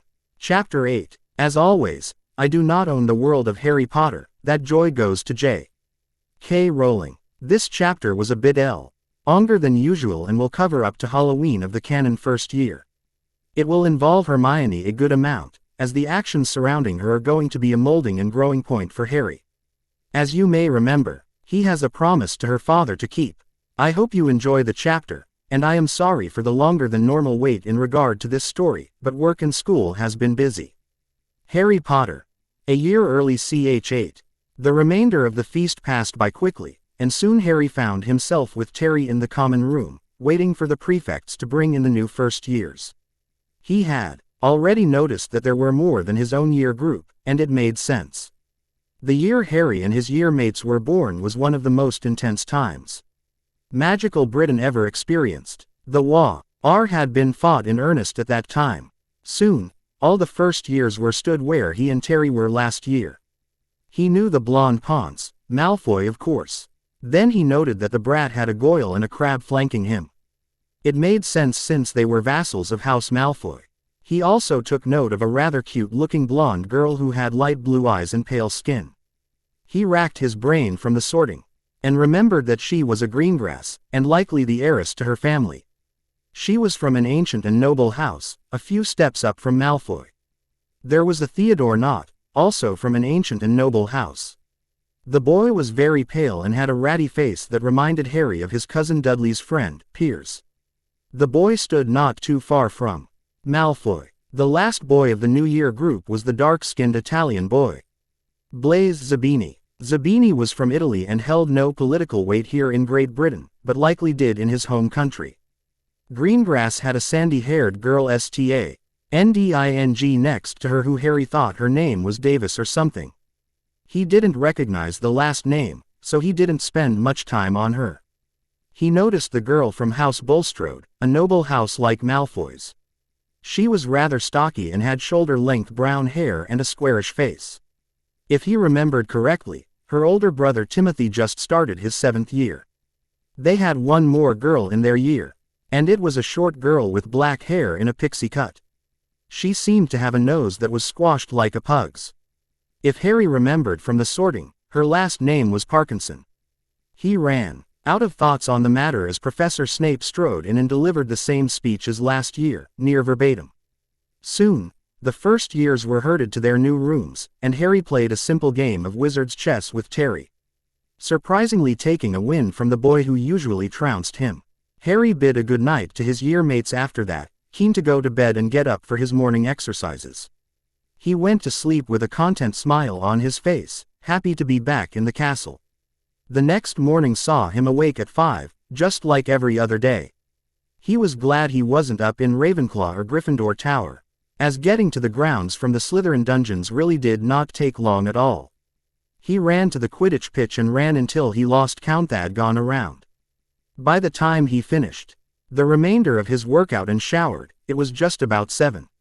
Harry waited patiently in the common room, reading a book on arithmancy as he waited for Terry.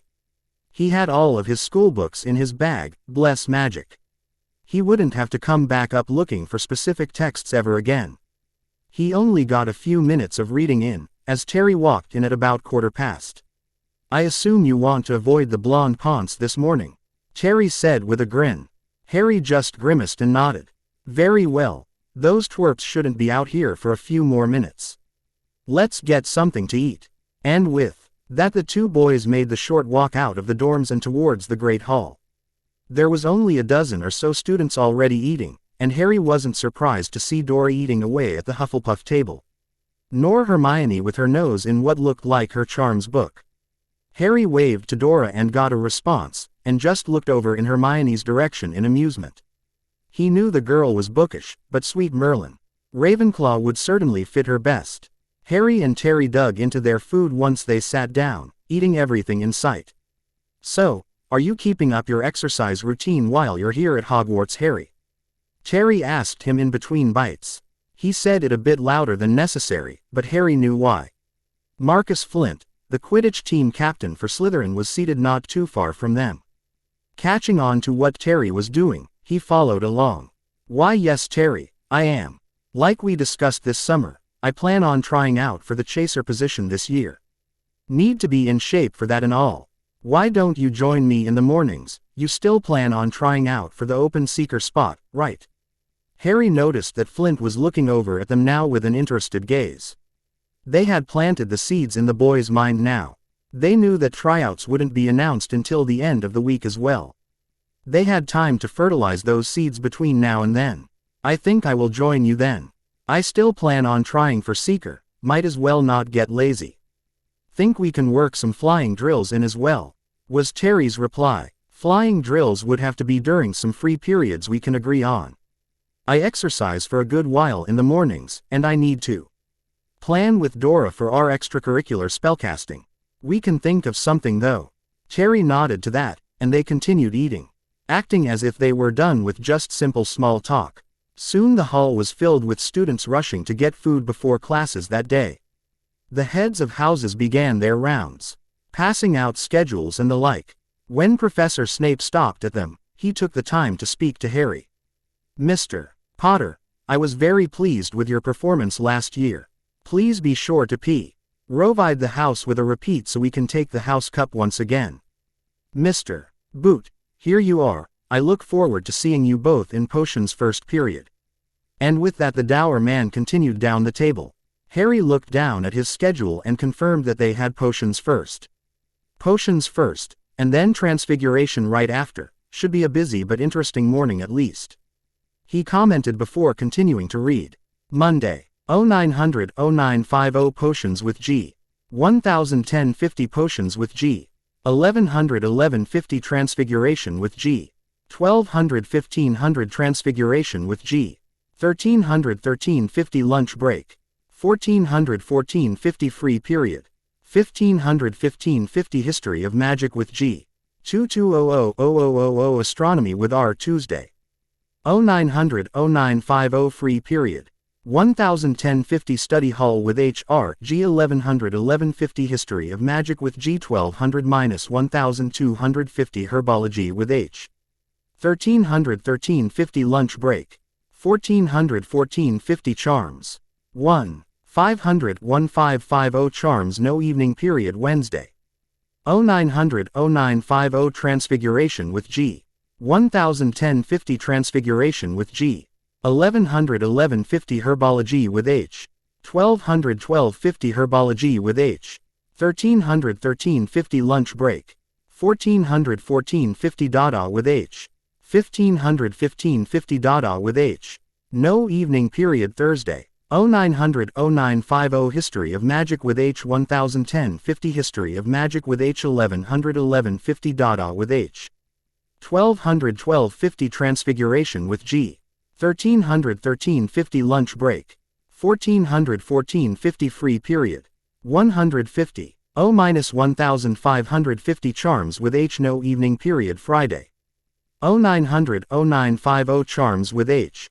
1010 50 charms with H. 1100 1150 Dada with H. 1200 1250 potions with G. 1300 1350 lunch break. 1400 1450 free period. 1500 1500 free period no evening period. When Harry finished his schedule, he whistled. Much more intense than last year, huh Terry? He said while looking towards his friend. Terry had a look of horror on his face. Are they trying to kill us? Terry squeaked. Harry chuckled. I imagine they are going to cram our core classes into us this year since next year we all add a minimum of 2 electives. Makes sense in a way. Terry only shook his head. Leave it to Harry to find extra school to be funny. While this was going on, Harry noticed that Hermione was just getting her schedule from Professor Flitwick. He planned on asking her if she wanted to be shown the library tonight and figured he might as well go offer now since he was done with eating. He got up and ensured he looked presentable.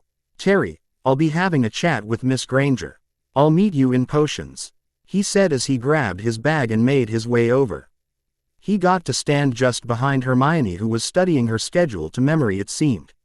Harry no T.C.E.D. all of the Ravenclaws seated next to her looking at him with wide eyes, and for some, mouths agape. He cleared his throat, startling the bushy-haired girl he came to speak to. Miss Granger, a moment of your time please. She spun and seemed to only calm down upon seeing him.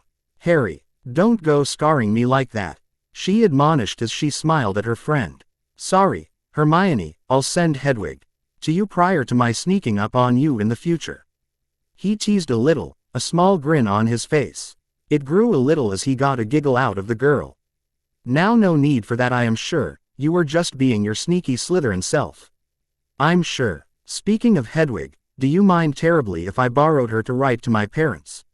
I'm sure they would love to hear about the sorting, Hermione asked, big brown eyes coming up to meet Harry's own in a pleading glance. I suppose you can. Yes, I can show you to the Ollery later this evening if you wish, and I can take you up to the library after that, Harry offered, sure that he would get a positive response. Hermione immediately brightened at the mentioning of the library. Oh, yes, please. That would be wonderful. After dinner then, she asked. Harry nodded. Yes, that will work fine for me. What do you have first today? Oh, I have charms with Professor Flitwick.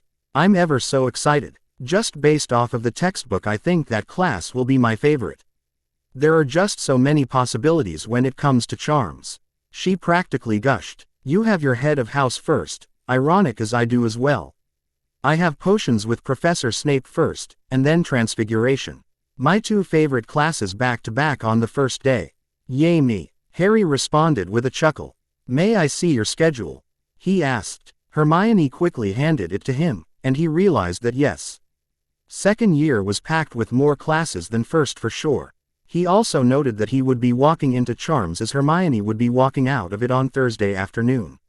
We will cross paths Thursday when you finish your charms class, and a couple of times for history of magic scattered throughout the week. Shame, that, but we can always catch up in the library after you know where it is, he said, giving her schedule back. He looked at the time. Looks like I better be off to potions though. It was nice talking to you, Hermione. I'll see you after classes. Harry said as he waved goodbye to her and began walking out of the hall, noticing a many number of eyes bouncing from himself and back to Hermione at the Ravenclaw table. Bye, Harry. Hermione waved back excitedly. She was just glad that her first friend seemed to be making an effort to continue to talk to her even though they were in school now in different houses. She couldn't wait to tell her mother and father that she had apparently been worried over that for nothing. She also noticed the looks she and Harry were getting looked to one of her year mates, Elisa Turpin. Why is everyone looking at Harry and I weirdly? She whispered. Lisa just looked back at her in shock. You know he is famous, don't you? Hermione nodded. Yes, I do, but so what, he's just a student like everyone else. She replied easily. Yes, he's a student, but rumors from the Daily Prophet after his first year say he is one of the best students the school has seen since the days of Albus Dumbledore being a student. That, and Harry Potter is one of the richest men in magical Britain, and you have yourself a titan. And here you were, a first-year Muggleborn student, talking to him as he invited you to the library as if it was the most normal thing in the world. Hermione frowned at Lisa for this. So what if I am a Muggleborn? Harry doesn't care about any of that pureblood nonsense as far as I am aware. And I've been exchanging letters with him ever since we ran into each other at Flourish and Blots. We struck up a friendship that day, and he has been rather helpful explaining the wizarding side of the world to me. I understand he is part of one of the noble families, but he doesn't go deep into that stuff. Lisa just shook her head, as did all those who were listening in around them. They Elle couldn't believe that one of their classmates knew the boy who lived so well. Regardless of how he feels about blood status, Potter is still a Slytherin. That house is known for producing dark wizards. Aren't you worried about that? Boy who lived or not? A blonde boy jumped in. His name was Anthony Goldstein. Hermione just shook her head. So what if Harry might become a dark wizard just because of his house? He's a very nice boy and he has never been anything but a gentleman to both my parents and me, and I find it laughable that you expect him to turn evil just because of what house he was sorted into. Slytherins are known for their cunning and guile, not for their propensity for evil. Just as we are known for wisdom and wit, maybe you all should practice some of that wit and try to rein in your prejudice. She ranted off. Well said, Miss Granger, 2 points to Ravenclaw. Professor Snape said from behind the girl, and those around her realized most of the hall had already cleared out for classes at this point. Now students, best get to class, wouldn't want to be late on the first day back, would we? The black-haired man asked with his nose curled down at them. The NTS quickly gathered their things and scattered. Severus Snape watched them go, thinking deeply to himself. A Slytherin boy, already being talked about by the other houses due to his fame, and someone had started the talks of him possibly being a dark wizard. It reminded him of his own time at school, and how others talked about him. The similarity was that both boys had befriended a girl from another house.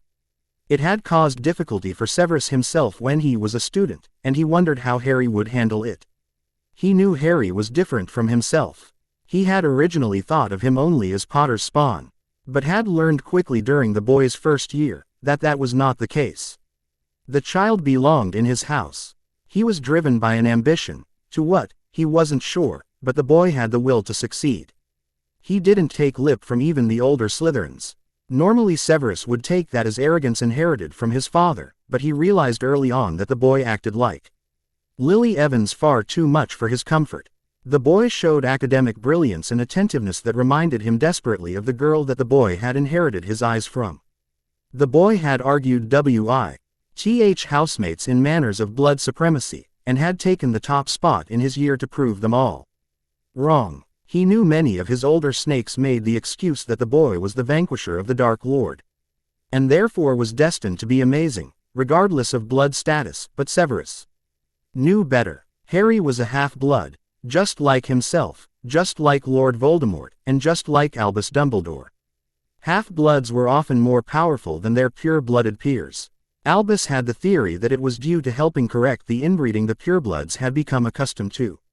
Severus was likely to agree with that statement.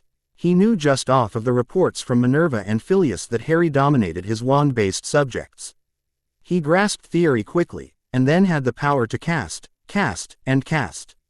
There had not been a single spell that slowed him down the previous year, and he always seemed to know how to do it prior to class. The boy was suspected of knowing advanced magic for his age, and Severus wasn't sure how far along the boy was. Maybe I should ask him when his turn for counseling comes up. He thought to himself as he made his way to the dungeons, set to teach Harry and his year mates potions once more. He shook himself of his musings of Harry and the Muggleborn's Miss Granger. His Slytherins were paired with Gryffindors once again, and he had some lions to torment. Potions had gone by quick for Harry. The first day was a pop quiz of everything they had covered last year, and what they were expected to cover on the coming Friday and next Monday. Harry was positive he had done rather well, and none of the questions had stumped him whatsoever, and he was eternally grateful that he always had the mind to read ahead. To be fair, it was too easy actually. He had acted basically the entire year's worth of potions over the summer, and he had Andy look over most of them. She said he should expect an O for the year once again. Transfiguration turned out to be just the same. A quiz, followed by practicing all of the spells they had cast last year. Harry had breezed through the quiz, and had finished casting before everyone else. By the end of the lesson, he had earned 20 points for helping out other students, and for answering the professor's questions regarding hints for specific spells. After that was lunch, and he ate quickly and visited Dora when he was finished. They quickly compared schedules and saw that the next period was the only free period they would share throughout the year. Well, since you are done eating, you can come with me. I figured out where we can practice last night after dinner's announcements. I asked a house elf if they knew anywhere to train, and they recommended the 7th floor. Come on. Dora led him upstairs, and they were standing across from a picture of some dancing trolls. Okay, hold on while I walk in a circle 3 times. Hary watched as she did just that, and then, by magic, a door appeared on the blank wall. Hary raised his eyebrows at his cousin. Do I want to know? He asked. Dora just grinned and opened the door up and gestured for him to enter. He did as instructed and couldn't help but gasp. In front of him was his dueling room at Potter Manor. He turned to Dora in shock. How? He asked. Dora just smirked. Why? Magic, of course. Hary just shook his head. So, what are we going to work on today? He asked, a sadistic grin on his face. Dora matched him with that. I think a duel for the first day back is in order, runt. Hary's grin grew. Oh, you are on. And with that, their private training began in earnest. After the summer of being trained by Sirius, Dora was very surprised when Hary beat her in 4 out of their 8 duels that day. What has that mutt been teaching you? She screamed as she was felled by Hary for the last time before they had to run back to classes. Hary chuckled. Sirius put me through the dueling ringer every other day during the summer. If we weren't practicing dueling, we were playing Quidditch. Very productive summer if I do say so. Dora groaned. Still, Hary, how would you feel if a bloody 7-year-old was properly trouncing you on the dueling floor? Hary frowned. I imagine I'd be rather upset, but I am not 7, I've had a year of intense magical training, you know that. Dora nodded as they made their way out of the room of requirement. As she had told him it was named. That is true, but still, you are years my junior. That is ridiculous. I don't think so. I was trained by you and Sirius both. I was going to GET to this point eventually and you know it. So, what if it happened quick? Hary argued. Dora just shook her head. True, I guess, and you have worked extremely hard. I guess that hard work paired with your natural talent and magical power, it was bound to happen. So, same time next week, she asked, a bit more chipper than when their conversation began. Hary nodded as he used some cleaning charms on himself. Sounds good. I have to rush to history now though, so I'll catch you later, Dora. And with that he was off, rushing to his next class. Their meeting place being on the 7th floor instead of the 3rd this year would be a bit annoying, but at least it was a room that could provide them with very interesting and realistic training dummies. He was going to abuse it every chance he got now that he knew how to work the room. The rest of his day passed quickly, and he returned to the room after history. He asked for a dueling simulation and was presently surprised when he got it. He got a wooden dummy that was animated to cast actual spells at him. This is going to be interesting, he thought to himself as he made his way through his spell repertoire and tried to kill his wooden opponent. The opponent tried to kill him too. This was way better than the dummies at Potter Manor.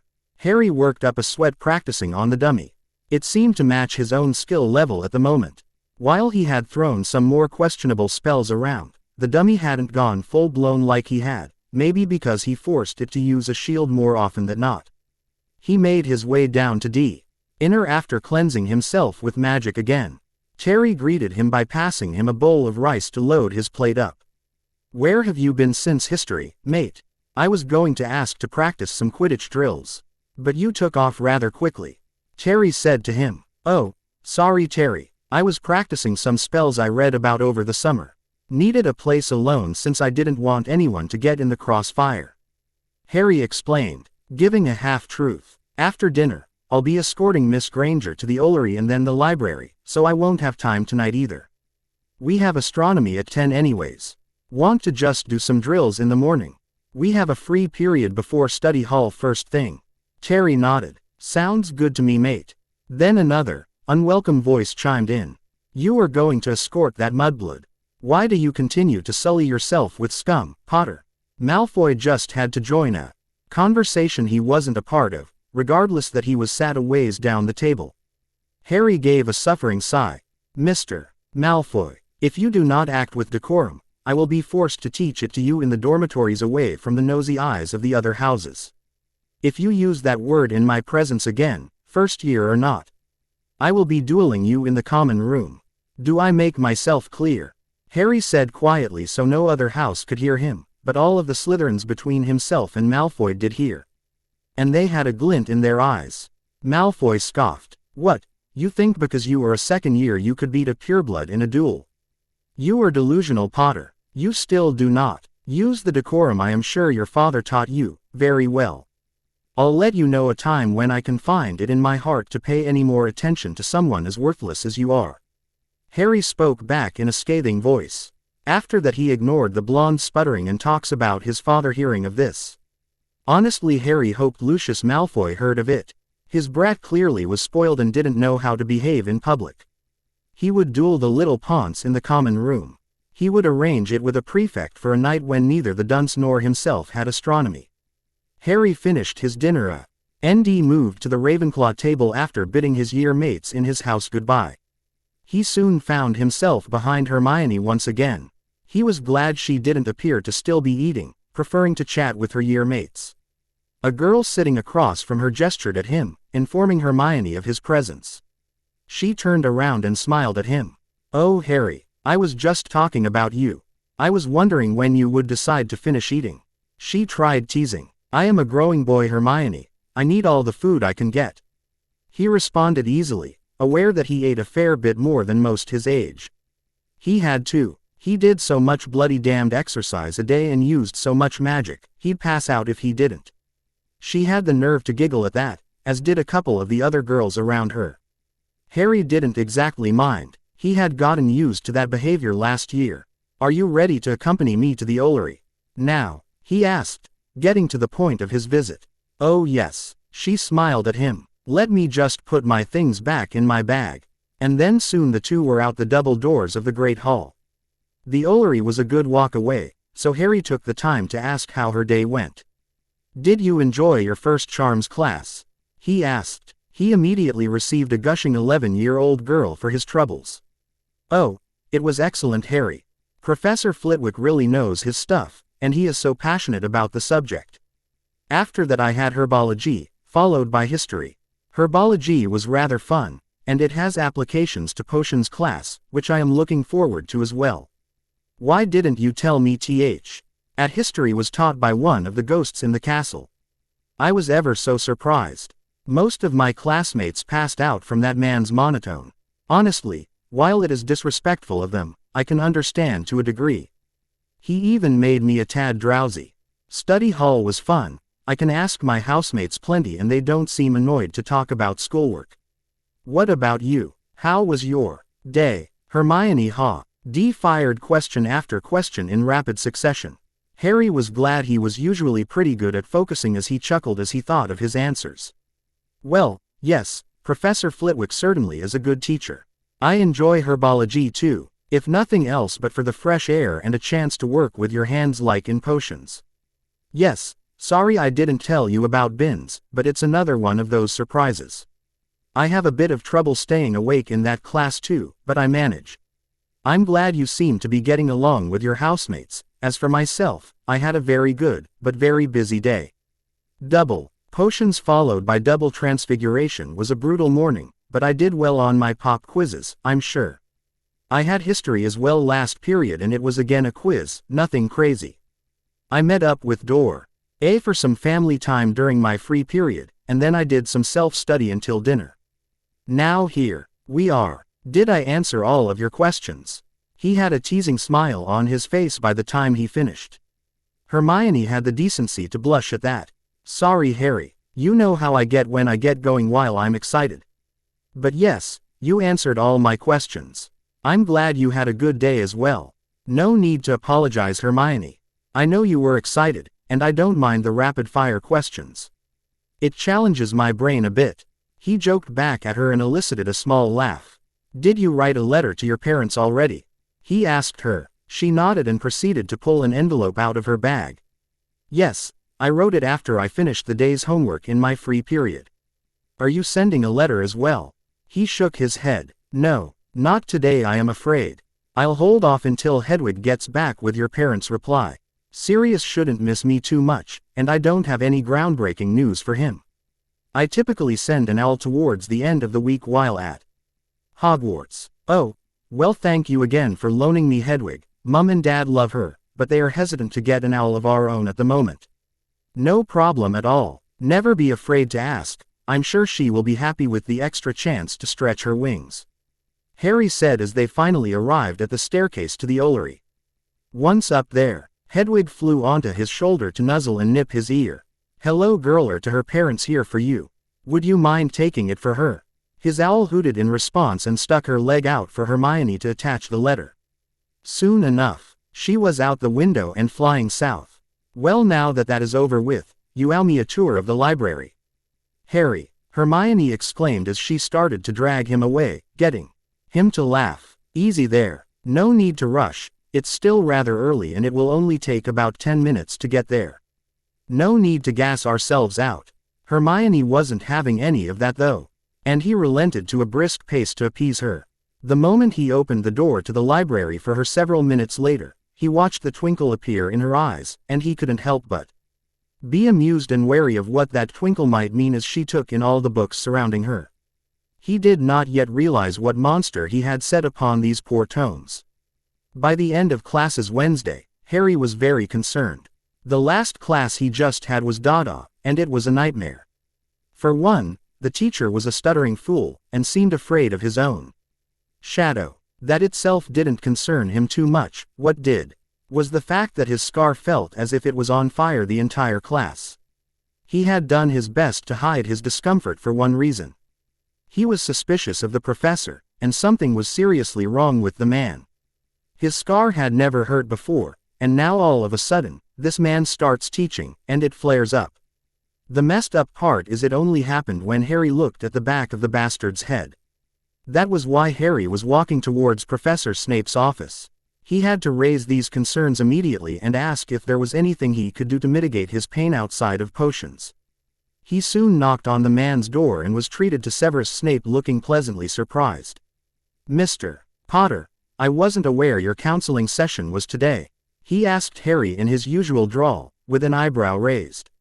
It isn't about my counseling session, sir. I have a concern that I would like your advice on if you have the time. Hary asked, the pain from his last class still leaving his head. The professor checked high swatch before nodding. If you can be quick, I won't be busy for the next 15 minutes. Hary nodded gratefully as he was led in and took a seat at the chair in front of the man's desk. Once the professor was seated, Hary began his tale. Sir, usually I wouldn't let something so small as a bad class get to me, but I figured I would bring this up since it was definitely unusual. I just came from Dada, and I am worried that there is something seriously wrong with Professor Quirrell. He received another raised eyebrow to this. Why do you say that, Mr. Potter? Because, sir, his stutter is one thing, the smell in his classroom is another, but the main concern is that when I am in his presence and I look at the back of his head, I feel as if my cursed scar is on fire.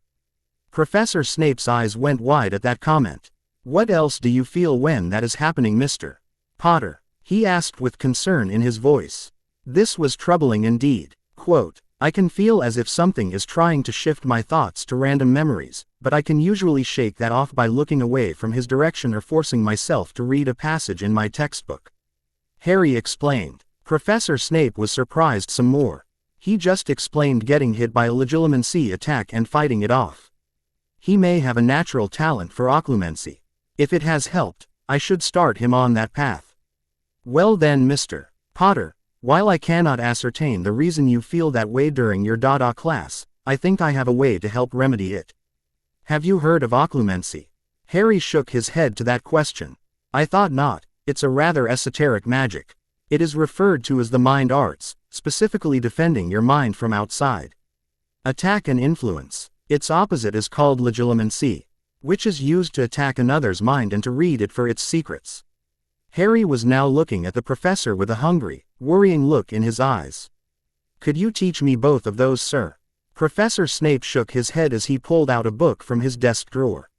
I cannot in good faith teach you legilimency while you are still a student here, as looking into some one's mind without permission is very frowned upon. I can give you this book that has my notes on occlumency for you to begin shielding your own mind, and I can test your shields periodically if you wish to study the art. Hary was a bit disappointed that he couldn't learn legilimency from the professor, but he was glad about taking the book for occlumency. And you think occluding my mind will help me in why, Professor? He asked. Because what you described sounded like a low-level legilimency attack. While I cannot say for sure since usually it requires eye contact, maybe Professor Ku. Earl's turban met some strange magic when he went on his sabbatical. I could not say. Occluding should help ease the pain in your scar and keep your thoughts on what you wish them to be though. Hary accepted that explanation. Very well, sir. When would you be willing to test my occlumency going forward? Professor Snape thought about it for a moment, thinking of the boy's schedule and his own. Come to me on after your class on the 25th of the month. We can check your progress every other Wednesday after that. Hary agreed and grabbed the book so he could rise and leave. Very well, sir. I thank you for your offer and your time. I promise to put my best foot forward towards learning this art. Am I to assume no one else is to know of this book or conversation? At the professor's nod, he understood discretion would be his best bet. Good day, sir. He then made his way to his dorms to stow the book in his bedside cabinet and to ward it with a notice me not charm. While in his room he read through the first chapter, and noticed it wanted him to do breathing and meditation exercises. This should be simple enough, he thought to himself, practicing his breathing now while he had a chance before putting the book away and making his way to dinner. He planned on spending the evening in the library with Hermione again tonight since last night he and Terry had gone out to the pitch for some flying. He tried to continue his breathing exercises throughout the night, even while sitting in the library with Hermione. It was simple enough, and no one seemed to notice. Hermione was scribbling away note after note that she was researching for one of her essays, Hary wasn't sure which. He was simply reading up on books that had suggestions for dueling techniques. Battle Transfiguration was something he was going to start incorporating more into his skill set now that he knew more of the subject. He was thinking of modifying the matchstick to needle spell to a larger scale before Hermione and him were disturbed from their quiet table by a not-so-quiet boy. Hey there, Hary. Both he and Hermione looked up in shock at the noise. In front of them was a ginger-haired boy Hary recognized as the Weasley twins' younger brother, Ronald. Hary raised an eyebrow at the greeting, wondering why the kid thought he could use his first name. Hello, Mr. Weasley, can I help you? He asked the boy slowly. No need for that, mate. My name's Ron, the boy replied. Your name is also Mr. Weasley, as I do not know you, and it would be improper for me to use your first name at this time. Just like how it is improper for yourself to refer to me as Hary considering you do not know me, Hary admonished the boy. This caused him to go red in the face and ears. Why do you care about all of that etiquette crap at all, Hary? Only blood purists and dark wizards believe in that nonsense. Boy looked as if he was getting angry. This caused Hary's eyebrows to disappear into his hair. Etiquette is most certainly not only for dark wizards and blood purists.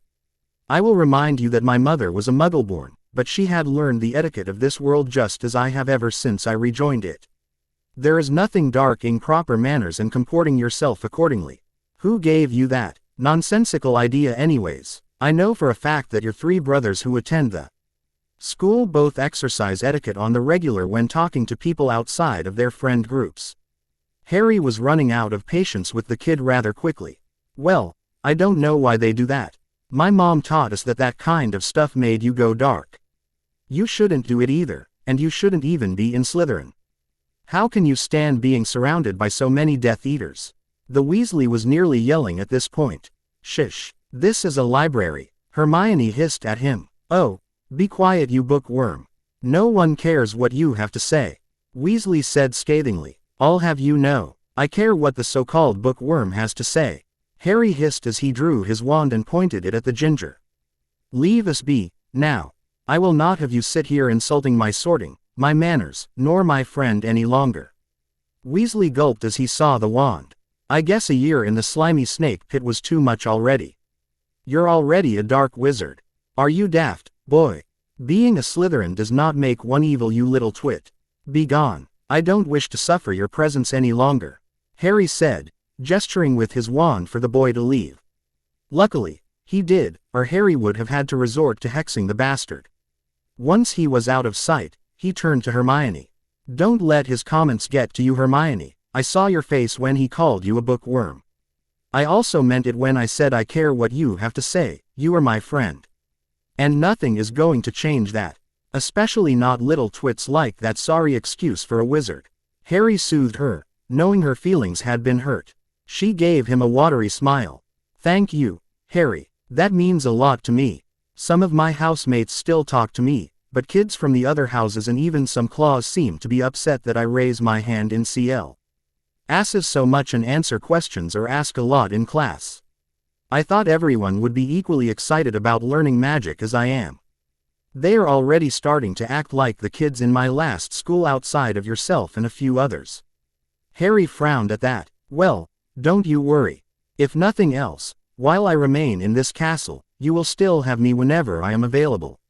It's refreshing to say, someone who shares the need to learn everything they can about magic. A shame you weren't in my year or house, having the same schedule would have been great. That got a smile out of her, and she seemed more in control of herself. Well, yes, I have you at least. I also just miss Mum and Dad, first time at boarding school and all that. I could usually talk to them about all this stuff. It will also be unfortunate not to be home for my birthday this year.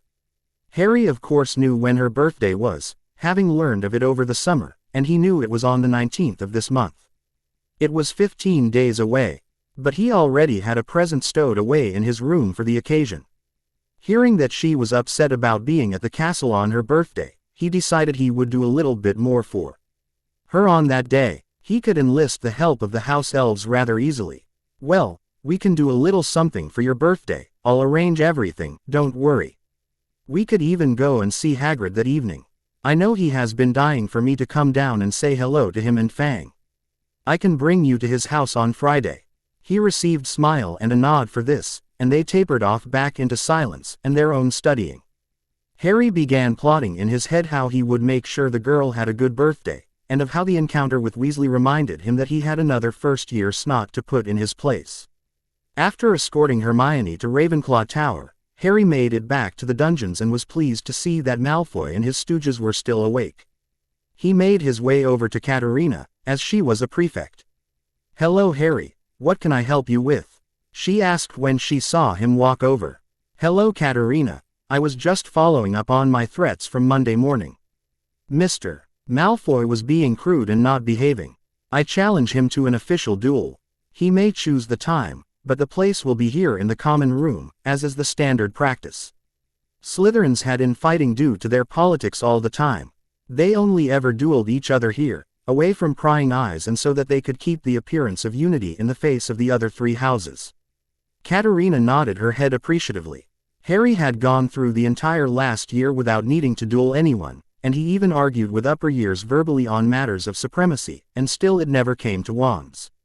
He really doesn't like the Malfoy brat, she thought to herself. "Okay, I'll announce it," she said as she stood up. She cleared her throat and began. "Slytherins, a moment of your time please. Mr. Potter has requested to sanction a duel between himself and Mr. Malfoy on the basis of proper comportment. As some of you may remember, Monday morning Mr. Malfoy was being rude to Mr. Potter, and would not address him appropriately. Mr. Potter is heir to two of the most noble and most ancient houses of our nation, and Mr. Malfoy comes from the noble house of Malfoy. The duel will take place here in the common room at a time of Mr. Malfoy's choosing since Mr. Potter has requested the duel. Mr. Malfoy, what say you?" Everyone looked over at the blonde who was looking shocked and horrified that Harry had called him out. He looked around the room before something the prefect said made him sneer. "Potter is not the heir to two most ancient and most noble houses. I am the heir to the most ancient and most noble house of Black," he said, but many of the upper years laughed at him. "What is so funny?" "It's true," Katerina answered for Harry. "Mr. Malfoy, it is a well-known fact that since Mr. Potter's grandmother was Doria Black, and his godfather is the current Lord Black, that he is most definitely the heir presumptive to House Black unless the Lord sires another child. For all intents and purposes, Mr. Potter is Sirius Orion Black's son. I refuse to believe that. My father has always told me that I would one day be Lord Black.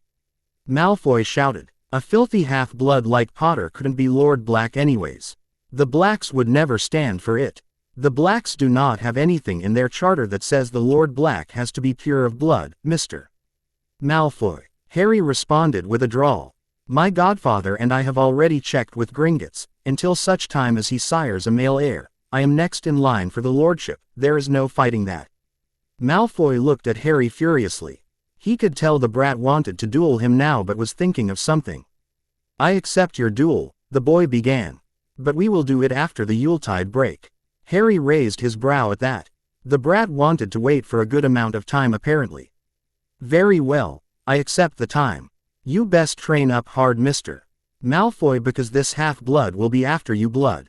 With that, Harry left the common room for his bed. Once there, he practiced the meditation from the Occlumency book.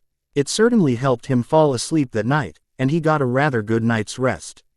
The remainder of the week passed by without much trouble, and on Friday, Harry brought Hermione down to see Hagrid.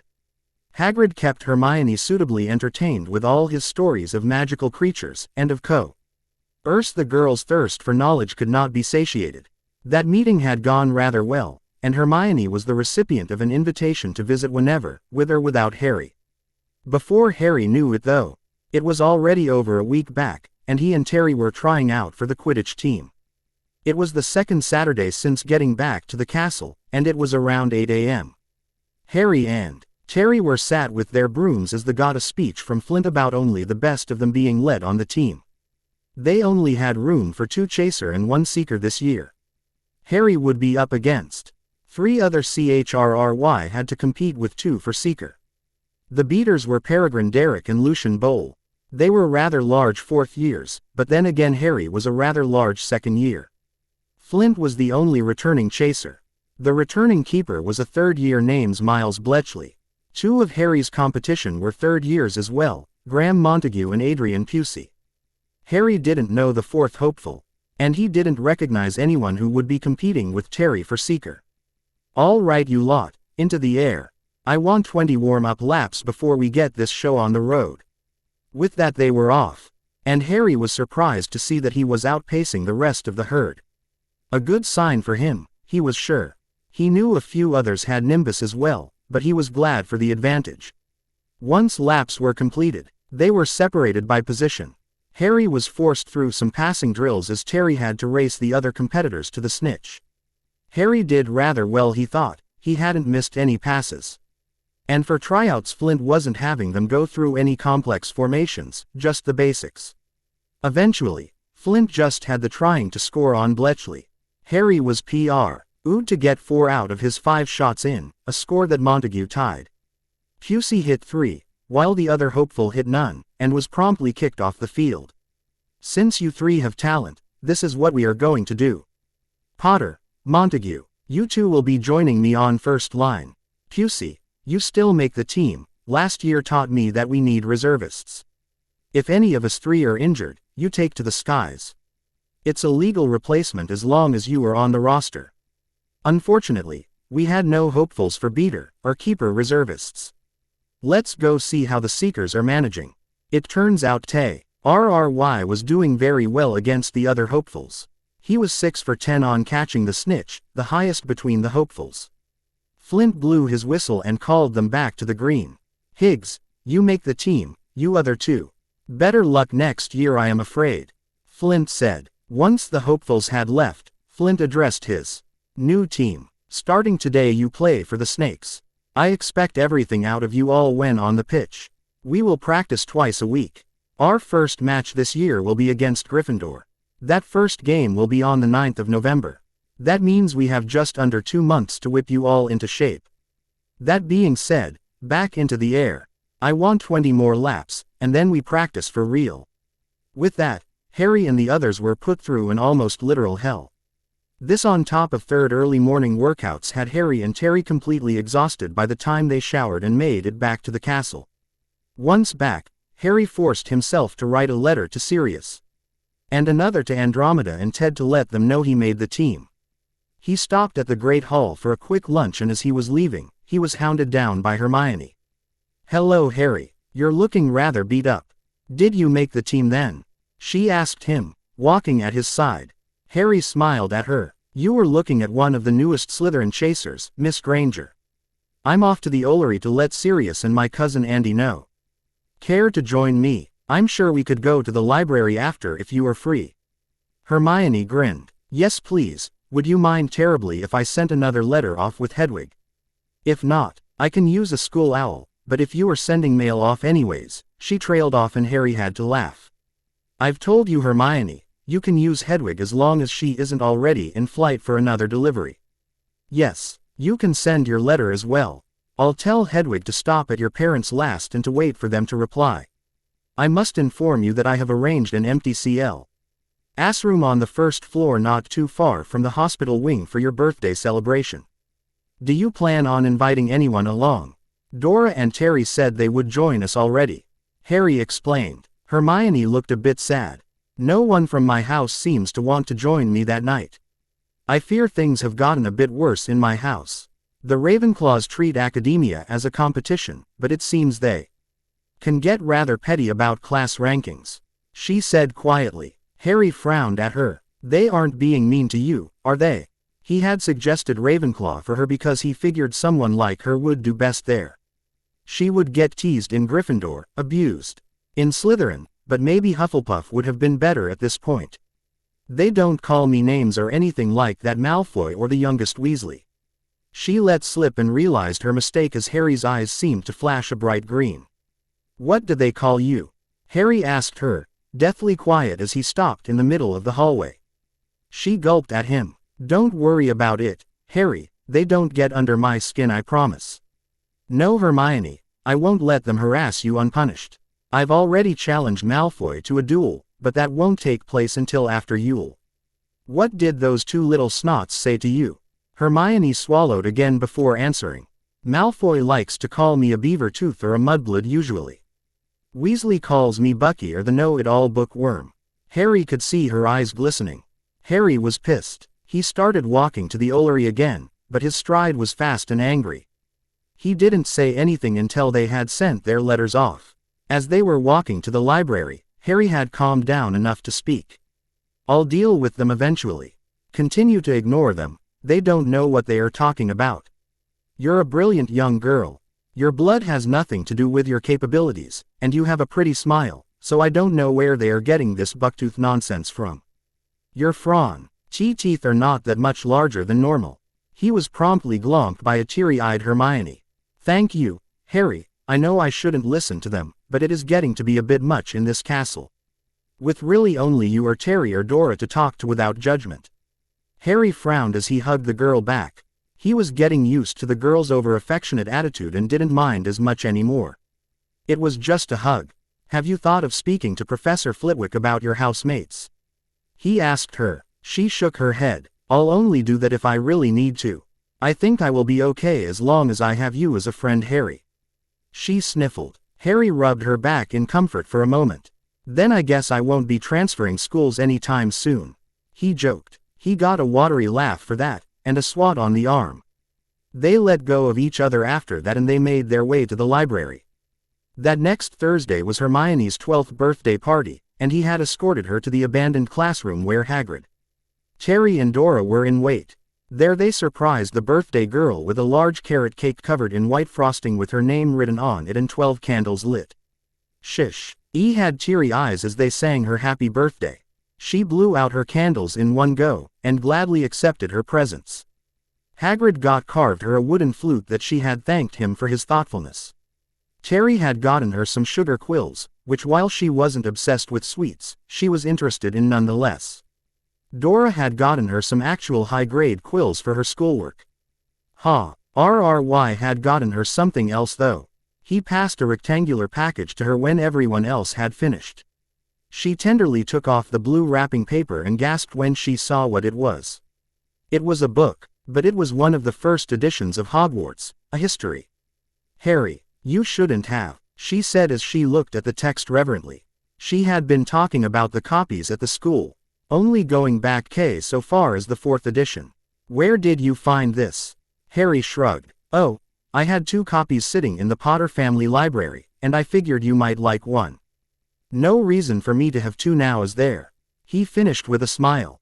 He was promptly snagged into what he was fondly labeling a Hermione hug at this point. Even as the moment happened, he utilized Psy's skills to stow this happy moment away for another time. When Hermione released his, she had tears in her eyes and a watery smile. Thank you, Harry, that was very thoughtful.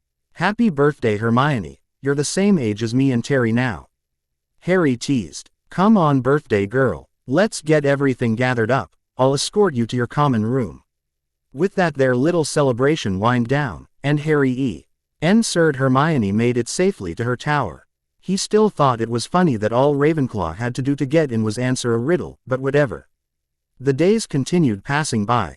Harry would occasion ally Hex Malfoy or Weasley in the halls when no one was looking, to ensure he was getting back at them for any suffering they caused Hermione in classes or in the halls. His Dada class on the 25th was the most bearable one up to that point. He assumed he could thank Occlumency for that relief. His scar would still hurt a bit, but the art allowed him to focus his thoughts to what he wanted as opposed to whatever force in Quirrell's classroom was doing to him. As planned, he went straight to Professor Snape's office after class was let out. He was promptly let in and told to sit. Now, Mr. Potter, I imagine you read through that book I gave you thoroughly, the professor asked him. Harry's response was to pull said book out of his back and set it on the coffee table. I actually finished the book, sir, thank you. It was most certainly helpful. I remember everything that is in it and wrote some notes down in my grimoire for reminders and hints later. I've been practicing constantly and can report some improvement in Dada. While my scar still stings, I can focus through and ignore it better. Professor Snape raised his brow at that. Is there nothing this child can't exceed at? He asked himself. Well then, Mr. Potter, I assume you already know how to compartmentalize your thoughts. Have you begun creating defenses in your mind? Harry nodded. Yes, sir. I figured you could test those out today with you. Professor Snape nodded and pulled out his wand.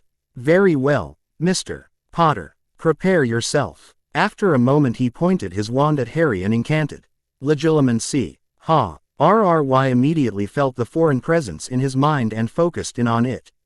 What Professor Snape saw was merely pitch darkness, and couldn't make sense of left or right, but the mind felt like a cramped space. The next thing anyone knew, light flooded into the scape, and a large meaty hand reached in and yanked the professor straight out of his mind. As he was thrown out, the professor couldn't help but to think. What the bloody hell just happened? Teacher and student just stared at each other for several moments. Finally, the professor decided to speak. Mr. Potter, that was very effective, and I didn't know what to do while in your mind. What exactly did you imagine as your defense? Harry sighed and gave only a half answer. I used my own personal hell as the new defense for my mind, sir. Only I will ever be so familiar with the darkness you just experienced. I alone know it, inside and out. That thought disturbed Severus. What the hell is he talking about? Darkness. ATW. 11-year-old boy speaking so familiarly about. Darkness was worrying on its own. The fact that pitch black was something he thought could protect him was even more worrying. The boy put on a strong front. But only on this day did Severus truly realize that the boy was damaged in some way. But how? Well, if you continue advancing the features of that defense, I have no reason to believe that your mind will not become impenetrable. That is, your shield is already most impressive, and just looking at you it is hard to ascertain your surface thoughts. In 2 weeks' time, let us talk again on what you feel your progress is. And if you have any questions about doing certain things, I am more than willing to assist. He offered, not know what else he could do for the boy now, besides maybe force him into counseling. Harry nodded in appreciation. That would be excellent, sir. It is good to hear that I did well in creating my shields. That was the only layer of defense I had been able to implement, so I am glad it worked so well. I will see you on Friday for potions, sir. With that, Harry left the room, leaving a contemplative potions master in his wake. Tonight, he was taking a break from the library. He needed to practice in the room of requirement. His weekly practices with Dora weren't enough for him, and he was constantly finding more spells that interested him.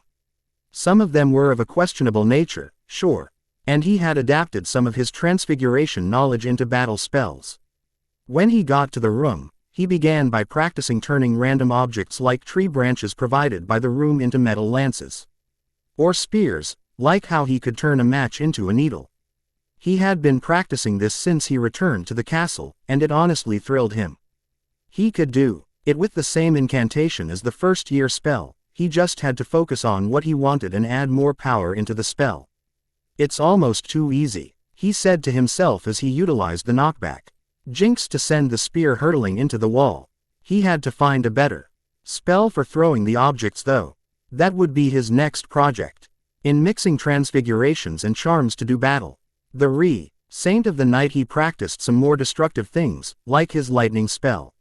He had started to get the hang of it, and his only issue was how much power it drained from him. He made a point to always use it a few times before finishing in the room, hoping to work out his magical muscle, if there even was such a thing. Hary was looking forward to the dueling circuit next summer, if only he had a competent Dada professor this year to help him along some more, but oh well. The rest of September flew by between classes, Quidditch practice with the team, dueling practice with Dora, library visits with Hermione, and his own self-study and casting that he got done behind everyone's backs. His occlumency was coming along, at least according to Professor Snape, based off how he described things and mentioned little tidbits to help him along. Hary was starting to get concerned about Hermione though. While he made it a point to join her in the library a minimum of 2 nights a week, he had noticed that she looked more and more tired as time went on, and he could tell that she had been crying sometimes before joining him at their table. She always assured him that nothing was wrong, and he certainly didn't believe that. But there was nothing he could do.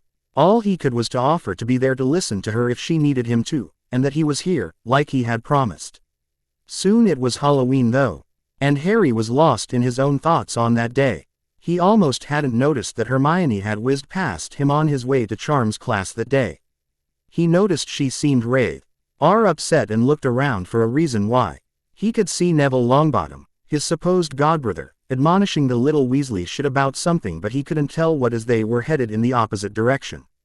Hary was torn between one of 3 things. He wanted to go and see if Hermione was all right. He wanted to tear the ginger shit to shreds, and he wanted to get to his Ms. class so he wouldn't lose points for the day. Eventually he reasoned that Hermione was probably on her way to her next class as well, and he probably wouldn't catch her. He entered the charms room before the bell and had an overall good lesson, but Professor Flitwick had noticed his distraction. Class dismissed. Mr. Potter, could you stay back please? Hary nodded to the small man as he packed his things.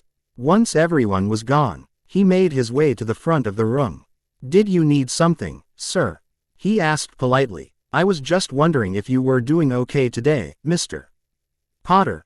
I know what this day is for you, the man said, looking at him sadly. Hary looked rather shocked at that.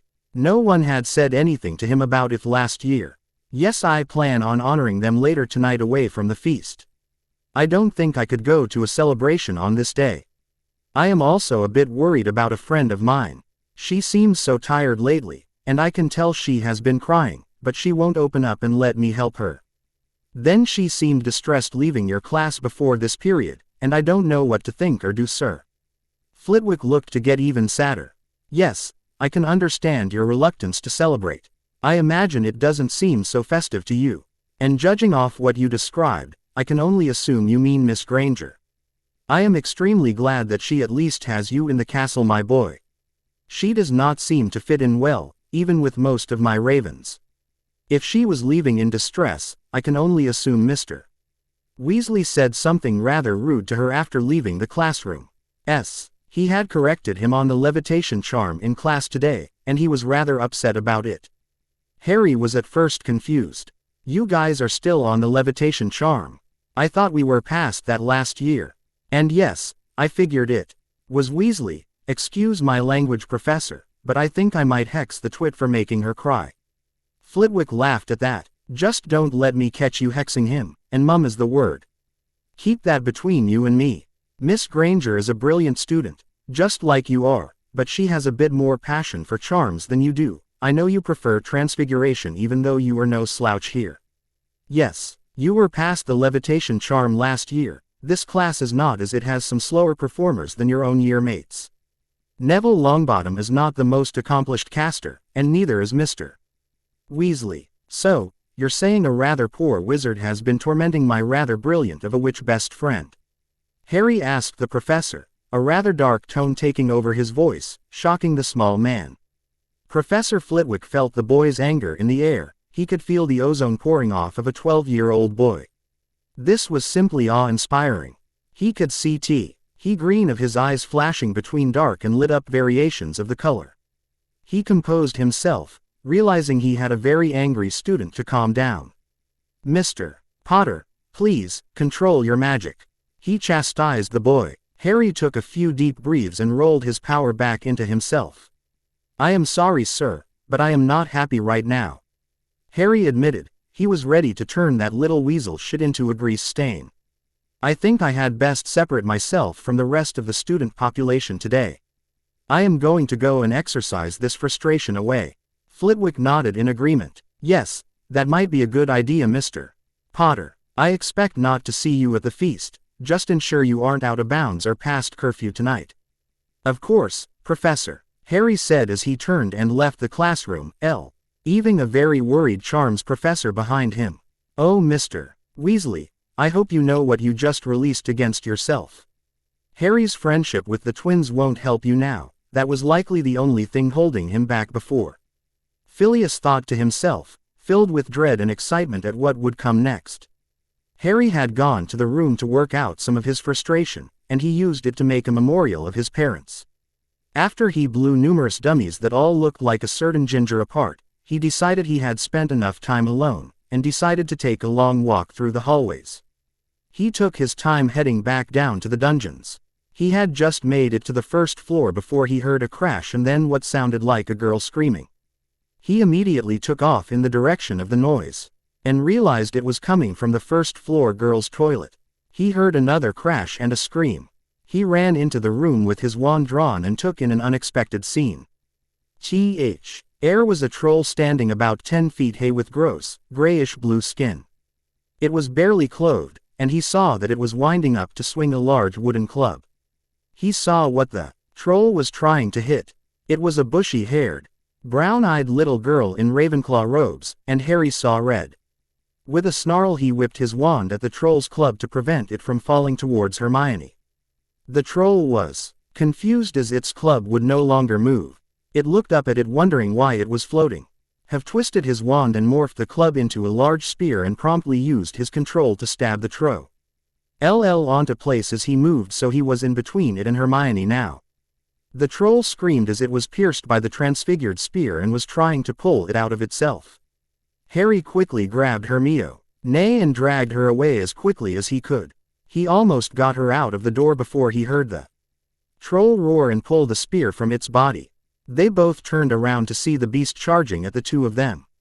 Hermione screamed again, but Harry roared out his most powerful spell, desperate to end the threat. He quickly shoved her the rest of the way out of the door before he stabbed his wand at the troll and screamed, "Fulman!" A flash of white, and a deafening crack filled Harry's senses and left his ears ringing uncontrollably. He had thankfully remembered to shut his eyes before his spell fired off. And he blinked the light out of them. When he could focus, he was disgusted by what he saw. The troll's upper half had been almost entirely vaporized by his spell. Its chest was a RRED mess with a trash bin-sized hole in it. The most disturbing part of the scene was that the troll's head was rolling on the ground, and the thing's legs didn't seem to want to collapse, so it was just standing there with half a chest and no head. If Harry didn't have so much adrenaline and anger flowing through him right then, he would find this rather curious, if disgusting. He was broad of his musings when he heard the voices of some professors approaching. "Miss Granger, what are you doing outside of your dormitory? Weren't you in the Great Hall? A troll is on the loose." Harry eared Professor McGonagall chastising Hermione out in the hall. He heard silence, so he answered for Hermione from inside the bathroom still. "There is no more troll, Professor McGonagall," Harry said. He hoped loud enough for the professors to hear. They apparently did, as he was soon joined by Professors McGonagall, Snape, Flitwick, and Quirrell, as well as Hermione. They all gasped as they took in the sight of him with his wand out. His scorched sleeved, and the devastation he had wrought on the troll. Professor McGonagall was the first to recover, and Quirrell just fainted at the sight of the troll. "Mr. Potter, explain yourself. Why did you go looking for the troll?" Harry just raised an eyebrow at his favorite teacher. "Ma'am, I didn't go looking for the troll. I was heading towards my common room after I had set up a memorial for my parents somewhere on the 7th floor. I heard a girl scream down the hallway and investigated. If I had not, Hermione might be dead. She isn't. Becca, I vaporized the scum where it stood after I got her out of the situation. Professor Flitwick knew that I wasn't going to be at the feast tonight. He can vouch for me on that at least." "That is true, Minerva. Harry had told me he wouldn't be at the feast during last period. My main concern is why Miss Granger was here. I noticed she wasn't at the feast either." "Thank Merlin, you found her in time, Mr. Potter. 100 points to Slytherin for saving a fellow student's life, an additional 50 for expert use of what appears to be a lightning spell at your age, simply marvelous, as well as for that transfigured spear over there," Flitwick said, getting Professor Snape to smirk at the number of points one of his own had just won. "Truly a wonderful job, Mr. Potter," Snape praised him. "I think your parents would be proud." He managed to get out. "It was worth it when Lily's eyes," now Harry's looked at him in a sad thanks. "Thank you, sir, but back to the matter at hand. Hermione, why were you here and not at the feast?" Harry said, steering the conversation back to getting some questions answered. He wasn't ready for start sobbing as she ran towards him and started crying on his shoulder. He wrapped his arms around the poor girl's back and rubbed some circles into it as she tried to gain control of herself. He looked to the professors for help, but they seemed not to know what to do either. Harry looked towards Snape. "Sir, you wouldn't happen to have a calming draught on you? If not, I think we should escort Miss Granger to the hospital wing." Professor Snape nodded in agreement. "I do not have one on me. We can return to clean this mess up later. Let us go see if we can't get Miss Granger and yourself treated. It seems you burned yourself a bit when you let off that lightning spell, Mr. Potter." Harry looked at his wand hand from behind Hermione's should and stifled a hiss as he finally noticed the damage done to ensure Hermione's safety. He looked back to his head of house before replying. "A small price to pay for her life, sir." That just caused the girl to choke up in his chest even more. "Come on, Hermione, I'll take you to the hospital wing." "I'm fine, you're fine, everything is going to be fine, all right." Quote, Hermione looked up at him with bloodshot eyes and tears streaming down her face, but she nodded to him and latched on to his arm as he tried leading her away. Flitwick woke up Quirrell as they were leaving and told him to dispose of the troll while they found out what had happened to Miss Granger. Luckily the hospital wing wasn't far away, and Madame Pomfrey was on them in an instant. "Who was hurt?" Harry immediately gestured to Hermione, and the next thing they knew diagnostic charms were flying left and right around the poor girl. "Well, she seems okay physically. Just some light bruising from some debris, I would imagine. She is emotionally exhausted though, the poor dear, and seems to be coming down from a large case of shock." "What happened?" "She was being attacked by a troll when I found her in the first-floor bathroom. I stopped the troll before it could hurt her further," Harry explained, getting a strange look from the healer, before she noticed his hand and began diagnostics on him. "Well, Mr. Potter, you seem fine outside of that burn on your hand. I'll get you some burn salve that should have it healed up overnight." "What caused that?" Pomfrey asked him. Flitwick answered for him. "The boy vaporized the troll with a rather powerful lightning spell, Poppy. It seems it was charging him and Miss Granger when he decided to do that." The matron just looked shocked at a second year performing that kind of magic. She heard Harry take a deep breath as if to calm himself. "I still wish to know what caused Hermione to be there in the first place. Hermione, could you please enlighten me?" Hermione was still sniffling, but she got some control. "As embarrassing as it is, I was there crying my eyes out all afternoon. You saw me after my last class for the day, Harry. It was charms, and you were heading to it. When we were leaving, Ronald Weasley had made some rather rude comments about me not having any friends and being an insufferable know-it-all. All these months of his bullying finally just snapped me, and I will admit that it didn't help that I could see you and you seemed to be off into space, as if you didn't care what was happening around you. I thought you had heard his comments and didn't do anything about it. I had just come to terms with the reality that it was Halloween today and what that meant for you. It explained why you seemed so out of it in the hallway. You probably didn't hear what Weasley said at all. I cried the afternoon away, and then eventually the feast. I was straightening myself out to join the feast when the troll found me. It had missed me twice, knocking some sinks off of the walls in the process, and then you came charging in just after I had slipped on the floor, and I thought it was going to kill me.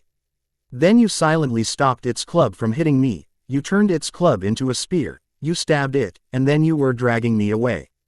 I remember hearing the troll roar and say, "Ang it," charging us, and thinking then we were both going to die, and then you pushed me out of the room. The next thing I hear is you scream an incantation and it felt as if the whole castle shook, it was so loud. She explained herself, and when she finished, she crushed Harry in a hug again. Thank you for saving me, Harry. I'm glad to have a friend like you. Harry sighed tiredly after she explained what had happened to her. You mustn't thank me for saving you. Had I skipped charms and chased after you like I wanted to when I noticed you seemed upset in the halls, this wouldn't have happened. It does sound like we have another troll to deal with. His troll joke got a choked laugh from the girl who was burying herself in his chest. Please, no violence against students, Mr. Potter. I will deal with Mr. Weasley personally. Of that I can assure you. Professor McGonagall told him. Miss Granger, if you are experiencing any bullying whatsoever, you should be informing your prefects. If not them, your head of house.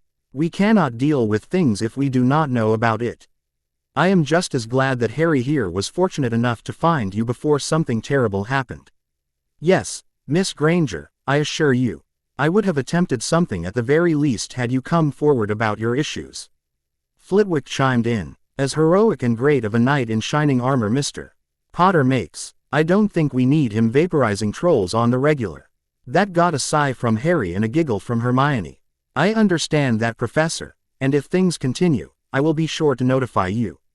She said in response, suitably chastised. Madame Pomfrey decided now would be a good time to end the evening. I will hold the both of them overnight for observation. Professors, if you could leave for the evening. They should be ready for classes first thing. The three professors nodded and said their goodnights. Professor Snape sent a jab Harry's way. I trust you to ensure the hospital ward is adequately secured, Mr. Potter. A good night to you and Miss Granger. Harry couldn't help but laugh at that. His head of house never made jokes, and he just had a crack at him.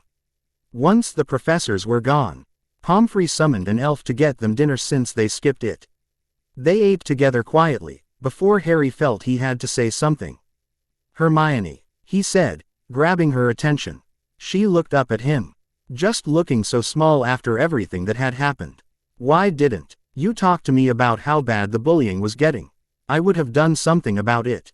She sniffled. I don't know, Harry. I'm just so used to no one being there for me but my parents, but they aren't here. I have you, but it isn't the same, and I worry specifically what you would do to anyone who bullies me. You threatened murder to your housemates when we were on the train. I can see the intensity in your eyes, Harry Potter. I know you are powerful for your age, tonight proved that. I can tell you Avenue leaning towards violence when you were pushed too far. I shiver at the thought of what you would do to another student if you got carried away. I don't need you to get expelled or go to prison for me. Harry stared at her, as he reflected on what she said. He knew that she had a propensity towards authority and the rules, and he knew that when he didn't care, he'd go right around them.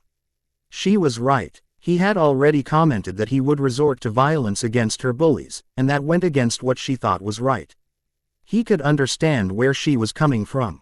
You do not need to protect your bullies from me, Miss Granger, he said quietly. They painted the target on themselves. They did wrong by you. You should not feel guilty for what I might do to them. But Harry, Hermione began before she was cut off. Do you think I would be stupid enough to do something permanent to them? Do you think I would put myself in a position to get myself expelled?" Hermione stalled after hearing that. I guess you wouldn't, Harry, but that doesn't mean that I don't worry abo. So, it was better for you to suffer alone than to tell me what was happening, and for you to almost die in the process." Harry hissed at her, causing her to flinch back. "I don't know, Harry. I just don't want you to get into trouble," she whispered. Harry sighed. "Do not be worrying over me, Hermione. When it is clear that it is I who should be worrying about you. How bad have Malfoy and Weasley been to you? What about your housemates?" This brought a fresh round of silent tears to Hermione's face, and that angered Harry greatly. But he suppressed it behind his shields for now. "Malfoy and his goons constantly berate me for being a mudblood in the hallways. They cast tripping jinxes my way when they know teachers aren't around. The same could be said for Weasley. He calls me Bucky, Know-It-All, and Bookworm, and he tries to prank me in similar ways that the twins would, but his are just cruel. He spilled an entire inkwell into my bag the other week, and it took forever to convince a prefect to reverse the damage." Hermione began explaining. Harry could feel his anger creeping up in him like it had when he spoke to Professor Flitwick, and when he saw the troll about to kill her. "And what of your housemates?" he pressed. "How are they treating you?" A sniffle was heard, and he saw her wiping her nose on her robes. He pulled out a handkerchief and handed it to her, taking the time to spell her robes clean as well. "Thank you, Harry. Ravenclaw Tower isn't too bad. I still talk to Lisa Turpin a decent amount. But we treat each other more as study partners if anything. Everyone else seems to be rather petty about class rankings. Professor Flitwick posts a notice every 2 weeks with updated rankings. And I've been at the top every time. Lisa is the only one from my year who doesn't seem to take it hard. The older years are all right in that they don't care about my rankings. But they can't do anything about the other first years since they aren't harassing me or breaking any rules." She blew her nose at the end of that, and Harry was glad he always carried hankies around now. Dealing with emotional girls was a prediction that Sirius had been right about, it seems. "Well, I guess I can't really do anything to the Ravenclaws then." Harry mock pouted to try and lighten the mood. Surprisingly it worked, as Hermione couldn't help but giggle. "Yes, Harry, no need to give them any more ideas about how you are a dark wizard in the making." She teased back. "All Avenue, you know, me becoming a dark wizard would not be the worst thing that would ever happen in this world," Harry said, shocking Hermione. "I just killed a troll in cold blood, doesn't that make me look bad? Or is it acceptable because it was a creature, and it was self-defense? Either way, I vaporized the bloody thing. Isn't that bad?" Hermione just shook her head. "You were protecting someone, me, specifically, when you did that, Harry. People don't call soldiers evil for killing for their country or policemen for killing to protect innocents. You did something similar." Harry smiled a bit at that. "Well, when put that way, I guess you are right, but you know how the rumor mill works here. They'll probably add a sword into my heroic acts of saving you, maybe a few more trolls, an evil wizard, and voila. A story worthy of the boy who lived." At that time Madame Pomfrey came back to take care of their food trays and to get them to bed. She vanished their food when they said they were complete and left out pajamas for them to sleep in and pulled a screen in between their beds so they could change. "Do either of you want dreamless sleep potion?"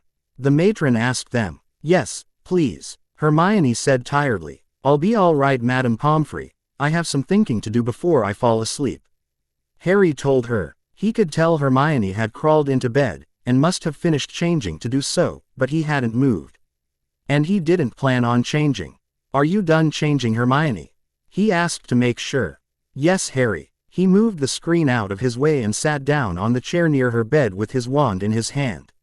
"I'll be staying awake for a bit, Madame Pomfrey, if that is all right with you." He could tell by the woman's face that she did not like the idea one bit, but she didn't argue with him. She simply handed Hermione a vial and instructed her to drink the whole thing. "Good night, Harry," she said to him before drinking it, and almost immediately her eyes were closed, and her head hit the pillow. "Good night, Hermione." "Good night, Madame Pomfrey," he said quietly while looking down at the girl who almost died that night. "Don't stay up too late, Mr. Potter. Good night to you as well." With that she left for her chambers. Harry would not sleep that night. He sat awake the whole night with one thing on his mind. He had made a promise to Hermione's father that day on the platform. Today, he had almost let that promise be broken. Hermione almost had to leave the school in a pine box, and it would have partly been his fault. This would not do. Madame Pomfrey was shocked to see Harry unmoved from his seat the previous evening. She was even more shocked to see that he did not look tired at all. She made her way over to him as she began diagnosing Hermione. "Mr. Potter, did you even sleep a wink last night?" At the shake of his head, she grew worried. "Were you having nightmares again?" Harry shook his head. "No ma'am, just wasn't feeling tired. I feel fine," he spoke. And truly, he looked as if he hadn't missed a night of sleep. The matron only guessed because he was in the exact same position that she had left him in. "Well," she began, "just ensure you don't skip sleep tonight, dear. It won't do you any good in the long run." She finished her diagnosis of Miss Granger and waved her wand at him to see he was perfectly fine, and his hand had healed overnight thanks to the balm she gave him. "Well, it seems you both are fine.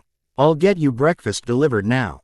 When Miss Granger wakes up, call for a house elf to bring her a fresh change of clothes. There are showers over there," she explained, gesturing to the far end of the ward. Harry simply nodded to her as an elf brought 2 trays up for breakfast.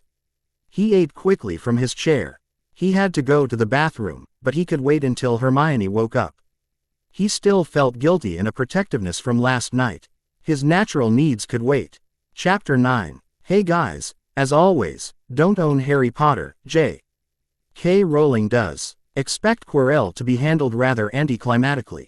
This is more for Harry's development more than anything else, and as I said, Dumbledore is not a manipulative old coot in this story. He is going to be working to ensure the threat of the Dark Lord is dealt with. Hope you enjoy the chapter. Harry Potter. A Harry Potter ch9. Harry had chided her, my own some more when she had woken from her dreamless slumber, and he made it a point to escort her to her first class of the day, and any he could manage without being late following that. When that Friday was finally over, he penned a letter to Mr. Granger. Dear Mr. Granger, I have the unfortunate news that I nearly broke my promise to you on the evening of October 31st. Hermione had come into danger, and I had not been able to stop said danger in a time that would have saved her from a near-death experience. That day, Hermione had finished her last class for the day and cried her eyes out in a bathroom instead of enjoying the Halloween feast with the other children. She was crying because a rude, sorry excuse for a wizard had made some rude comments about her, and had been all through term. Hermione had finally reached her boiling point and had a good cry in the loo. I was unaware that this was happening, and for that I apologize. Luckily, I had not been celebrating the feast either, and had been making my way back to my dormitory when I heard a scream come from down the hall. I investigated and found Hermione being assaulted by a 10-foot mountain troll.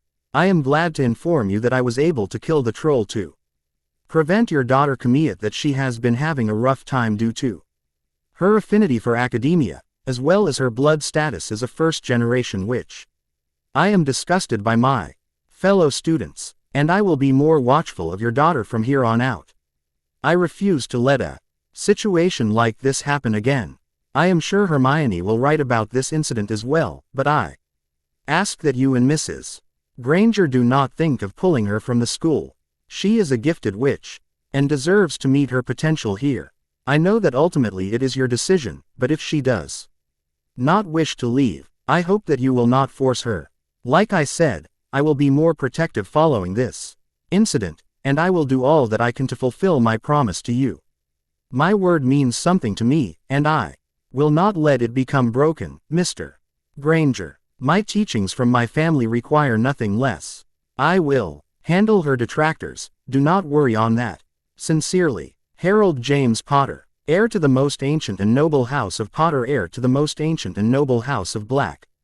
Hermione had also asked to send a letter to her parents with Hedwig, and he had agreed.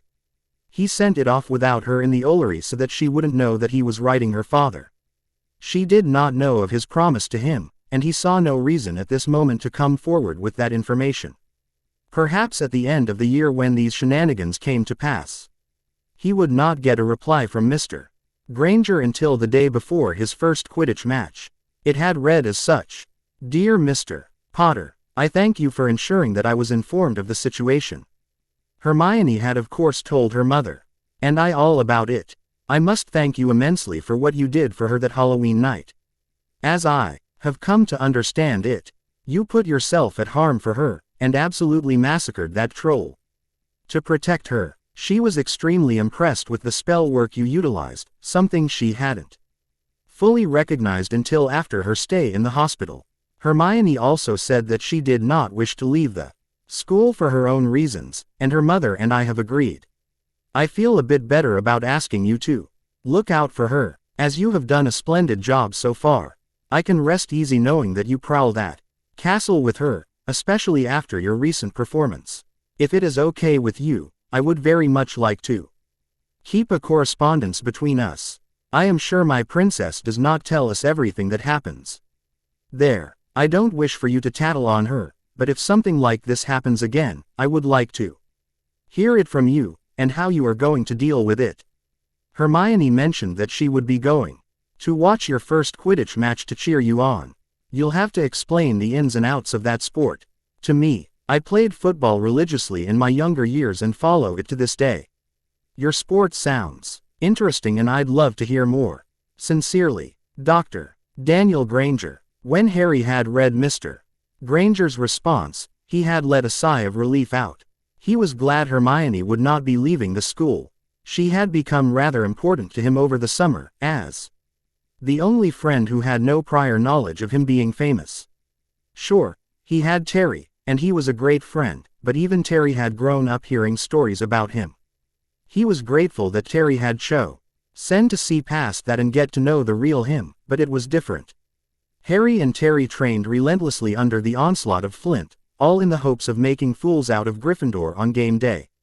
Soon enough that day had come, and Harry had to force himself to eat that morning.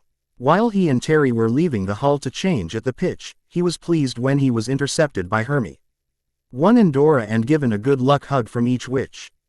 Good luck you too, I'm sure you'll do brilliantly. Hermione had said to them.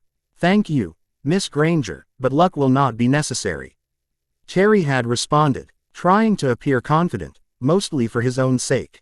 I happen to agree, Harry said as he draped his arm around Terry's shoulder. I should score enough goals that Terry here catching the snitch will really only be a formality. He joked, getting laughs out of the other three.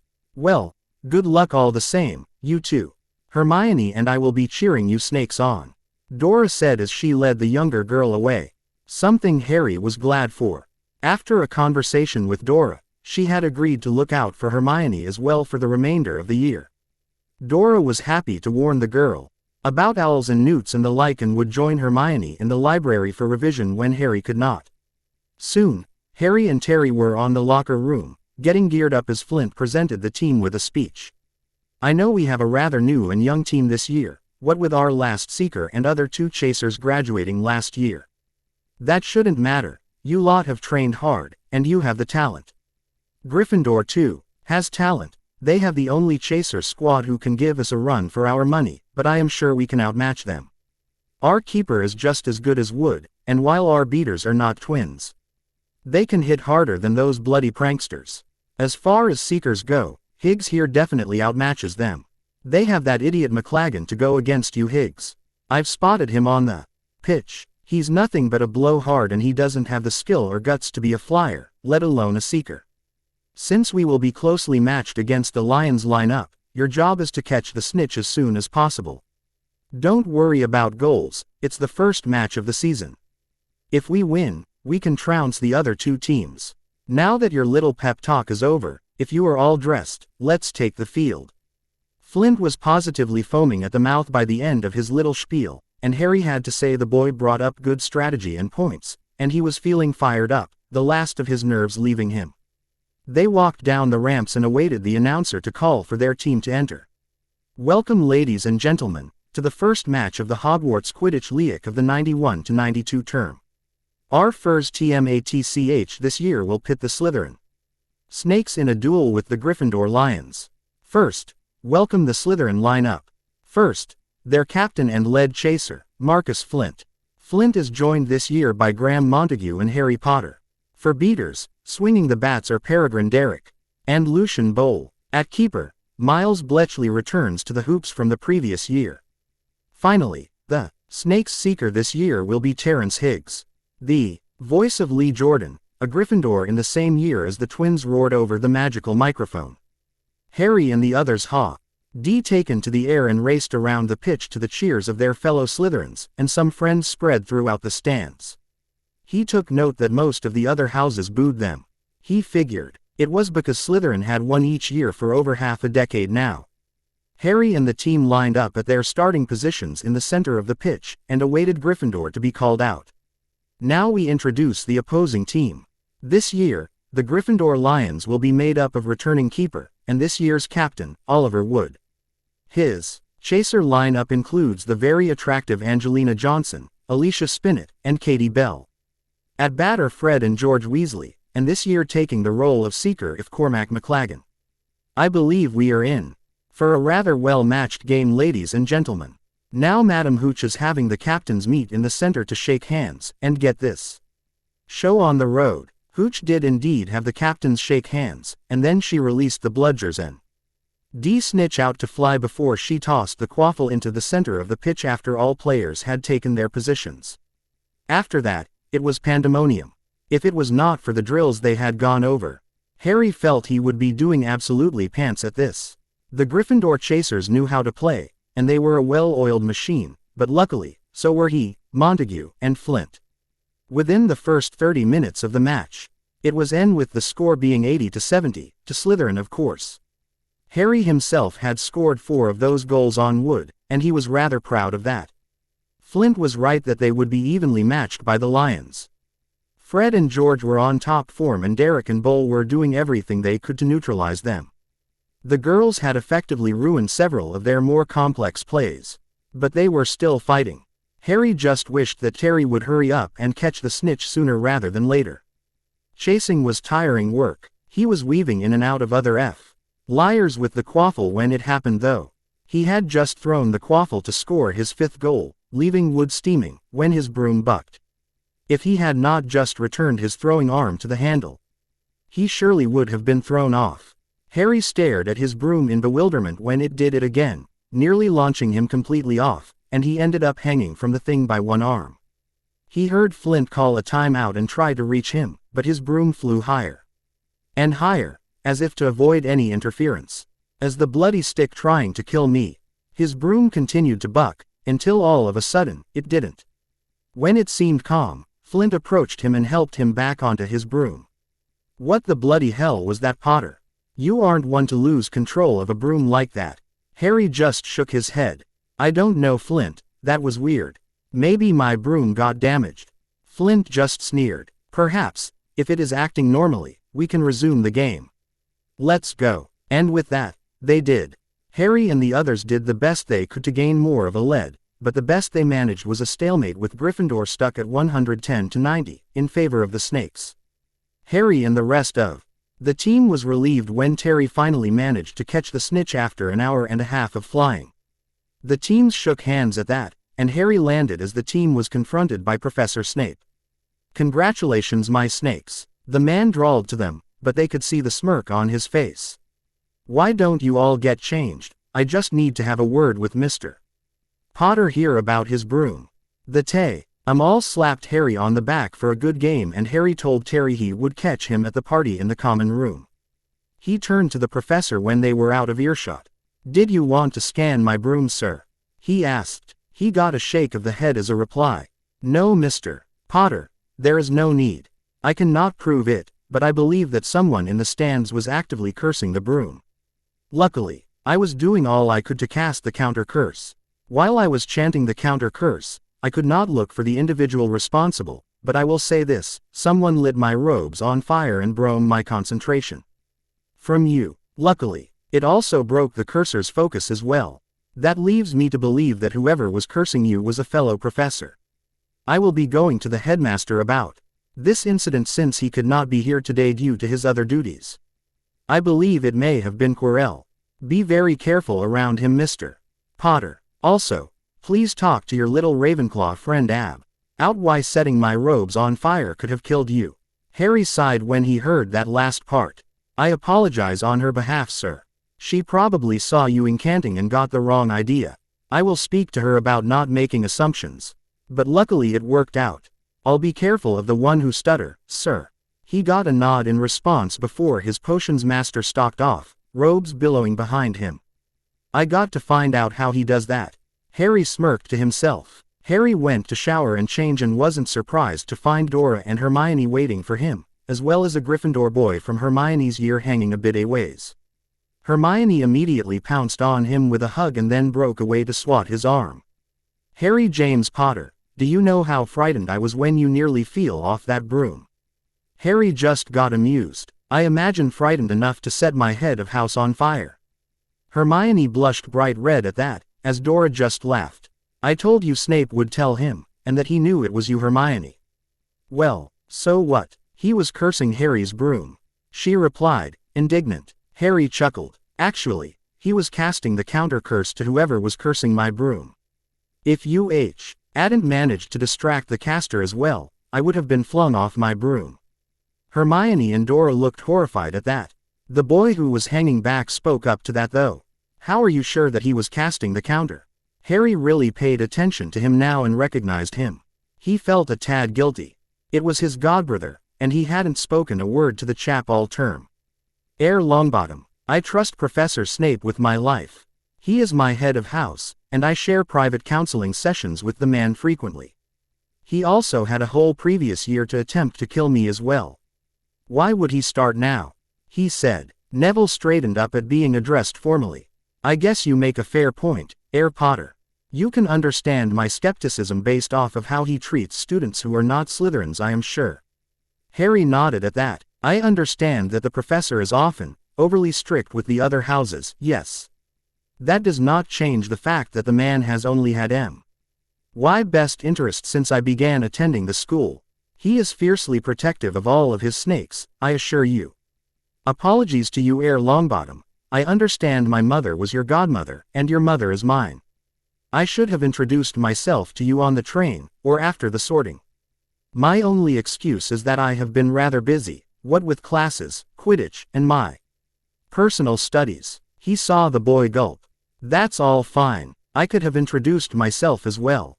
Everyone knows you frequent the library when not in classes, meals, or practice. I could have gone to you at any time. You can call me Neville, by the way. Harry nodded to that. Harry then, if you will. It's good to finally meet you. And with that Harry stuck his hand out, and Neville crossed the distance to shake it. Hermione and Dora were shaking their heads at them. Hermione spoke up. I don't think you'll ever get used to you purebloods acting that way. It reminds me of very old-style movies. Neville looked at her confused. Movies. She was quick to explain. Movies are like magical portraits, but they are set to play a specific sequence of events that tell a story. Imagine a book being acted out by the people in a portrait. Neville nodded at that. That sounds interesting at least. I didn't know Muggles had their own version of portraits. Anyways, if you know it wasn't Professor Snape who was cursing your broom, do you know who was? Harry thought about it for a moment. I know who it might have been, but I won't disclose that information. I do not want them getting word that they are suspected. Professor Snape will be speaking to the headmaster about it this evening. He will likely let me know of a plan at my next counseling session. For now, as much as I love being in the presence of you ladies, and as great as it was to finally meet you, Neville, but I must shower, and I have a party to get to. He said his goodbyes after that, and proceeded to take care of his business. When he returned to the common room, he joined the rest of the team, and they were treated like conquering heroes. I could get used to this, he thought to himself as he was a center of attention for something he himself had done. It was thoroughly more enjoyable than the silly boy who lived nonsense. Professor Snape requested Harry to follow him to the headmaster's office at their next counseling session, and he readily agreed. He was not ready for what the headmaster had divulged to him in that office. He was glad that the headmaster had invited Sirius through the flow though. Now, Albus, what is the meaning of all of this? Sirius had asked as he sat down on Harry's right, while Professor Snape sat on his left. The old man popped a lemon drop into his mouth and offered them around the room. Harry tuned they weren't too bad. The headmaster sighed deeply. "Tell me, gentlemen, do you remember an article in the Daily Prophet that mentioned a Gringotts break-in?" He and Sirius nodded to that before Harry responded. "Yes, sir. It stated that the robbed vault had been emptied earlier that day. My question is, what does this have to do with my broom getting cursed?" "I am getting to that, Mr. Potter. I am the one who had that specific vault emptied. I had Hagrid empty it that day and bring the contents to me here at the castle. Can you guess why?" Harry pondered on that, before something clicked. "The third-floor corridor. Whatever was in the vault is hidden there now, isn't it?" Dumbledore nodded, pleased that Harry connected the dots so quickly. "Sharp as ever, Mr. Potter. I will divulge to you our secret. As Severus here has informed me that he has helped you build some rather impressive occlumency shield. Impressive for your age, he has high praise of your abilities in the art. I will divulge it to you as well, Sirius, because everyone knows about the formidable Blacks and their mastery of the mind arts. On that day in August when an artifact was moved from Gringotts, I had it placed here on the third-floor corridor. It is currently protected by enchantments and spell work volunteered by my most entrusted professors. The artifact was left in my care by my friend and mentor, Nicholas Flamel. What we are guarding, here at Hogwarts, is the Philosopher's Stone. It is capable of turning any metal into gold, and producing the elixir of life, the very elixir that has made Nicholas and Perenelle, his wife, immortal." Harry and Sirius reeled in shock at that. "You hid the Philosopher's Stone, at a school full of children. Albus, what in Merlin's name were you thinking?" Sirius raged. Dumbledore sighed again and put his head in his hands. "I was thinking of laying a trap for Lord Voldemort," he replied, getting right to the chase. Once again, Harry and Sirius were shocked. "Explain yourself, Headmaster," Harry said, trying to remain polite, but he was a bit angered at the mention of his parents' murderer. "I do not believe Lord Voldemort truly died that Halloween night, Mr. Potter. I believe whatever happened merely destroyed his body. Voldemort clearly went to great lengths to ensure his own immortality, but at this time I am not yet sure on how. I have been researching this since that day. It is why you were originally left with your aunt and uncle, as I had erected some blood wards to protect you from his servants as the war was winding down. You were safe from him and other magicals that meant you harm while you were there. I never forced you back to that place after you moved to Potter Manor, as I knew you would be safe there as well, for a time. I couldn't put you back with them after Arabella Figg told me what she believed happened to you in that house. I apologize for my part in it, but it was necessary at the time. When I found out you had broken away from them, I was worried about your safety at first, but the goblins assured me the wards over the manor would protect you well. Luckily you have grown up to be a fine young wizard in the making. I was ever so proud to hear of your actions this last Halloween when you saved Miss Granger's life. You will be receiving an award for special services to the school at the end of the year, for that incident, by the way. Back onto the matter, Voldemort is trying to return to a solid body, and he tried to rob Nicholas and Perenelle when they were out of their home one day over the summer. They arranged with me to provide guard over the stone. It is now here, and I believe one of my own professors has been compromised and is housing the spirit of Lord Voldemort within themselves as we speak." Harry reeled at the headmaster coming forward with so much at once. It took him a moment to process all of that.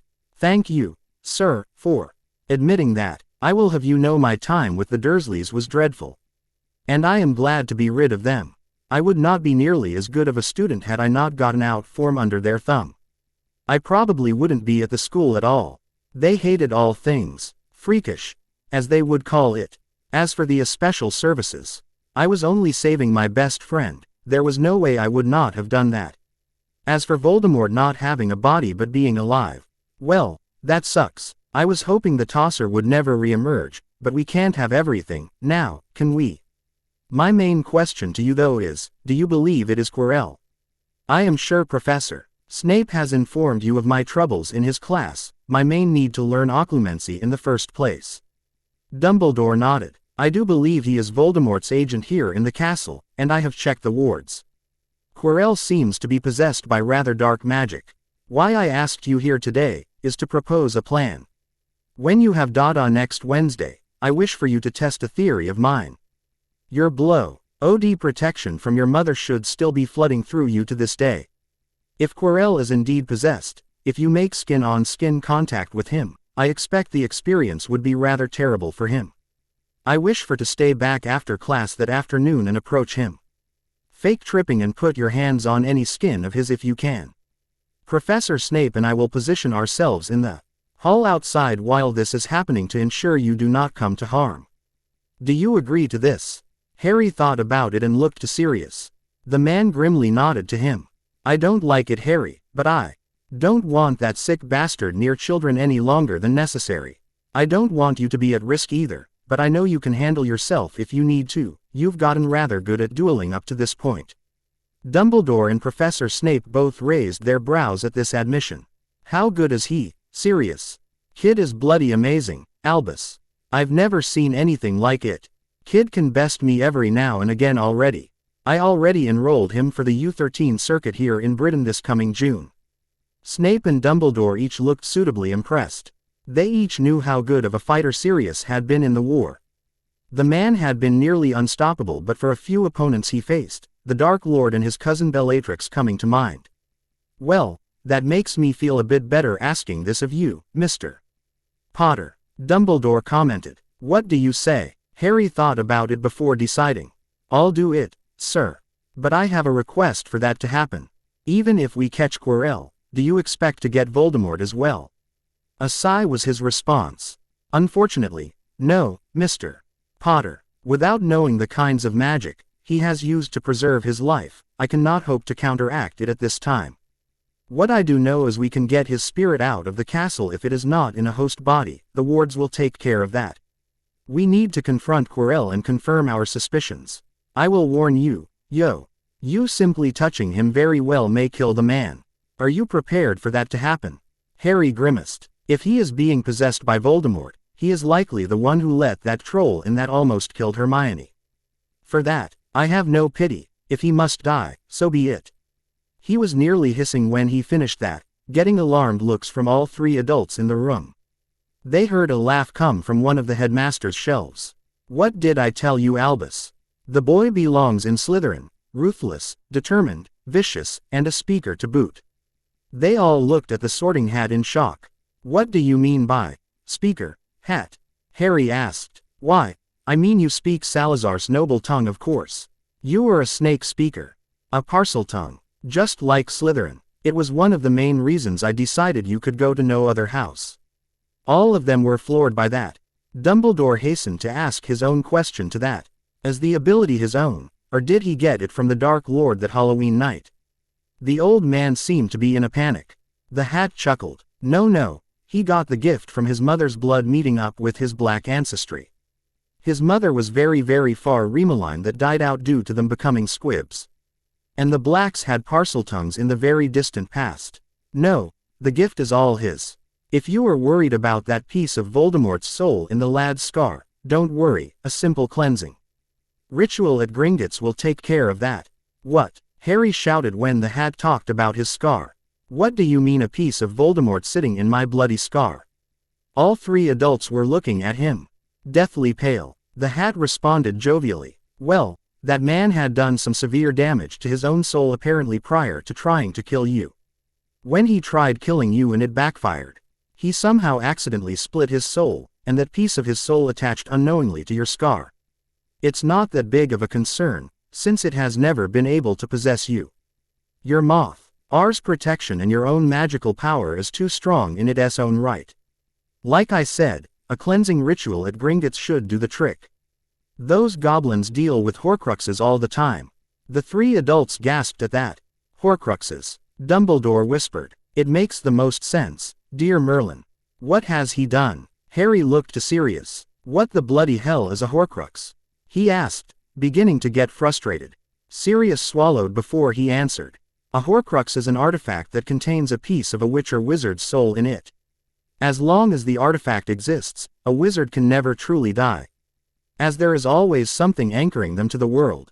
According to the Black Library, they are very difficult to destroy. Fiendfire, basilisk venom, and killing curses being some of the only effective way of destroying them. Harry realized why Voldemort was still alive at this point. Hat, you said the goblins could remove it from my scar. Would it kill me? While it always has a chance of killing you, I highly doubt it. Goblins have been dealing with Horcruxes plenty these last few centuries thanks to their ratings of Egyptian tombs. The worst case scenario is you absorbing the soul piece and dominating it. And mixing it with your own. It should increase your magical power some, and it would open up more of your own since the thing wouldn't be leeching on you any longer to survive.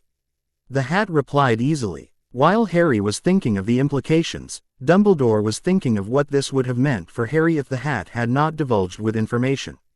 He likely would Avenue eventually found out Tom used Horcruxes and noticed that Harry had one in his head. He also might have mistakenly thought there was no way to save Harry except to die. It is truly lucky that this conversation is happening. I never would have thought to ask the Hat about all of this. Harry spoke up after that. I will request to speak to my account manager over the Yule break.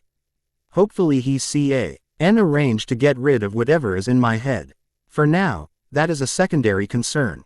We were planning on ousting Quirrell. Do we proceed? Dumbledore nodded. Yes, we shall, if you are willing. When Harry nodded, he carried on. Okay, let us get to the fine details of the plan.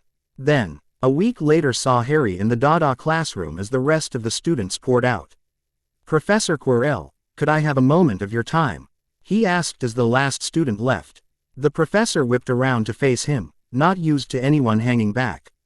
Oh, Mr. P.P. Potter, of course you may. What can I help you with? The stuttering fool asked. Harry approached and kept his shields on full blast, in case the man could see his surface thoughts. Well sir, I had a question about zombies, specifically in theory. I was wondering what type of magic was used in their creation, specifically if it was blood, soul, or just your run-of-the-mill dark magic. He asked as the professor seemed to back away from him a little. Harry set his book bag on a random desk and continued to advance, waiting for an answer. Why would you wish to know that, Mr. P. Potter? The man asked him nervously. The man seemed to gaze at the wall for a moment, lost in thought, and Harry took that time to make his move. He tripped, and reached for the professor's left hand as his right was up near his turban. When Harry made contact, a blinding pain shot through his scar, and he could hear screaming. He let go of Quirrell and used his occlumency to fight through the pain so he could pull his wand out. He was shocked at what he saw. The professor was gripping his left hand as it was disintegrating into ash. The man was wailing. Harry pointed his wand at him and watched as a voice hissed. You fool, I warned you not to let him touch you. The protection from his mudblood mother is still in effect. Kill him, kill him. Harry didn't wait. He closed the distance and quickly shoved his hand into Quirrell's face as the door to the classroom banged open and the headmaster strolled in. Harry knew Professor Snape must be under his invisibility cloak, something the headmaster had admitted to having and was planning to return to him as a Christmas gift. The pain that erupted in Harry's head was torture, but he pushed through, delighted that he could hear Quirrell and what was probably Voldemort screaming in pain. He was forced to separate from the Dada teacher when Dumbledore waved his wand and sent Quirrell into a wall. Harry watched, fascinated as the man's face disintegrated, followed by the rest of his body, and then a black, ethereal mist fled from the room. Curse you, old man, and curse you, Potter. This will only be a delay to my return. I shall rise again, and you will suffer. It screeched, and Harry fell. The shift of magic as the headmaster asked the wards to boot the spirit from the castle. Professor Snape revealed himself then, looking grim, and the headmaster turned to him as well. He found the situation rather funny. Well, gentlemen, how are you going to explain that the boy who lived just murdered a professor? He asked with a laugh before he passed out from the pain his scar was still causing him. Sweet darkness enveloped him, and he welcomed it. He woke up a few hours later in the hospital wing. He looked around, and wasn't surprised to see the headmaster, Professor Snape, and Sirius waiting for him to come to. He spotted a glass of water and drank from it before he addressed them. Judging by me being alive, and what I remember, I would say we were successful, correct? He asked the three. He got 3 grim nods. Yes, Mr. Potter, Dumbledore began, you were successful in destroying Quirrell's body, and therefore allowed us to ensure Voldemort's spirit left the castle. As far as the school is concerned, the professor had an accident while studying some magic and tried a spell that vaporized him when it drained High-S magical core. Amelia Bones, the director of the Department of Magical Law Enforcement, has accepted this explanation rather hesitantly, so I will likely have to explain some things to her during the winter solstice meeting of the Wizengamot. Harry nodded at that, glad that there was a cover story. Does anyone know that I am involved or in the hospital wing?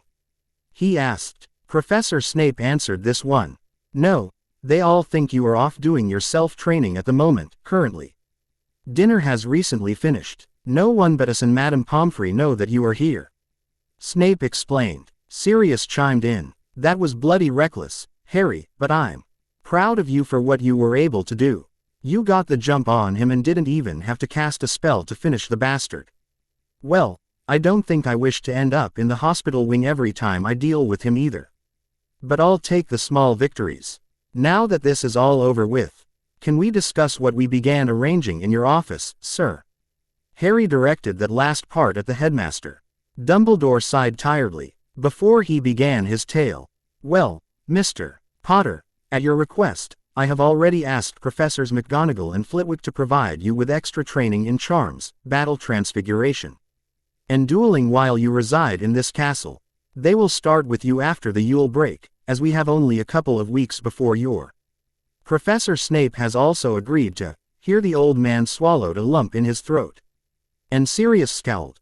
To provide you tutelage into the dark arts, so that you may be prepared for whatever is to come. I hope you understand the amount of trust I am putting in you. To allow you to study such material while you are still at this school. The only reason I am allowing it is due to the prophecy that hangs over your head, and your need to advance rapidly in case Voldemort ever manages to return.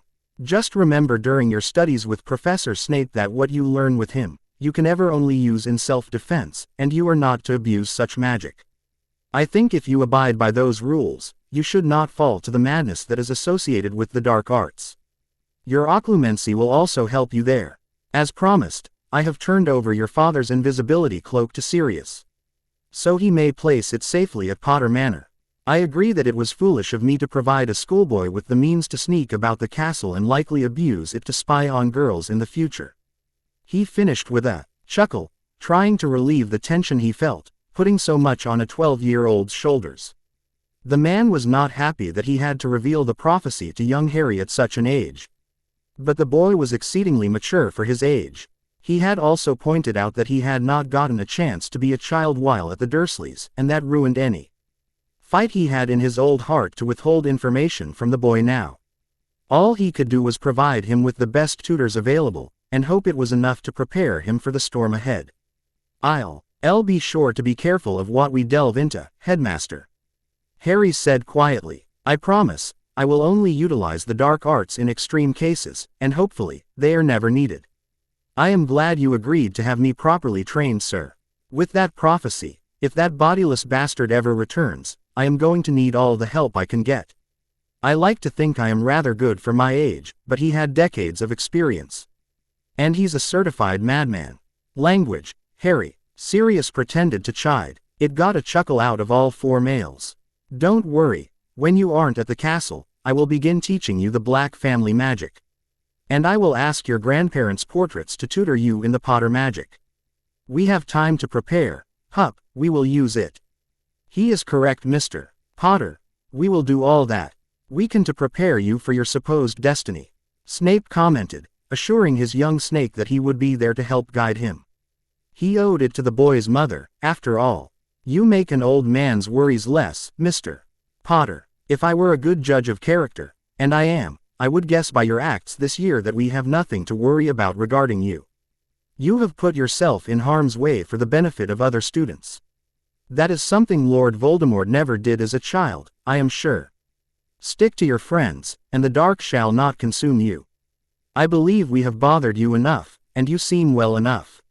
I think it best that you return to your dorm and try to act like nothing happened. I am sure Mr. Higgs will fill you in on what was announced at dinner, Dumbledore said as he got up and made to leave. Sirius and Snape did as well. Sirius gave him a hug and a pat on the back as he said goodbye. "I am proud of you, pup, and your parents would be too." He spoke. "I happen to agree with Black, Mr. Potter. Your mother would most definitely be proud, and I as one of your instructors are as well. You did well today, Mr. Potter, and I am sure you will do well in our extracurricular activities as well." If occlumency was anything to go by, his head of house chimed in. Sirius took that time to turn to the potions teacher. "You know, Professor Snape, I know we didn't get along as children. But I truly appreciate you looking out for Hary here at school. Could you forgive me for what sins a schoolboy me committed while we were at Hogwarts? I imagine we are going to have to work together and trust each other going forward." The professor seemed shocked at that admission and stared at Sirius for a bit. "I think that is a splendid idea, Lord Black. Please, call me Severus. I'm sure this one will drive us to share several bottles of fire whiskey soon," he said while sticking out his hand and jerking his head towards Hary. "Oi," Hary said with a grin as Sirius accepted the hand. "Then it is Sirius to you. I'll be in touch, Severus, Hary." He nodded to them both, and with that he left the ward. Hary raised an eyebrow to his professor. "Going to explain what he meant, sir?" Snape sighed. "I imagine you can ask him his side of the stories first, and then I can answer that during one of our lessons next term. Come, Mr. Potter, I'll walk with you back to the dungeons." With that Hary got dressed back into his school robes and the two made their way down. Hary knew that everything had just changed once again, but not necessarily for the better. "I have to be ready," he thought to himself as he walked. His professor had similar thoughts. "I have to ensure he is ready for her." The Yule break could not come soon enough. Hary blew through his pre-break exams and was sure he aced them all once again. It was unfortunate how easy classes were becoming to him with how much advanced material he covered with Dora or himself in his free time.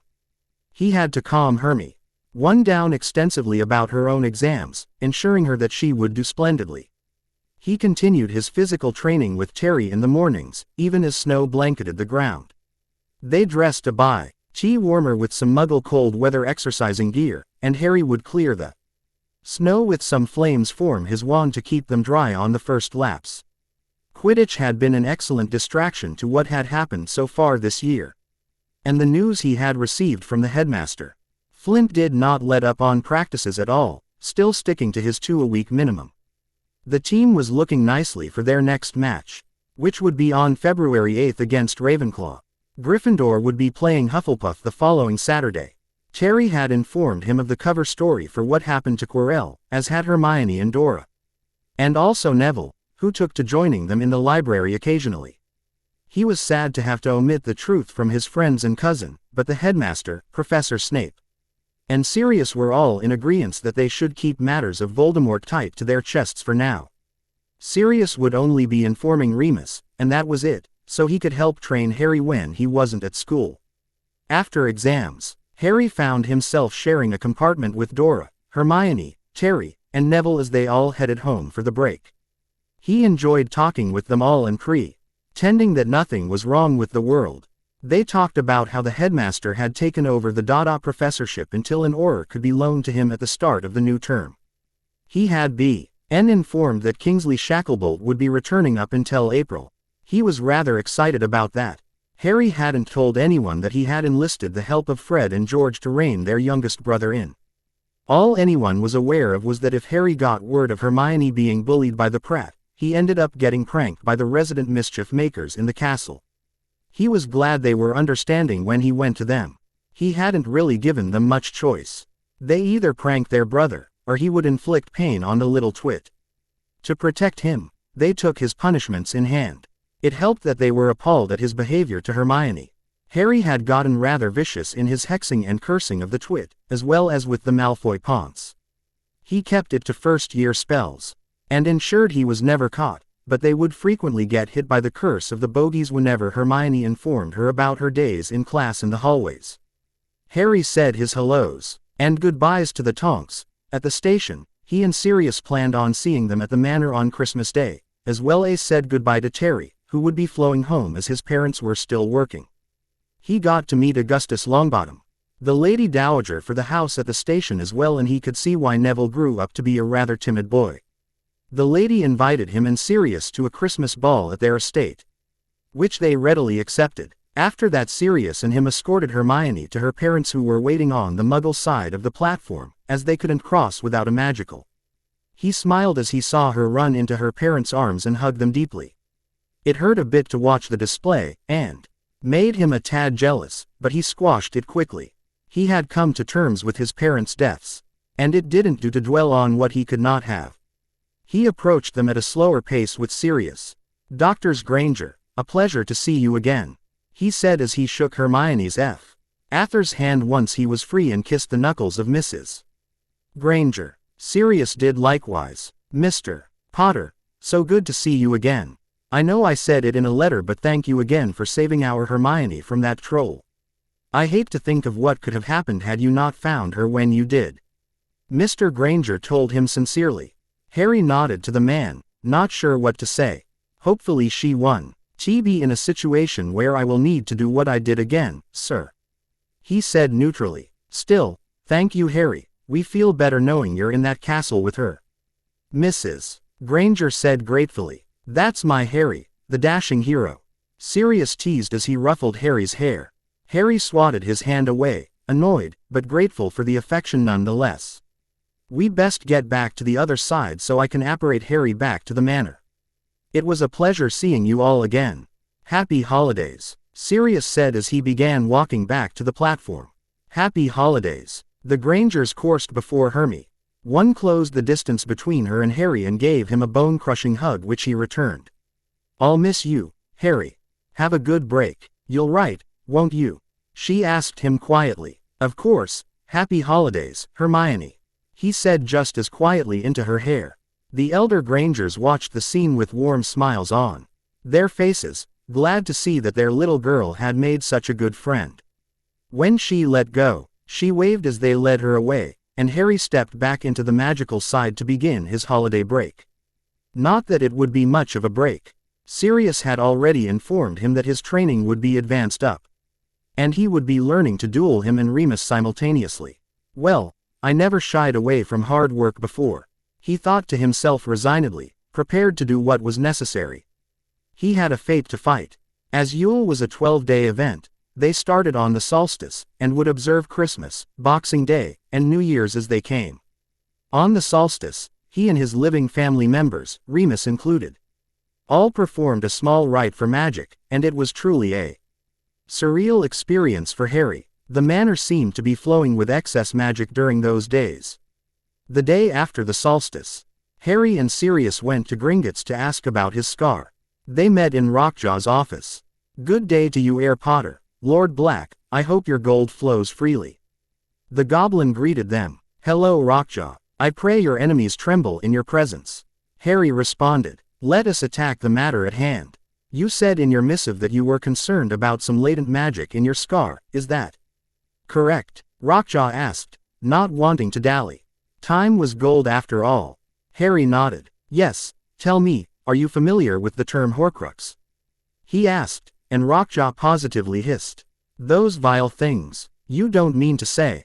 the goblin asked, shocked. He had known that the boy had dark magic about him, but he hadn't thought it would be one of those. Harry nodded sadly. "I am afraid so. Sirius and I are here to see if Gringotts could offer services to remove the taint from me." Rockjaw nodded. "We can certainly cleanse you of its influence from you, but it will not get rid of it completely. We can destroy the magic that makes it a Horcrux, but then there comes the tricky part. That piece of soul, which I will only guess is a piece of the Dark Lord Voldemort, has been with you for over 11 years. We can remove its influence, and make it no longer a soul anchor, but you will have to absorb it." Harry and Sirius nodded at that. Sorting Hat had mentioned that this would be a possibility. "We expected as much," Sirius said. "What can we expect if Harry absorbs a piece of that monster?" Rockjaw thought for a moment. "Well, it is likely that it has been siphoning his magic since a young age. So you would see a power boost in him from that, as all of his magic would no longer be fighting its influence on him. On top of that, he would absorb whatever magic the soul piece itself has, boosting his own core as they merged." He will also undergo a slight personality change, nothing drastic, however. The most concerning part will be the memories that come with it. He will likely slowly accumulate that man's memories slowly up until the point he defeated him that Halloween night. Sirius and Hary were a bit shocked at that, and worried. I'll have his memories. Hary nearly panicked in his head. Sirius was looking at him in horror, knowing what that would mean. Hary would have a first-person recount of all of the people Voldemort murdered, all the dark deeds he did, including up until the point he cast the killing curse at Hary. Hary swallowed a lump in his throat. And there is no way around that. He asked quietly. Rockjaw shook his head sadly. I am afraid not. The only thing that will help disassociate those memoirs is good occlumency. Do you know it? Hary nodded. Good. That will help you, and make the ritual we will use to get rid of it easier. It will help you not change so much once you merge, as you will be able to differentiate the memories. You will still likely change though, as the Dark Lord was a matured wizard, so you will likely lose some more of your childhood tendencies. Rockjaw explained. Losing more of his childhood wasn't a concern to Hary, and when he thought about it, this could be a good thing. Mark him as his equal. Indeed, Voldemort may have unknowingly given Hary the tools to properly fight the man. I may learn what else he could have turned into a Horcrux if I am not the only one. He thought. Very well. When could the procedure be done? He asked. Sirius whipped his head at him, surprised he was still willing to go through with it, but kept quiet. It was Hary's decision after all. If you come back tomorrow, I can have the ritual be ready for 8 a.m. Is that all you wished to discuss today? Was Rockjaw's speedy reply. That works for me, and yes, that is all we wanted to know about, but how much will it cost? Hary asked. It will be 10,000 galleons. We can take it from your main family vault though, so no worries. No need for that. Arrange with my account manager for it to come out of my vaults. Sirius declared, a fierce look in his eyes. I will not let my godson pay for what amounts to a life-threatening procedure on his own. He is still my responsibility. Rockjaw nodded to that and wrote a note down. Very well, Lord Black, if that is all, gentlemen, I hope your marching makes your enemies quake. And we hope your gold ever flows. Thank you, Rockjaw. Hary and Sirius bid goodbye and made to leave the bank. Always interesting, that Heir Potter. Rockjaw thought to himself as he left. He had to go and inform Ragnarok. His king would be greatly interested in this development. After leaving the bank, Hary and Sirius went and got some ice creams, and then split up to do some last-minute Christmas shopping. Hary was deep in thought about what tomorrow would bring. The next day, when they returned to the bank, Hary was, of course, nervous. Rockjaw led them down into one of the lower levels of the bank, and into what could only be a ritual room. This is where we will do the deed, Mr. Potter. We will need you to strip down and change into this here. There is a changing room over there. After that, you will need to provide some of your own blood so our healers can draw some runes on you. Any questions so far? Hary shook his head and took the proffered boxers and left for the side room. He returned not long after. Rockjaw provided him with a silver dagger and a bowl made of gold to let his blood flow into. It will be best if you cut your wrist across. I will of course heal it once you have filled the bowl. Rockjaw explained. Hary once again nodded, a grim but determined look on his face. He caught eyes with Sirius, who looked decidedly worried, and Hary could not blame the man. It will be okay, he said to him, and Sirius nodded once, but stayed quiet. Hary sat down on the floor with the dagger and bowl, and promptly slit his wrist and held it over, letting the blood pour out. It hurt, but he squashed his pain. It did not take long to fill the bowl, and Rockjaw came through on his promise and healed the cut. That will do nicely, Mr. Potter. Now what needs to happen is I need you to go over to that circle over there with the bowl and lie flat on your back. The healers will be in shortly to draw the runes and perform the ritual. Lord Black and I will have to move to the observation room so that we do not taint the magic in here. Good luck, Hary, Sirius said as he pulled him onto a hug and left with the goblin.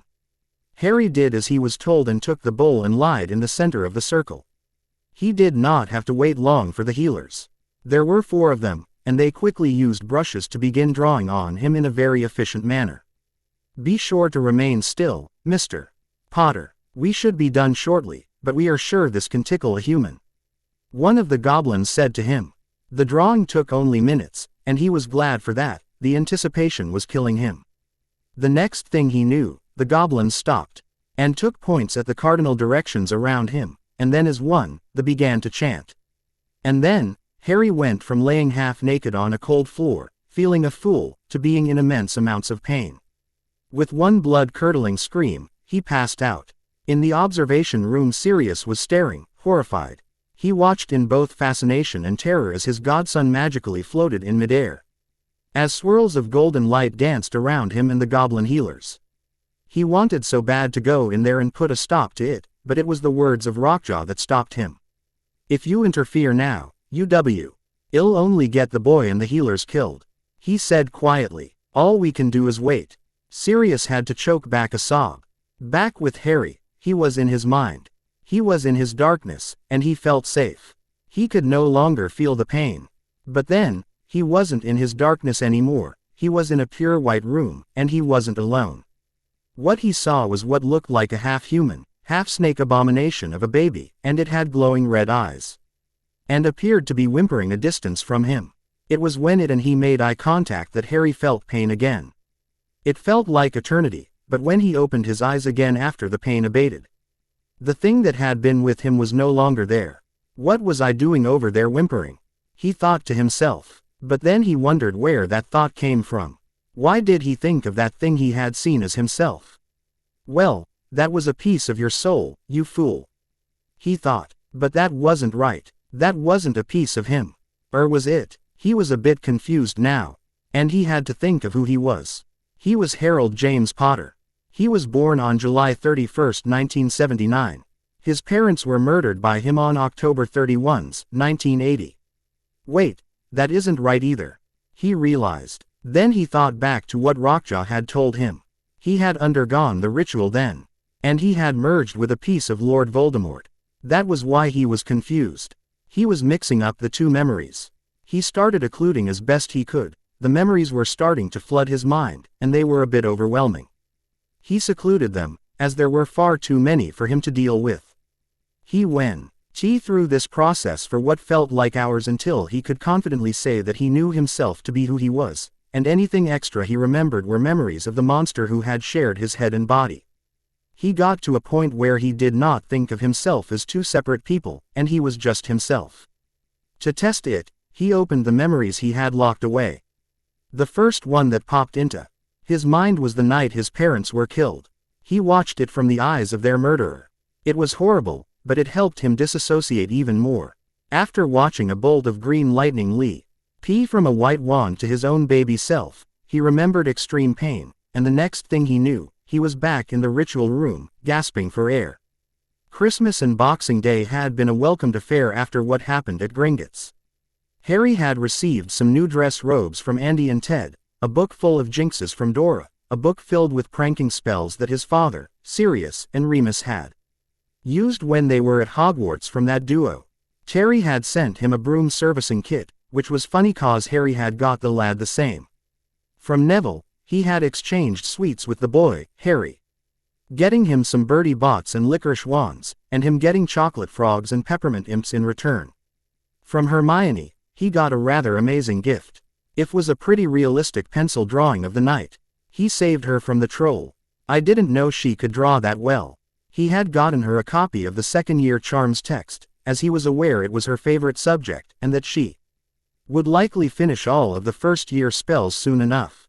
He had exchanged a couple of letters with her and had sent Hedwig of that morning with a note wishing her a happy Christmas and letting her know that he looked forward to seeing her again on the train. After the ritual, he was glad that Remus and Sirius had given him a reprieve until Boxing Day. It helped him sort things out some more. He knew that they noticed the change in him and knew why. The rest of his family did not, and he felt terrible for that. He seemed more aloof, and a tad apathetic now. That was not truly the case. He still cared for them all deeply. He just did not truly know how to express that as much anymore. He didn't feel as happy as he once did. He still hugged and tried to joke with everyone, but it was different. He hoped that would change in time. At the moment, he did not want to dig into his other set of memories. fearing that they would change him further.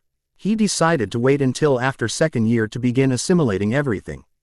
And to focus on his extra training for now. That would keep him plenty busy enough, he was sure. He smiled at the thought. It seemed the opportunity to learn Advent. CED magic was a similarity in both him and Voldemort, as it did make him a bit gleeful. It was disturbing, but he understood it. Voldemort had been terrible, yes, but great, just as Ollivander had said to him in the wand shop last year. The New Year's party turned out to be rather fun, in a socialite way. Hary and Sirius flew to Longbottom Estate, and they were dressed in their best. Sirius was wearing traditional black dress robes with silver trim and had trimmed his beard some more and cut his hair a bit shorter for the occasion. He wore the black family crest on his left breast, the grasped wand, and the 3 ravens underneath surrounded by gold wreaths topped with a gold skull cut an impressive figure. Hary wore emerald-colored robes trimmed with gold. He had also gotten a haircut, having the sides clipped and then fading in at the top, leaving several inches that were easier for him to style with some sleek easy hair potion. It was looking tamed for once. His Potter family crest worn proudly on his left breast as well, the scarlet and gold of the stags giving his robes a Christmas touch.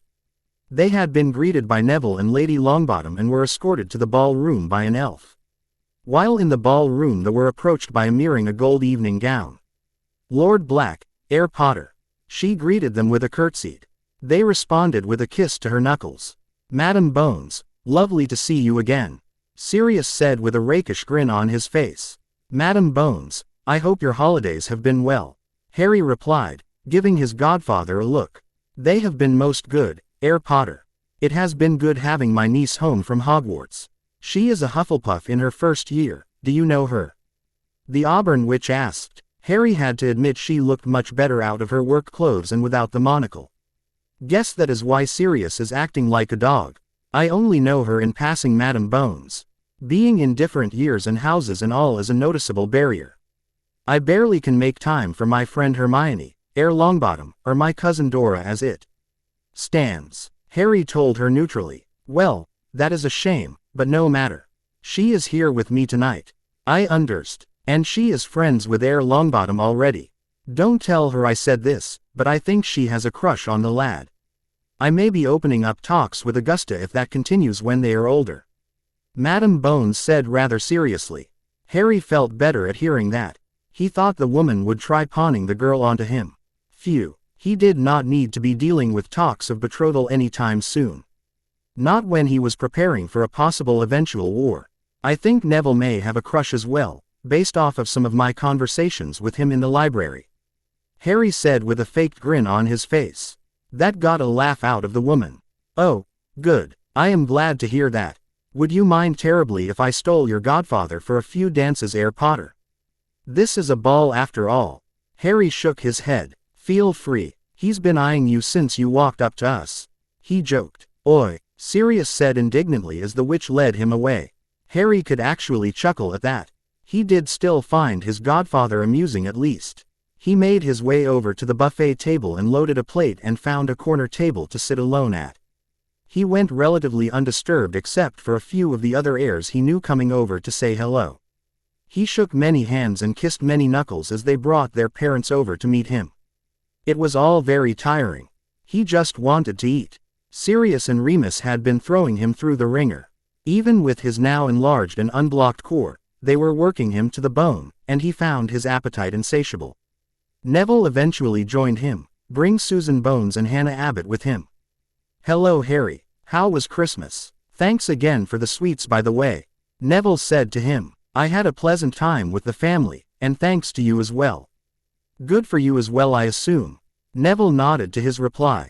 Yes, thank you. I don't think you guys have been formally introduced, Hary. This here is heiress Susan Bones, of the most ancient and most noble house of Bones, he said, presenting the auburn-haired girl, who had the same striking features as her aunt. He stood up and kissed her knuckles. A pleasure, heiress Bones, he greeted before Neville continued. And this here is Miss Hannah Abbott, of the ancient house of Abbott. The other girl was one he knew to be another Hufflepuff first year. She had sandy blonde hair and pale gray eyes, and a rather small nose. He kissed her knuckles as well. "A pleasure as well, Miss Abbott," he said. He got 2 curtsies in return. The 3 left to grab plates of their own and soon joined Hary to eat. Hary was surprisingly, or not, on his 3rd helping already. Neville noticed this. "Blimey, Hary, where do you put it all?" he said, getting some giggle from the girls. Hary swallowed the chicken he had been chewing before responding.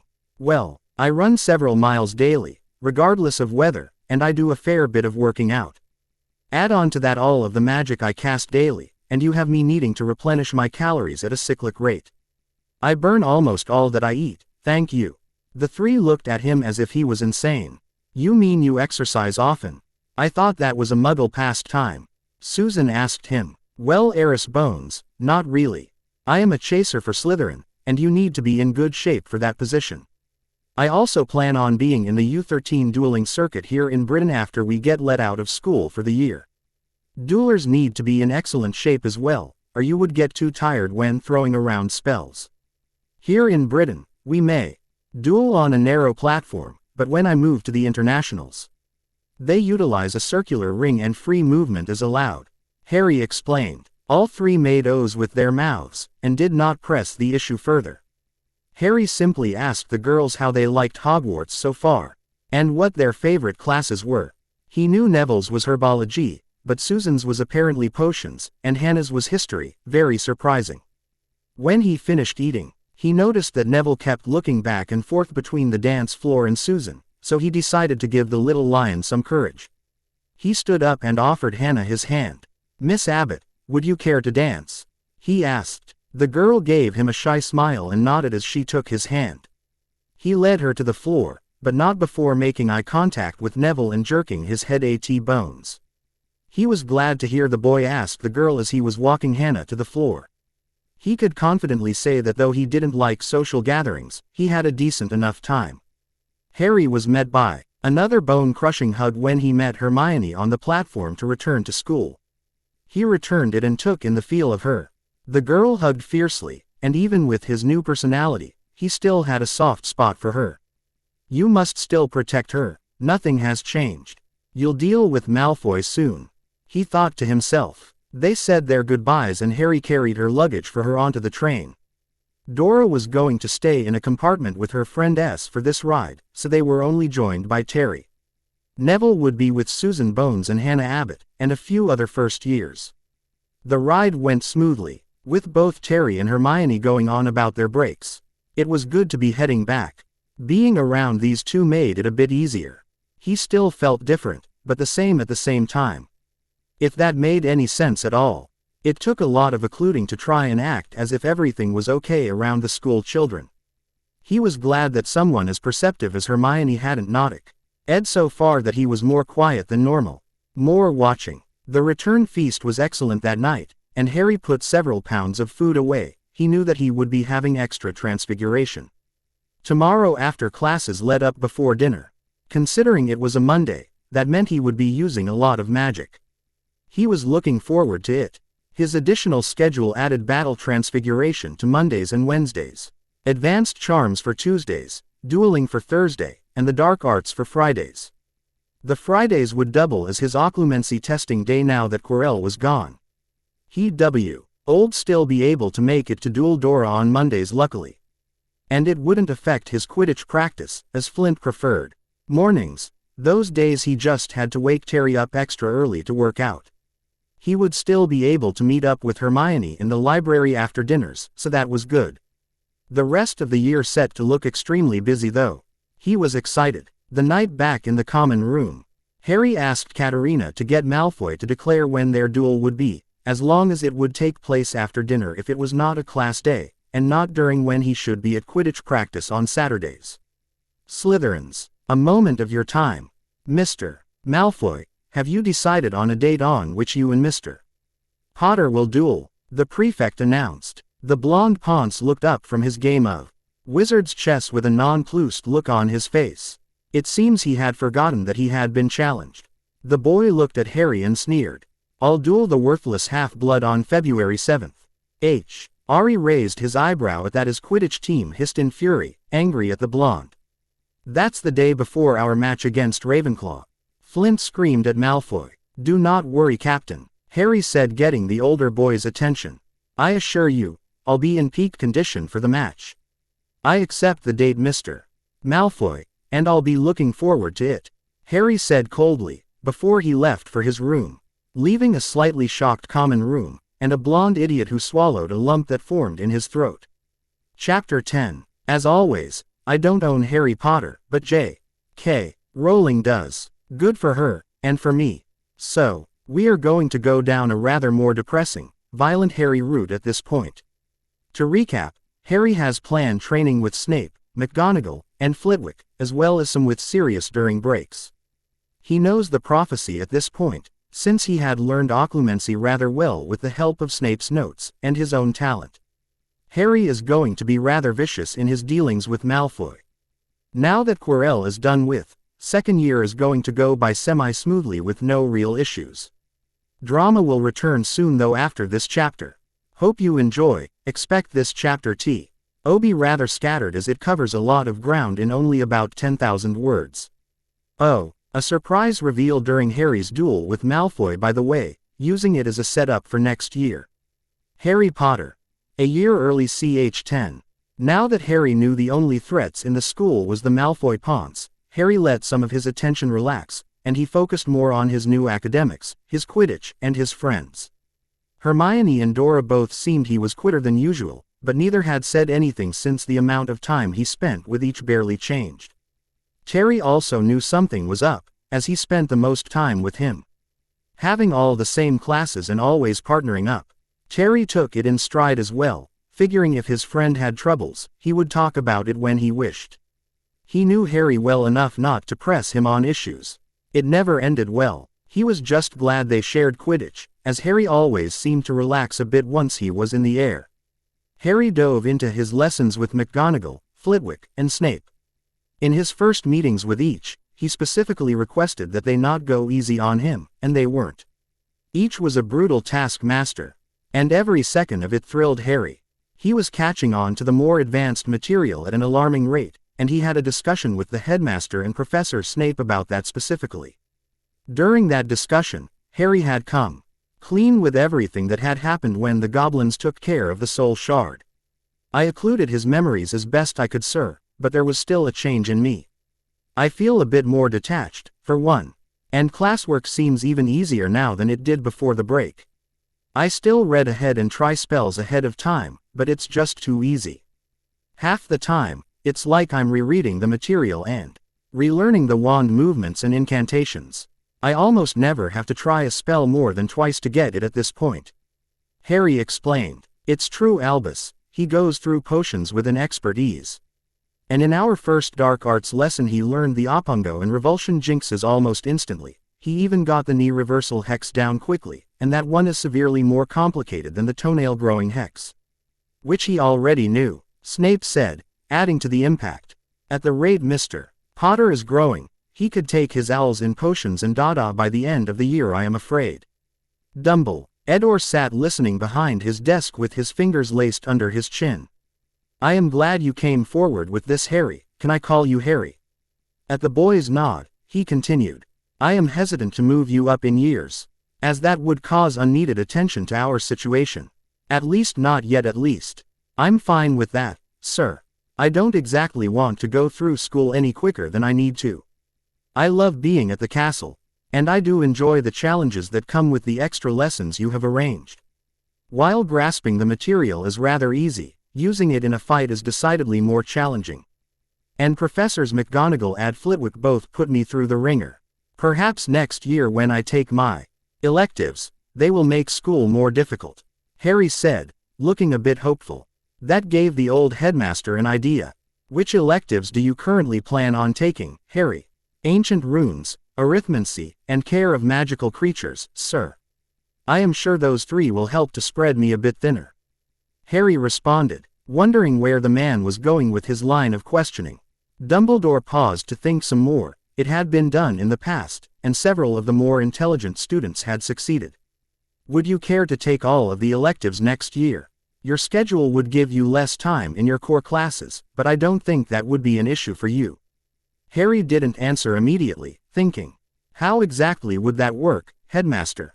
Well, as I said, we would have to cute out some of the time slots from your core classes, but as things are now, you go through them water from what you and your professors have described. If you took all of the electives, then to accommodate, you would be given weekly or monthly projects to complete based on the year's curriculum so that you could stay in pace with your peers. An example being Transfiguration. You have 2 double periods of it through the week this year, and an additional single period spread in. We will likely shrink that down to 1 double period next year with your classmates, the same for charms, and we could get rid of your single period blocks for history as well. It would put you in the realm of mostly self-study, with you going to classes just to ensure you are keeping up. Dumbledore explained. I think this might do you some good, Mr. Potter. It would also allow you to take all 12 normal owls in your 5th year. Headmaster, may I also suggest next year that we enlist Madame Pomfrey to have him intern in the hospital wing for a single period, so he could learn basic magical healing as well. It will likely be useful in the future. Professor Snape added his 2 nuts. That is a splendid idea, Severus. I am sure Poppy would agree if you would like to learn that as well, Harry.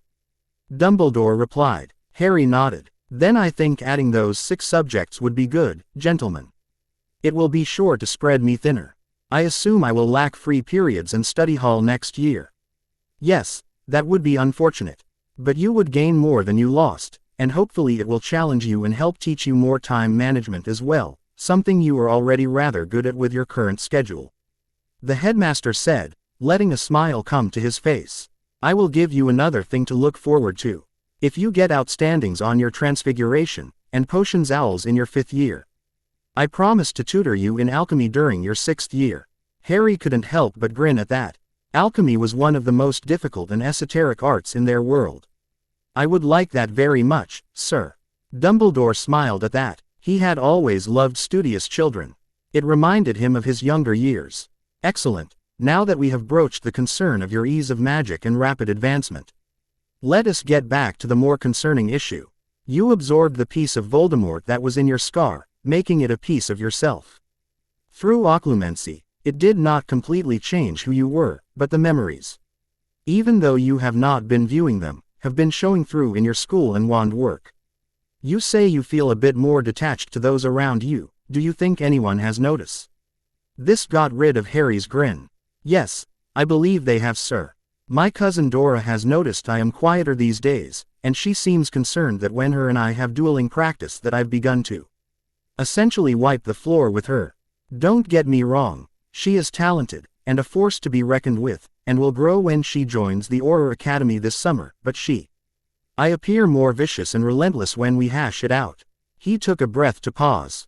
As far as my housemate Terry goes, he also knows of drawn in a bit. He hasn't said anything or expressed any concerns, but I can tell he thinks something happened. He's still happy to just spend the same amount of time we usually do together though. It's Hermione that concerns me. I catch her watching M.E. rather relentlessly while we study in the library. She has noticed that I have been grabbing some questionable material and seems concerned herself. Is there anything I could tell them that would help explain what is happening with me? Dumbledore was sad to see that the child, no young man, looked a bit vulnerable when saying this. He was glad though that Harry still cherished his connections and wanted to find a way to alleviate the strain the change in him was causing. Well, you could tell them a bit of the truth, I suppose. Not the whole truth, as we need to keep these things close to our chests. Madame Amelia Bones, who you have met a couple of times now, is aware of what happened here before the break, and is silently preparing the Auror force for the years ahead as necessary without tipping anyone off. I suppose you can come clean to them with what happened with Quirrell. It is a widespread rumor that Voldemort is not truly gone. You could tell them that Quirrell made an attempt on you when you were confronting him, and you were his downfall. It should be believable enough and could explain your change in attitude. I think that would alleviate some of the strain, sir. Old certainly explain my aloof behavior. Killing your professor in self-defense would certainly be a good reason to act as I do now. Harry said thoughtfully. Should I be overly concerned that I eventually became more like that monster though, sir? Harry asked after a moment. Professor Snape looked at the boy in deep thought for that, and Dumbledore steepled his hands one over the other on his desk and leaned towards Harry. "I would not be too concerned, Harry. Your occlumency is impressive and has served you well. In fact, I believe what has transpired to be a gift at the same time, and I think you agree. This should help level the playing field between the two of you for any future confrontations. This, of course, must never get out between yourself, Sirius, Remus, Severus, and myself. The other professors who helped guard the stone know what happened with Quirrell and you, but nothing else. Professors McGonagall and Flitwick readily agreed to train you because they see it as an attempt on your life. And they are happy to do it as your father was Minerva's favorite student, and your mother was Filius respectively. They also do not know of the prophecy, nor the soul shard that you dealt with. We must look on the brighter side of things. We have time to prepare you, and we have allies preparing in secret. If things devolve into a blood war again like last time, we will be more ready than we were then," Dumbledore explained, and he was glad to see the boy's shoulders drop slightly, in what he hoped was relief. "I hope you are right, sir," said Harry. January flew by. RRY explained the abridged version of what had happened to Dora and his friends. He was elated that it seemed to settle their concern over him. Hermione and Dora had each crushed him in a hug and told him if he ever wanted to talk about it, that they were there. Terry acted his usual self and acted as that semi-silent support that Harry had been grateful to have since first year. The boy understood him to a great degree and was an excellent lad to do lad things with. All three were rather shocked about the fact that Voldemort did indeed still roam the magical world, and were even more shocked that he had been here in the castle. After the famed Philosopher's Stone, Hermione of course had done a boatload of research on it after that and served as a suitable distraction to the bookish girl. His training with his three professors was advancing rapidly, and their praise for him pleased him to no end. He had let go of the troubling facts for now, instead focusing on the things he could look forward to. Namely, that was his Quidditch match on February 8th, Easter break where he would start on the Black and Potter magic, the end-of-year exams, the coming summer with his dueling tournament, and his time in electives next year. He also had not forgotten about his little duel with the Malfoy git, and every time he thought of it he grinned viciously.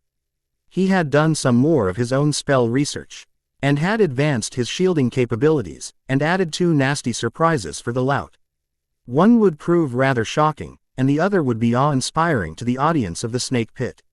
Recently, the Weasley twins had struck their younger brother again. Harry had relayed to them from Hermione that he had rudely bumped into her and had purposefully knocked her book bag to the floor. Their reaction was to turn his hair green for the entire week thereafter. Harry got endless amounts of amusement at watching the fool sputter and deal with him being called a secret Slytherin. It enraged the boy to no end. Soon, it was the 7th, and it was time for all Slytherins to get one simple message. Harold, James, Potter, was not a wizard to fuck with, and neither were any of his friends. Harry stood opposite of Malfoy on a dueling platform that the prefects had conjured as a team effort.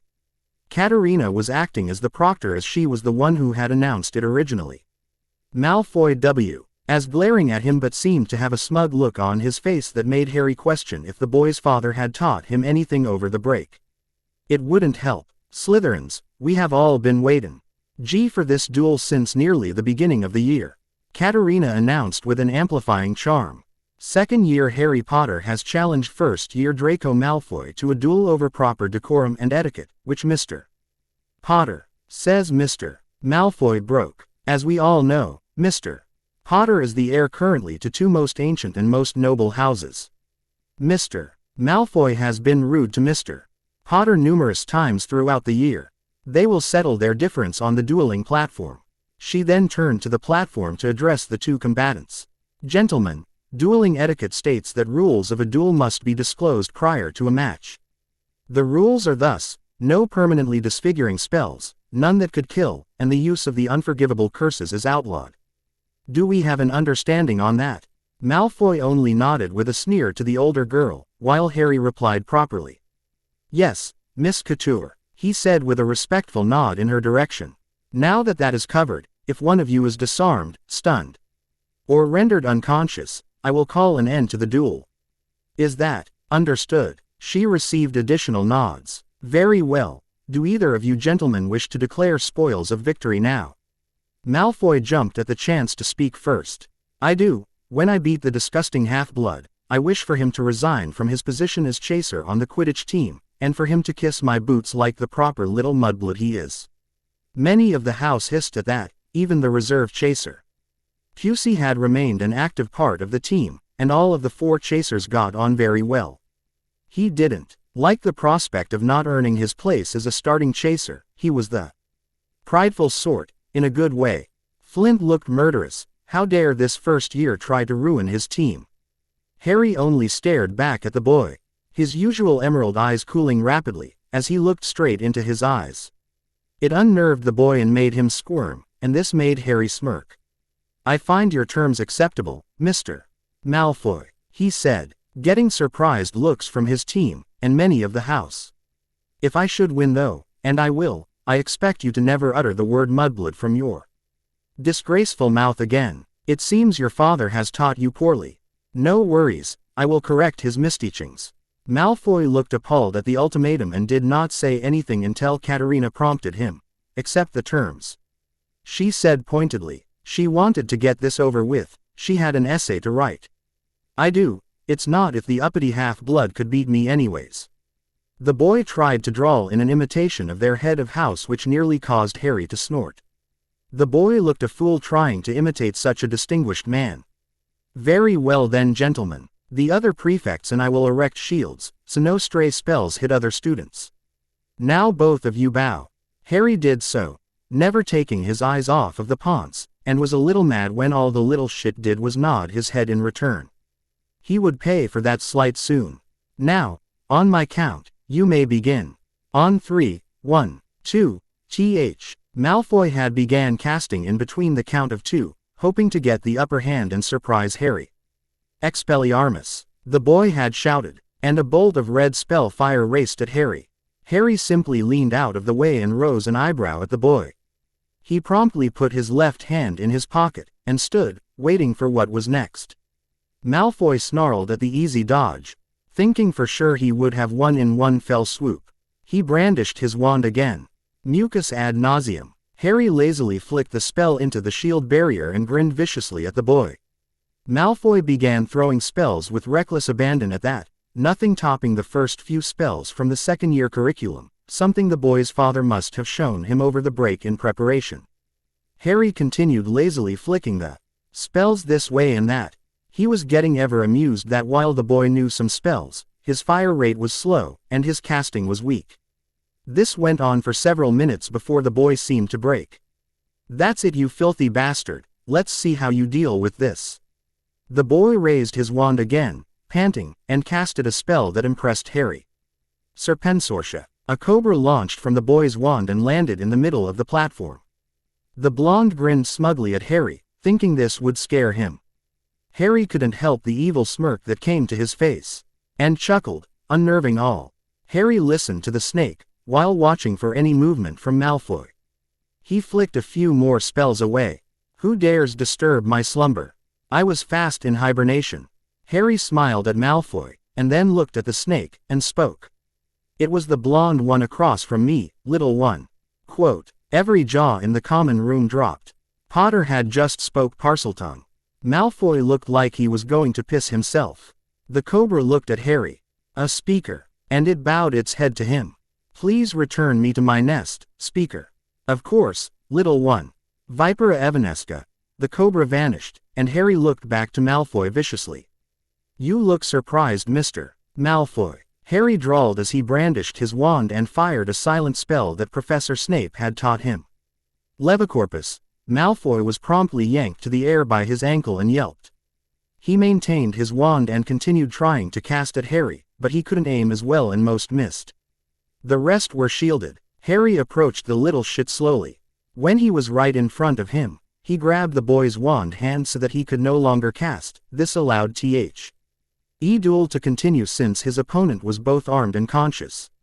Now, do you see, Malfoy, you act as if because I am a half-blood, that I cannot touch you. Well, I am touching you now. Harry continued slowly, staring into the boy's now frightened eyes. He brought his wand tip to the frozen boy's forehead. Oh, I can most certainly touch you, and it won't be pleasant." Hary grinned as blue sta. Tick began sparking from the tip of his wand. Hary then used a spell of Norwegian descent that he had found perfect for such an occasion.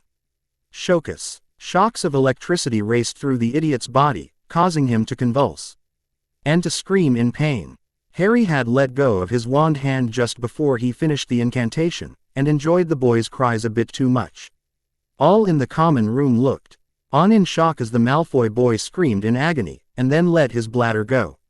Once the boy wet himself, Hary ended the spell reluctantly, as the fool dropped his wand in his spasms. He promptly cancelled his dangling jinx, and let the idiot hit the floor, unconscious. Hary turned to Katerina with a pointed look.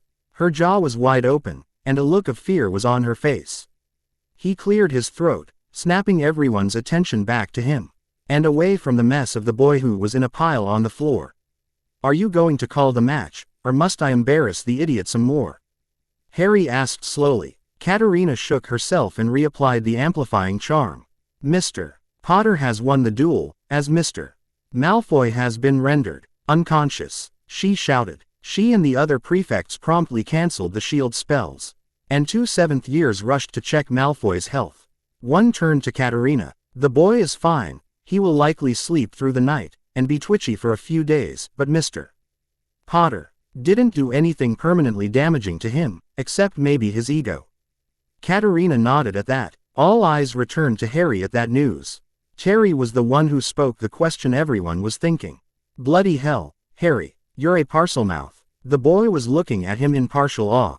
He knew his best friend was a monster with a wand, but what he had just witnessed was epic, and a bit scary. Hary applied his own amplifying charm. "Yes, Hary, I am a Parselmouth. I have been since the day I was born. Had the fool not to summon a snake, I would not have revealed that for some time yet, but I like the idea of scaring the little shit. I trust, Slytherins, that this news will not leave this common room," he said slowly, scanning the eyes of every house member. He saw fear, he saw awe, he saw respect. He got nods from most of the group. "If this leaves these walls, even to some of your parents, I will be most displeased. I would hate to have to duel another from this noble house just because someone had loose lips," Hary said, letting his now cold eyes meet everyone they could. At the many gulping nods he got, he thought the message got across clearly. "Very good, Hary, care for a game of wizard's chess?" He ended his charm when the other boy nodded and stepped off the platform so that the prefects could vanish it. Hary joined Hary and walked to their usual area. As he did so he stopped by Malfoy's usual friends, who were all staring wide-eyed at him. "Be sure the idiot gets the same message I delivered to the house. I don't think he will be eager for a repeat of tonight," he said coldly in English, before switching to Parseltongue. "Or else." They all jolted away from him and nodded. Crabbe and Goyle rushed to drag their boss to his room, so he could sleep the duel off. When Hary sat down and began playing with Hary, he looked up at the other boy. The boy clearly had something on his mind. "Yes, Hary." Hary stared at him some more. "You're terrifying, Hary. Brilliant, but terrifying," the boy said finally with a shake of his head and a laugh. "Glad you won't be forced off the team, and that you taught the little shit a lesson. His comments about our blood were starting to really annoy me." Hary smiled at his friend as one of his pawns was taken. "Yes, he is a rather annoying twit. Glad I could teach him a lesson. Just so you know, I only learned out being a Parseltongue just before the Christmas break, after all of that Quirrell business. Hope you don't mind that I didn't tell you right away." Hary shook his head with a laugh. "Nope, that's fine. I probably would have kept that a secret too, but cat is out of the bag now. Did you see the looks everyone was giving you? They are going to think you are the heir of Slytherin." Hary nodded to that. "Yes, they are, and they would be right, in a sense," he said, shocking his friend some more. Hary looked around to ensure no one was listening in, but everyone was giving him a wide berth. Quote, "My mother's family was not as muggle as they seemed. She came from a branch-off family of Slytherins that descended into squibs. The magic re-emerge wasn't a snake speaker herself, but when her DNA mixed with my father's, who had black blood in him, the gift re-emerged. The blacks were known to have the gift in the very distant past as well, so that explains me. I know that from Gringotts, I do not have enough shared blood to ever claim Slytherin's vaults, not that I need them. Same for the rumors that the Potters are descended from Gryffindor, blood is too removed, the family is dead. Terry looked very surprised at that revelation. Well still, you are likely going to be treated like the king of Slytherin house now. People will assume you are a dark wizard as well, unfortunately. Harry nodded at that. That is why I revealed the ability. I could not let Malfoy to build a power base in the house any longer. I had to defang him. This has cemented my position of respect with our housemates, and they all, even the blood purists, will look over the fact that I am a half-blood now. It was rather fortunate that Malfoy summoned that snake. If he hadn't, I would have summoned several, as I also know the spell. Brilliant, yet terrifying. I assume Miss Granger and Dora are not to know. Terry asked. Harry simply nodded. Yes, no need to make them worry about me even more than they do. The match the next day with Ravenclaw was a great distraction, and Harry was glad for it. Hermione of course had wished Terry and him luck but had told them that she would be rooting for her own house of course. House spirit and all that jazz. They understood and thanked her for the well wishes all the same. Ravenclaw's chasers were simply not up to snuff against the Slytherin lineup. It was an annihilation. Terry had been instructed to keep the Ravenclaw seeker, an Asian girl named Cho Chong, from catching the snitch as long as possible, while Harry, Montague, and Flint ran up the score. The score was at 230 to 50 when Terry finally caught the blasted thing. With a point gap of 380 to 50 lead on Ravenclaw, Slytherin cemented their position of first place for the Quidditch Cup, which they would need. Hufflepuff had decent enough chasers compared to Ravenclaw, but the real worry was their seeker. If Terry could not catch the snitch against Cedric Diggory, the chaser line would have to ends. The points stayed close so that they wouldn't lose first and let Hufflepuff or Gryffindor usurp the trophy. Their last game against Hufflepuff was scheduled for June 30th, the weekend before final exam week. Quidditch training would keep up as usual, and the team just grew closer and closer. Harry was glad to count many of the older boys as semi-friends now. The camaraderie of being on the team was helping him keep sight of things since the winter break. As had his friendship with Terry, Hermione, and Dora. He spent as much time with them as he could manage outside of everything he was trying to do. He was glad that Hermione was doing better in her house, and she seemed less stressed out about fitting in. She had become good friends with Lisa Turpin finally, and that pleased Harry. For Valentine's, Harry had gotten a card for Hermione, Dora, and Hannah Abbott. Miss Abbott because he expected one from her after their dancing on New Year's. He had also gotten the 3 some chocolates. He had of course received cards from the 3 girls as well, and quite a few many more than he had last year. It seemed that while his year mates and above generally treated him semi-normal now that they knew him, the new first years were a bit more starstruck than they had ever been. Dora had upped her game when it came to dueling again, and she was progressing rapidly in her skills, being able to beat Harry again. Harry didn't mind though if it meant his cousin would turn into an exceptional auror. It was worth it if a few of his losses resulted in her surviving the future possible war. Terry provided the usual distraction he always had, whether it be their exercising, Quidditch, or simple games. It was a small amount of leisure time that helped Harry unwind. His letters to Sirius, Remus, the Elder Tonks, and Mr. Granger continued as well. Sirius and Remus received progress reports on how he was doing with his extra studies and were interested to learn of his offer for all of the electives next year from the headmaster. The 2 of them would occasionally send him some rather helpful texts in line with Dada and dueling, and he appreciated their thoughtfulness. He had also gotten word that Sirius and Madame Bones were now courting, and it looked like the Mud may be setting up a betrothal contract with her soon. This pleased Harry, as that would mean Sirius would be happy and could finally start a family of his own. This would mean that Harry would lose his heirship to the House of Black, but that did not bother him. He could still learn the magic of the family, since he was still the Lord's godson. And he was a blood relative to boot. The Elder Tonks simply tried to keep up with him and made sure that he and Dora were doing okay. They knew Harry was an exceptio null student and did not worry about his grades. They did love tales of his Quidditch matches though. Mr. Granger also liked to hear about Quidditch. The man was fascinated by the sport and would love to see it firsthand. Hary let him know that during the summer of '94 that England would be hosting the World Cup, and that he would have Sirius arrange for tickets so that the man and his family could attend with them. Obviously, that was a while away, but the man was looking forward to it nonetheless. He was also happy his daughter had reached out and finally made some other friendships. Soon the Easter holidays came and went. Hary had enjoyed his break from school, even if it meant learning more about the Potters, Blacks, and their magics. Sirius and Remus continued dueling him 1v2, and he would occasionally best them both. The Potter family had specialized in Transfiguration and warding specifically. Since Hary did not yet know enough about runes, they were holding off on the latter. He instead learned some transformations that his family had come up with and were considered rather advanced. It took him a while, as the family magic called for these to be done silently, to prevent people learning them too easily. Anyone could technically learn it, and this was the only defense to protect the spells outside of them only being in the Potter family grimoire. What Sirius taught as far as the Blacks were concerned were curses, and lots of them. Sirius didn't like the spells, but he had used them to save his life and his friends during the war and was willing to show Hary. There were variations of the blood-boiling curse, the skinning curse, and the madness curse that the family had invented, with specific counter-curses.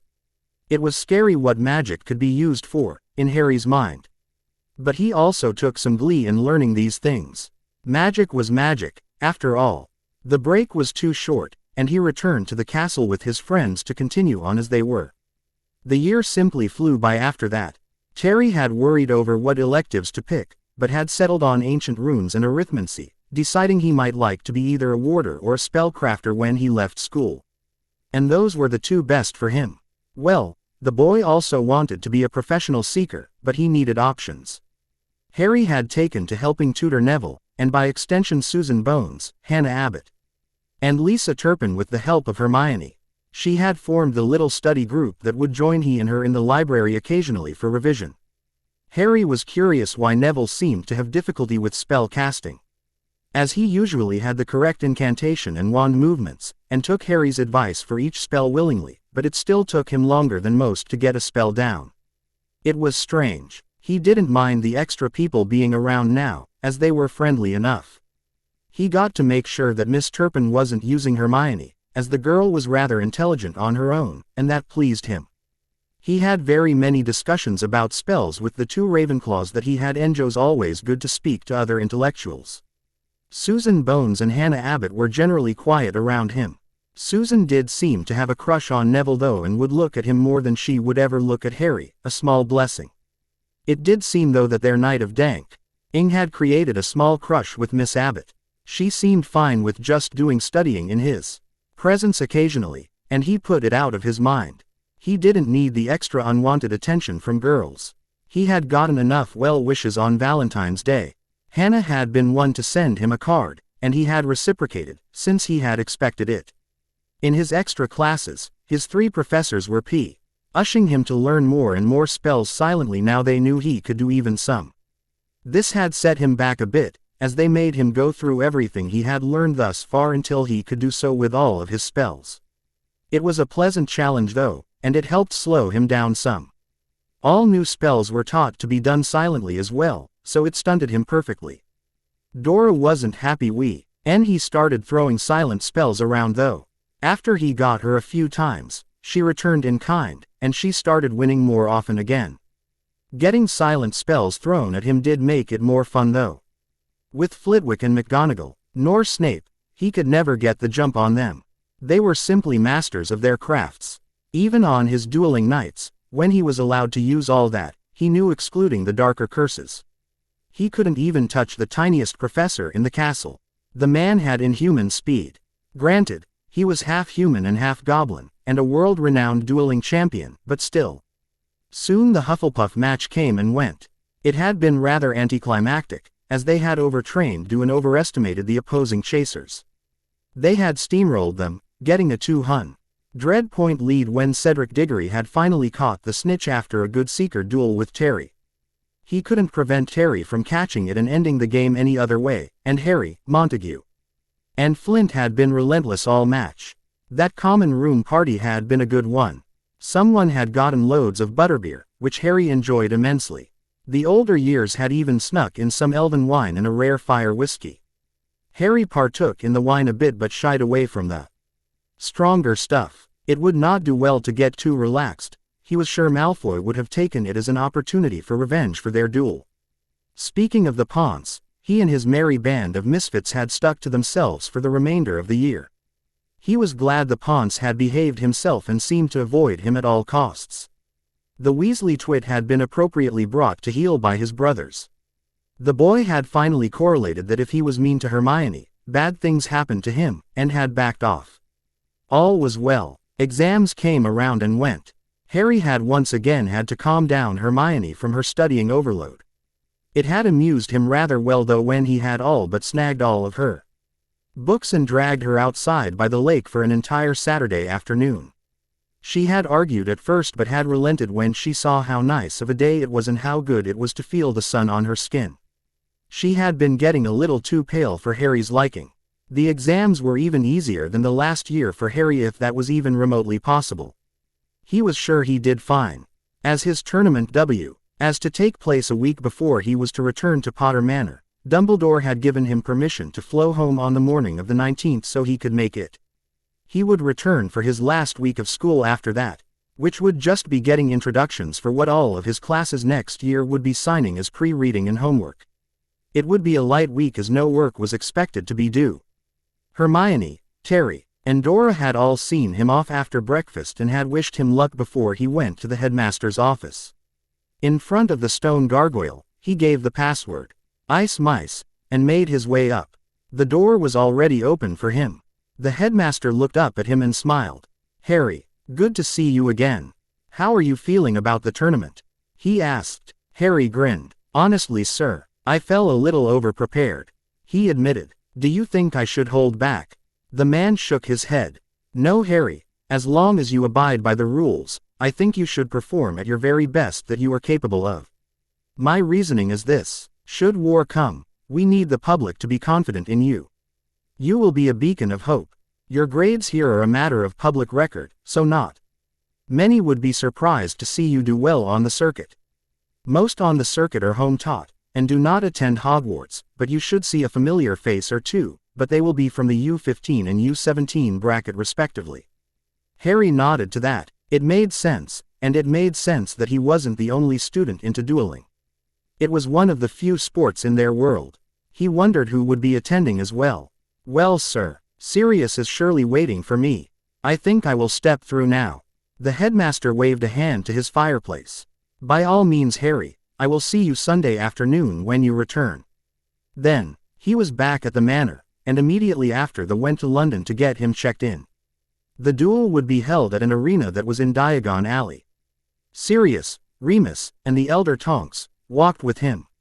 As they would be observing his matches, they saw where things were taking place eventually and walked to the check-in stand.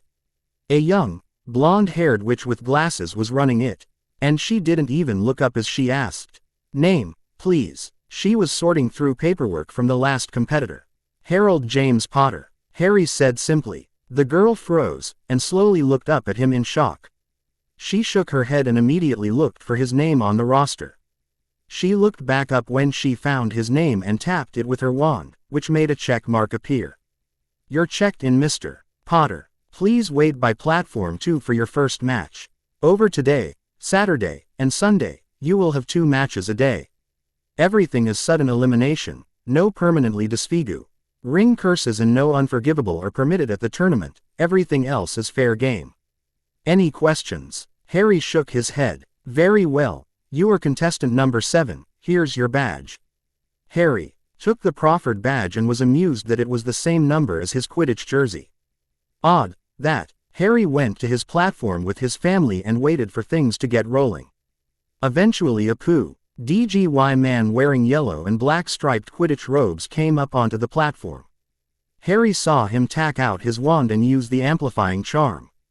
Welcome, ladies and gentlemen. My name is Ludo Bagman, from the Department of Magical Games and Sports. Today we will be observing the British U13, U15, and U17 dueling tournaments. This year, there are 64 contestants for the U13 branch, so they will have 6 rounds total. 2 each day of this weekend. The U15 and U17 each have 16 contestants, and they will be having a single round today, tomorrow, and both their semifinal and final rounds on Sunday.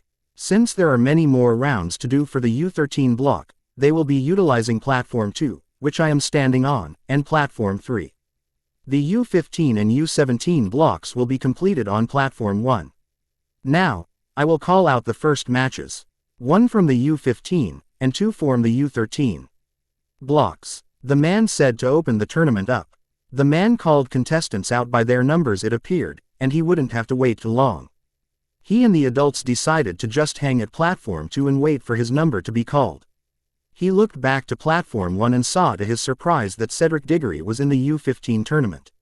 That answered the other student from that block. He wondered who was in the U17 one. He noticed Diggory had done rather well and had beaten his opponent in a couple of minutes of trading spells. Hary clapped for him, glad the fellow Quidditch player managed a win. He turned his platform. The 2 boys who had originally been called up were still going at it, but he noticed they were rather sloppy. This may take a while, he thought dejectedly, and it did. It wasn't for another 15 minutes that his own first match was called up. Considering he was in number 4, and there was Annette, her round to go after the remaining 12 matches, it would be a long day. He made his way on to the platform after getting a kiss on the cheek from Andy and pats on the back from all the men. He wished Dora could have come too, but she had newts to finish today still. She would be here tomorrow though. When he got to his spot, the crowd noticed who he was, as they gasped, and he was a little annoyed to hear Ludo Bagman announce it. Great Scott, ladies and gentlemen. It's the boy who lived. Harry Potter. I think we are in for a treat today. Harry sighed before shouted over to the man. I'm just contestant number 7 today, sir. Can we get this ball rolling? Of course, number 7. Quite right. Our next match is between contestant 7 and 8 as I announced. Now, you gentlemen know the rules. Please bow to each other. Harry did bow to the other boy. He was a little bit shorter than himself, and had neatly cropped red hair and brown eyes, and his face was littered with freckles. The boy could pass for a Weasley. The boy looked nervous after hearing who his opponent was. Now gentlemen, on my count, 1, 2, 3. Bagman called. The other boy immediately launched a disarming spell at him, which Harry deflected. He shot off a quick stupefy which hit true, ending his opponent. The crowd was silent. That match had been over instantaneously. They erupted into cheers as Harry revived his opponent and helped him up. You all right? He asked the kid. The kid stared at him. You moved so fast. The boy simply stated. Harry shrugged. I duel a lot and I play Quidditch too. Need the reflexes. Good match. Name's Harold Potter. And you? He said, sticking out his hand. The boy seemed to remember himself after that and grinned. Dominic McTavish. I'm disappointed I lost in the first round of course, but yeah, good duel. Maybe we will cross wands again at the U15 circuit next year. Harry gave him a small smile.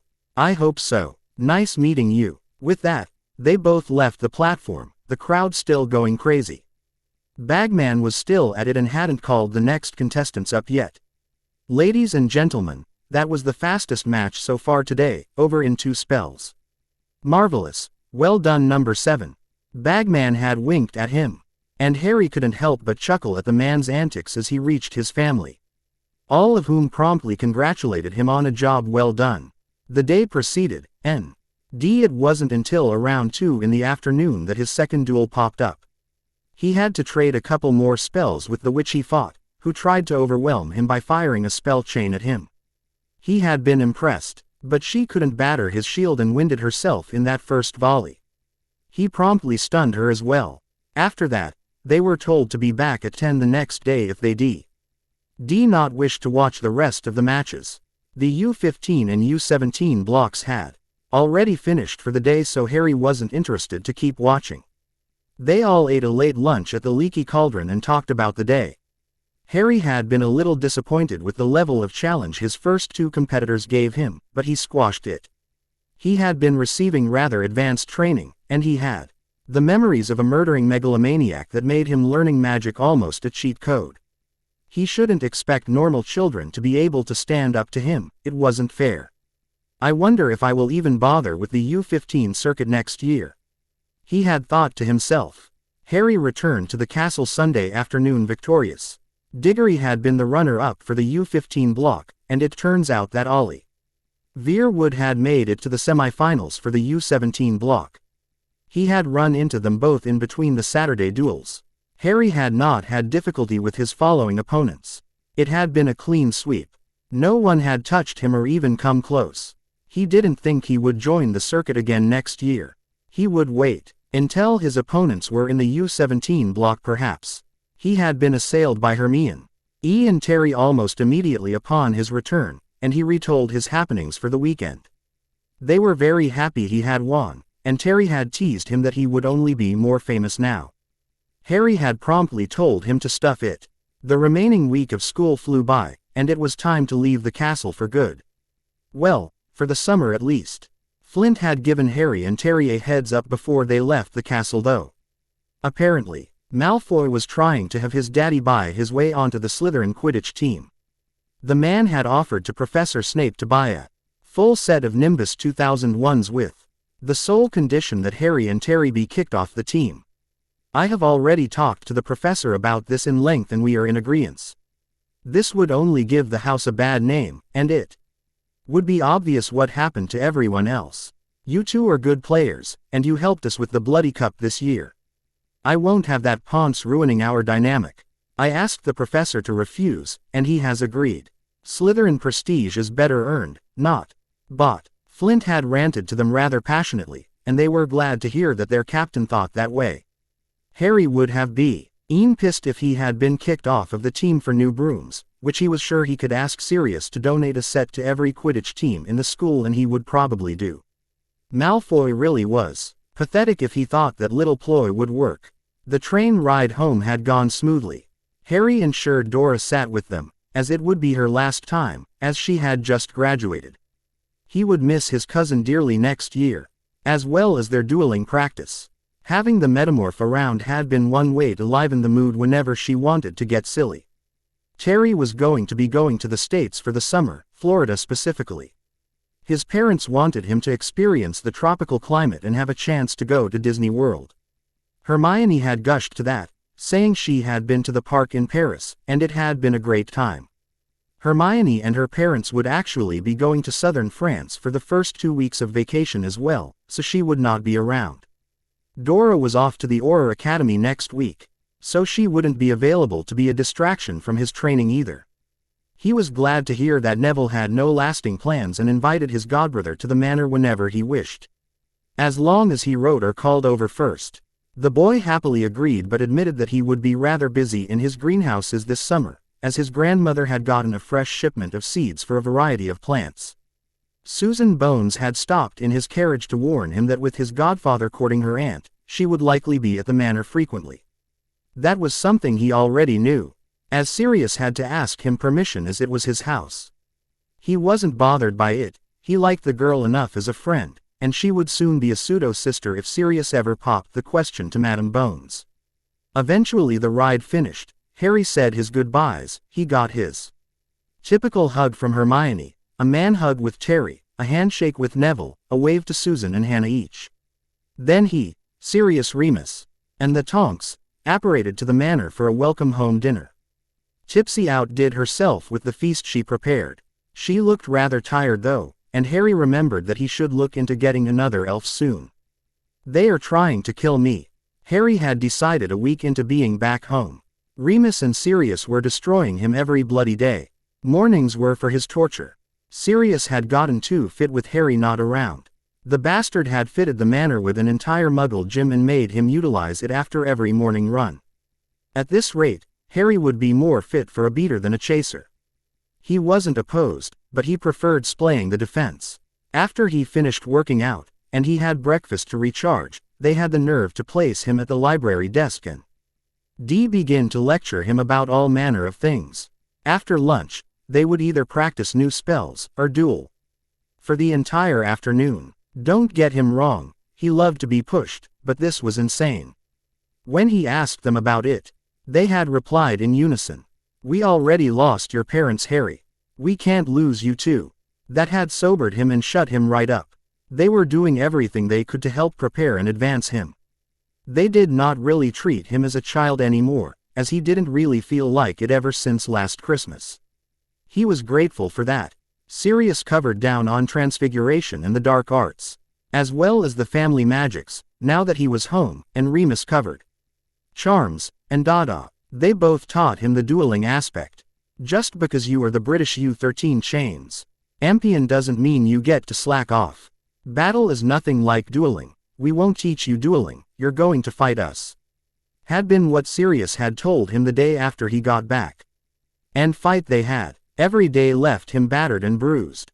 He got no days off whatsoever, not even the weekends. They were always hounding him. He was theirs from 5 in the morning, until 4 in the afternoon. It did him good though. He saw improvement in all areas, and they continued piling on new material. He had asked to go over his elective subjects as well but shot him down. They were prepping him for offense and defense. And nothing else. He could learn the rest at school. Hary had been a little grouchy at that, as that meant he only could look up things like runes and arithmancy in the little downtime he had between 4 dinner and his mandatory 9 p.m. bedtime. They were also forcing him to take a daily nutrient potion again just so his body could function with everything they were putting him through. As far as the second house elf, when Hary had brought it up to Sirius, he had smacked his head for being forgetful. The man had promptly summoned his family's elf creature. Kriya. Cher was a rather old elf from the Black family who Sirius had put to work full-time getting Grimwald Place cleaned up ever since he got out of prison. He ordered the elf to split his time between the Black House and helping at Potter Manor. The elf had done so, but not before calling Sirius various vulgar names which had Hary raising his eyebrows. He had never seen an elf act that way to its master. "He's got some issues," Sirius had said as if that explained everything. With summer well underway, and his birthday a few weeks away, Hary was beginning to get concerned about one thing, though. He had received some letters from his friends at the start of summer and he had sent replies, but nothing had come after that. It brought him endless confusion as to why they all would break communication at the same time. It was especially odd because Neville had popped his head through the floor one day to ask Hary why he hadn't returned his letter. Upon hearing that he had, they were equal parts confused. Sirius and Remus weren't sure what was happening with his mail either, as they had received correspondence without issue. Hary asked Tipsy to keep an eye on Hedwig the next time he attempted a letter to Hermione or Terry. And the elf readily agreed. Hedwig had also seemed out of sorts and seemed frustrated that she could not deliver her human's mail. Susan had also confirmed that she had sent him a letter and that she had not gotten his return when her and Madame Bones came for their first dinner visit. This was frustrating Hary to no end, and he hoped he could find out what was going on and soon. Madame Bones had obviously been interested that something was going on with Hary's mail. Intercepting someone else's correspondence was a misdemeanor, and she couldn't have that. She asked to be informed if it continued, and she would get someone on the case. Hary didn't need to wait very long though. He had attempted another letter to Hermione, when Tipsy had popped into his room, dragging another elf by the ear to her master. "I's finding out who be stealing your mails, Master Hary," she had told him proudly. Hary stared at the other elf with confusion in his eyes. This elf wore absolute rags. It was as if he was feral, but he didn't look unhealthy enough to be so. Feral elves do not survive long. "Thank you, Tipsy. And who, my friend, are you?" Hary asked it. It looked at him with large, green eyes that were rather watery. The great Harry Potter be calling Dobby his friend, it said, and began to wail. Hary and Tipsy both reeled in shock at that. Hary shook himself and focused. "Why don't you calm down, Dobby, and tell me why you have been stealing my mail?" The elf looked abashed and pulled out a stack of letters from what appeared the pillowcase he wore.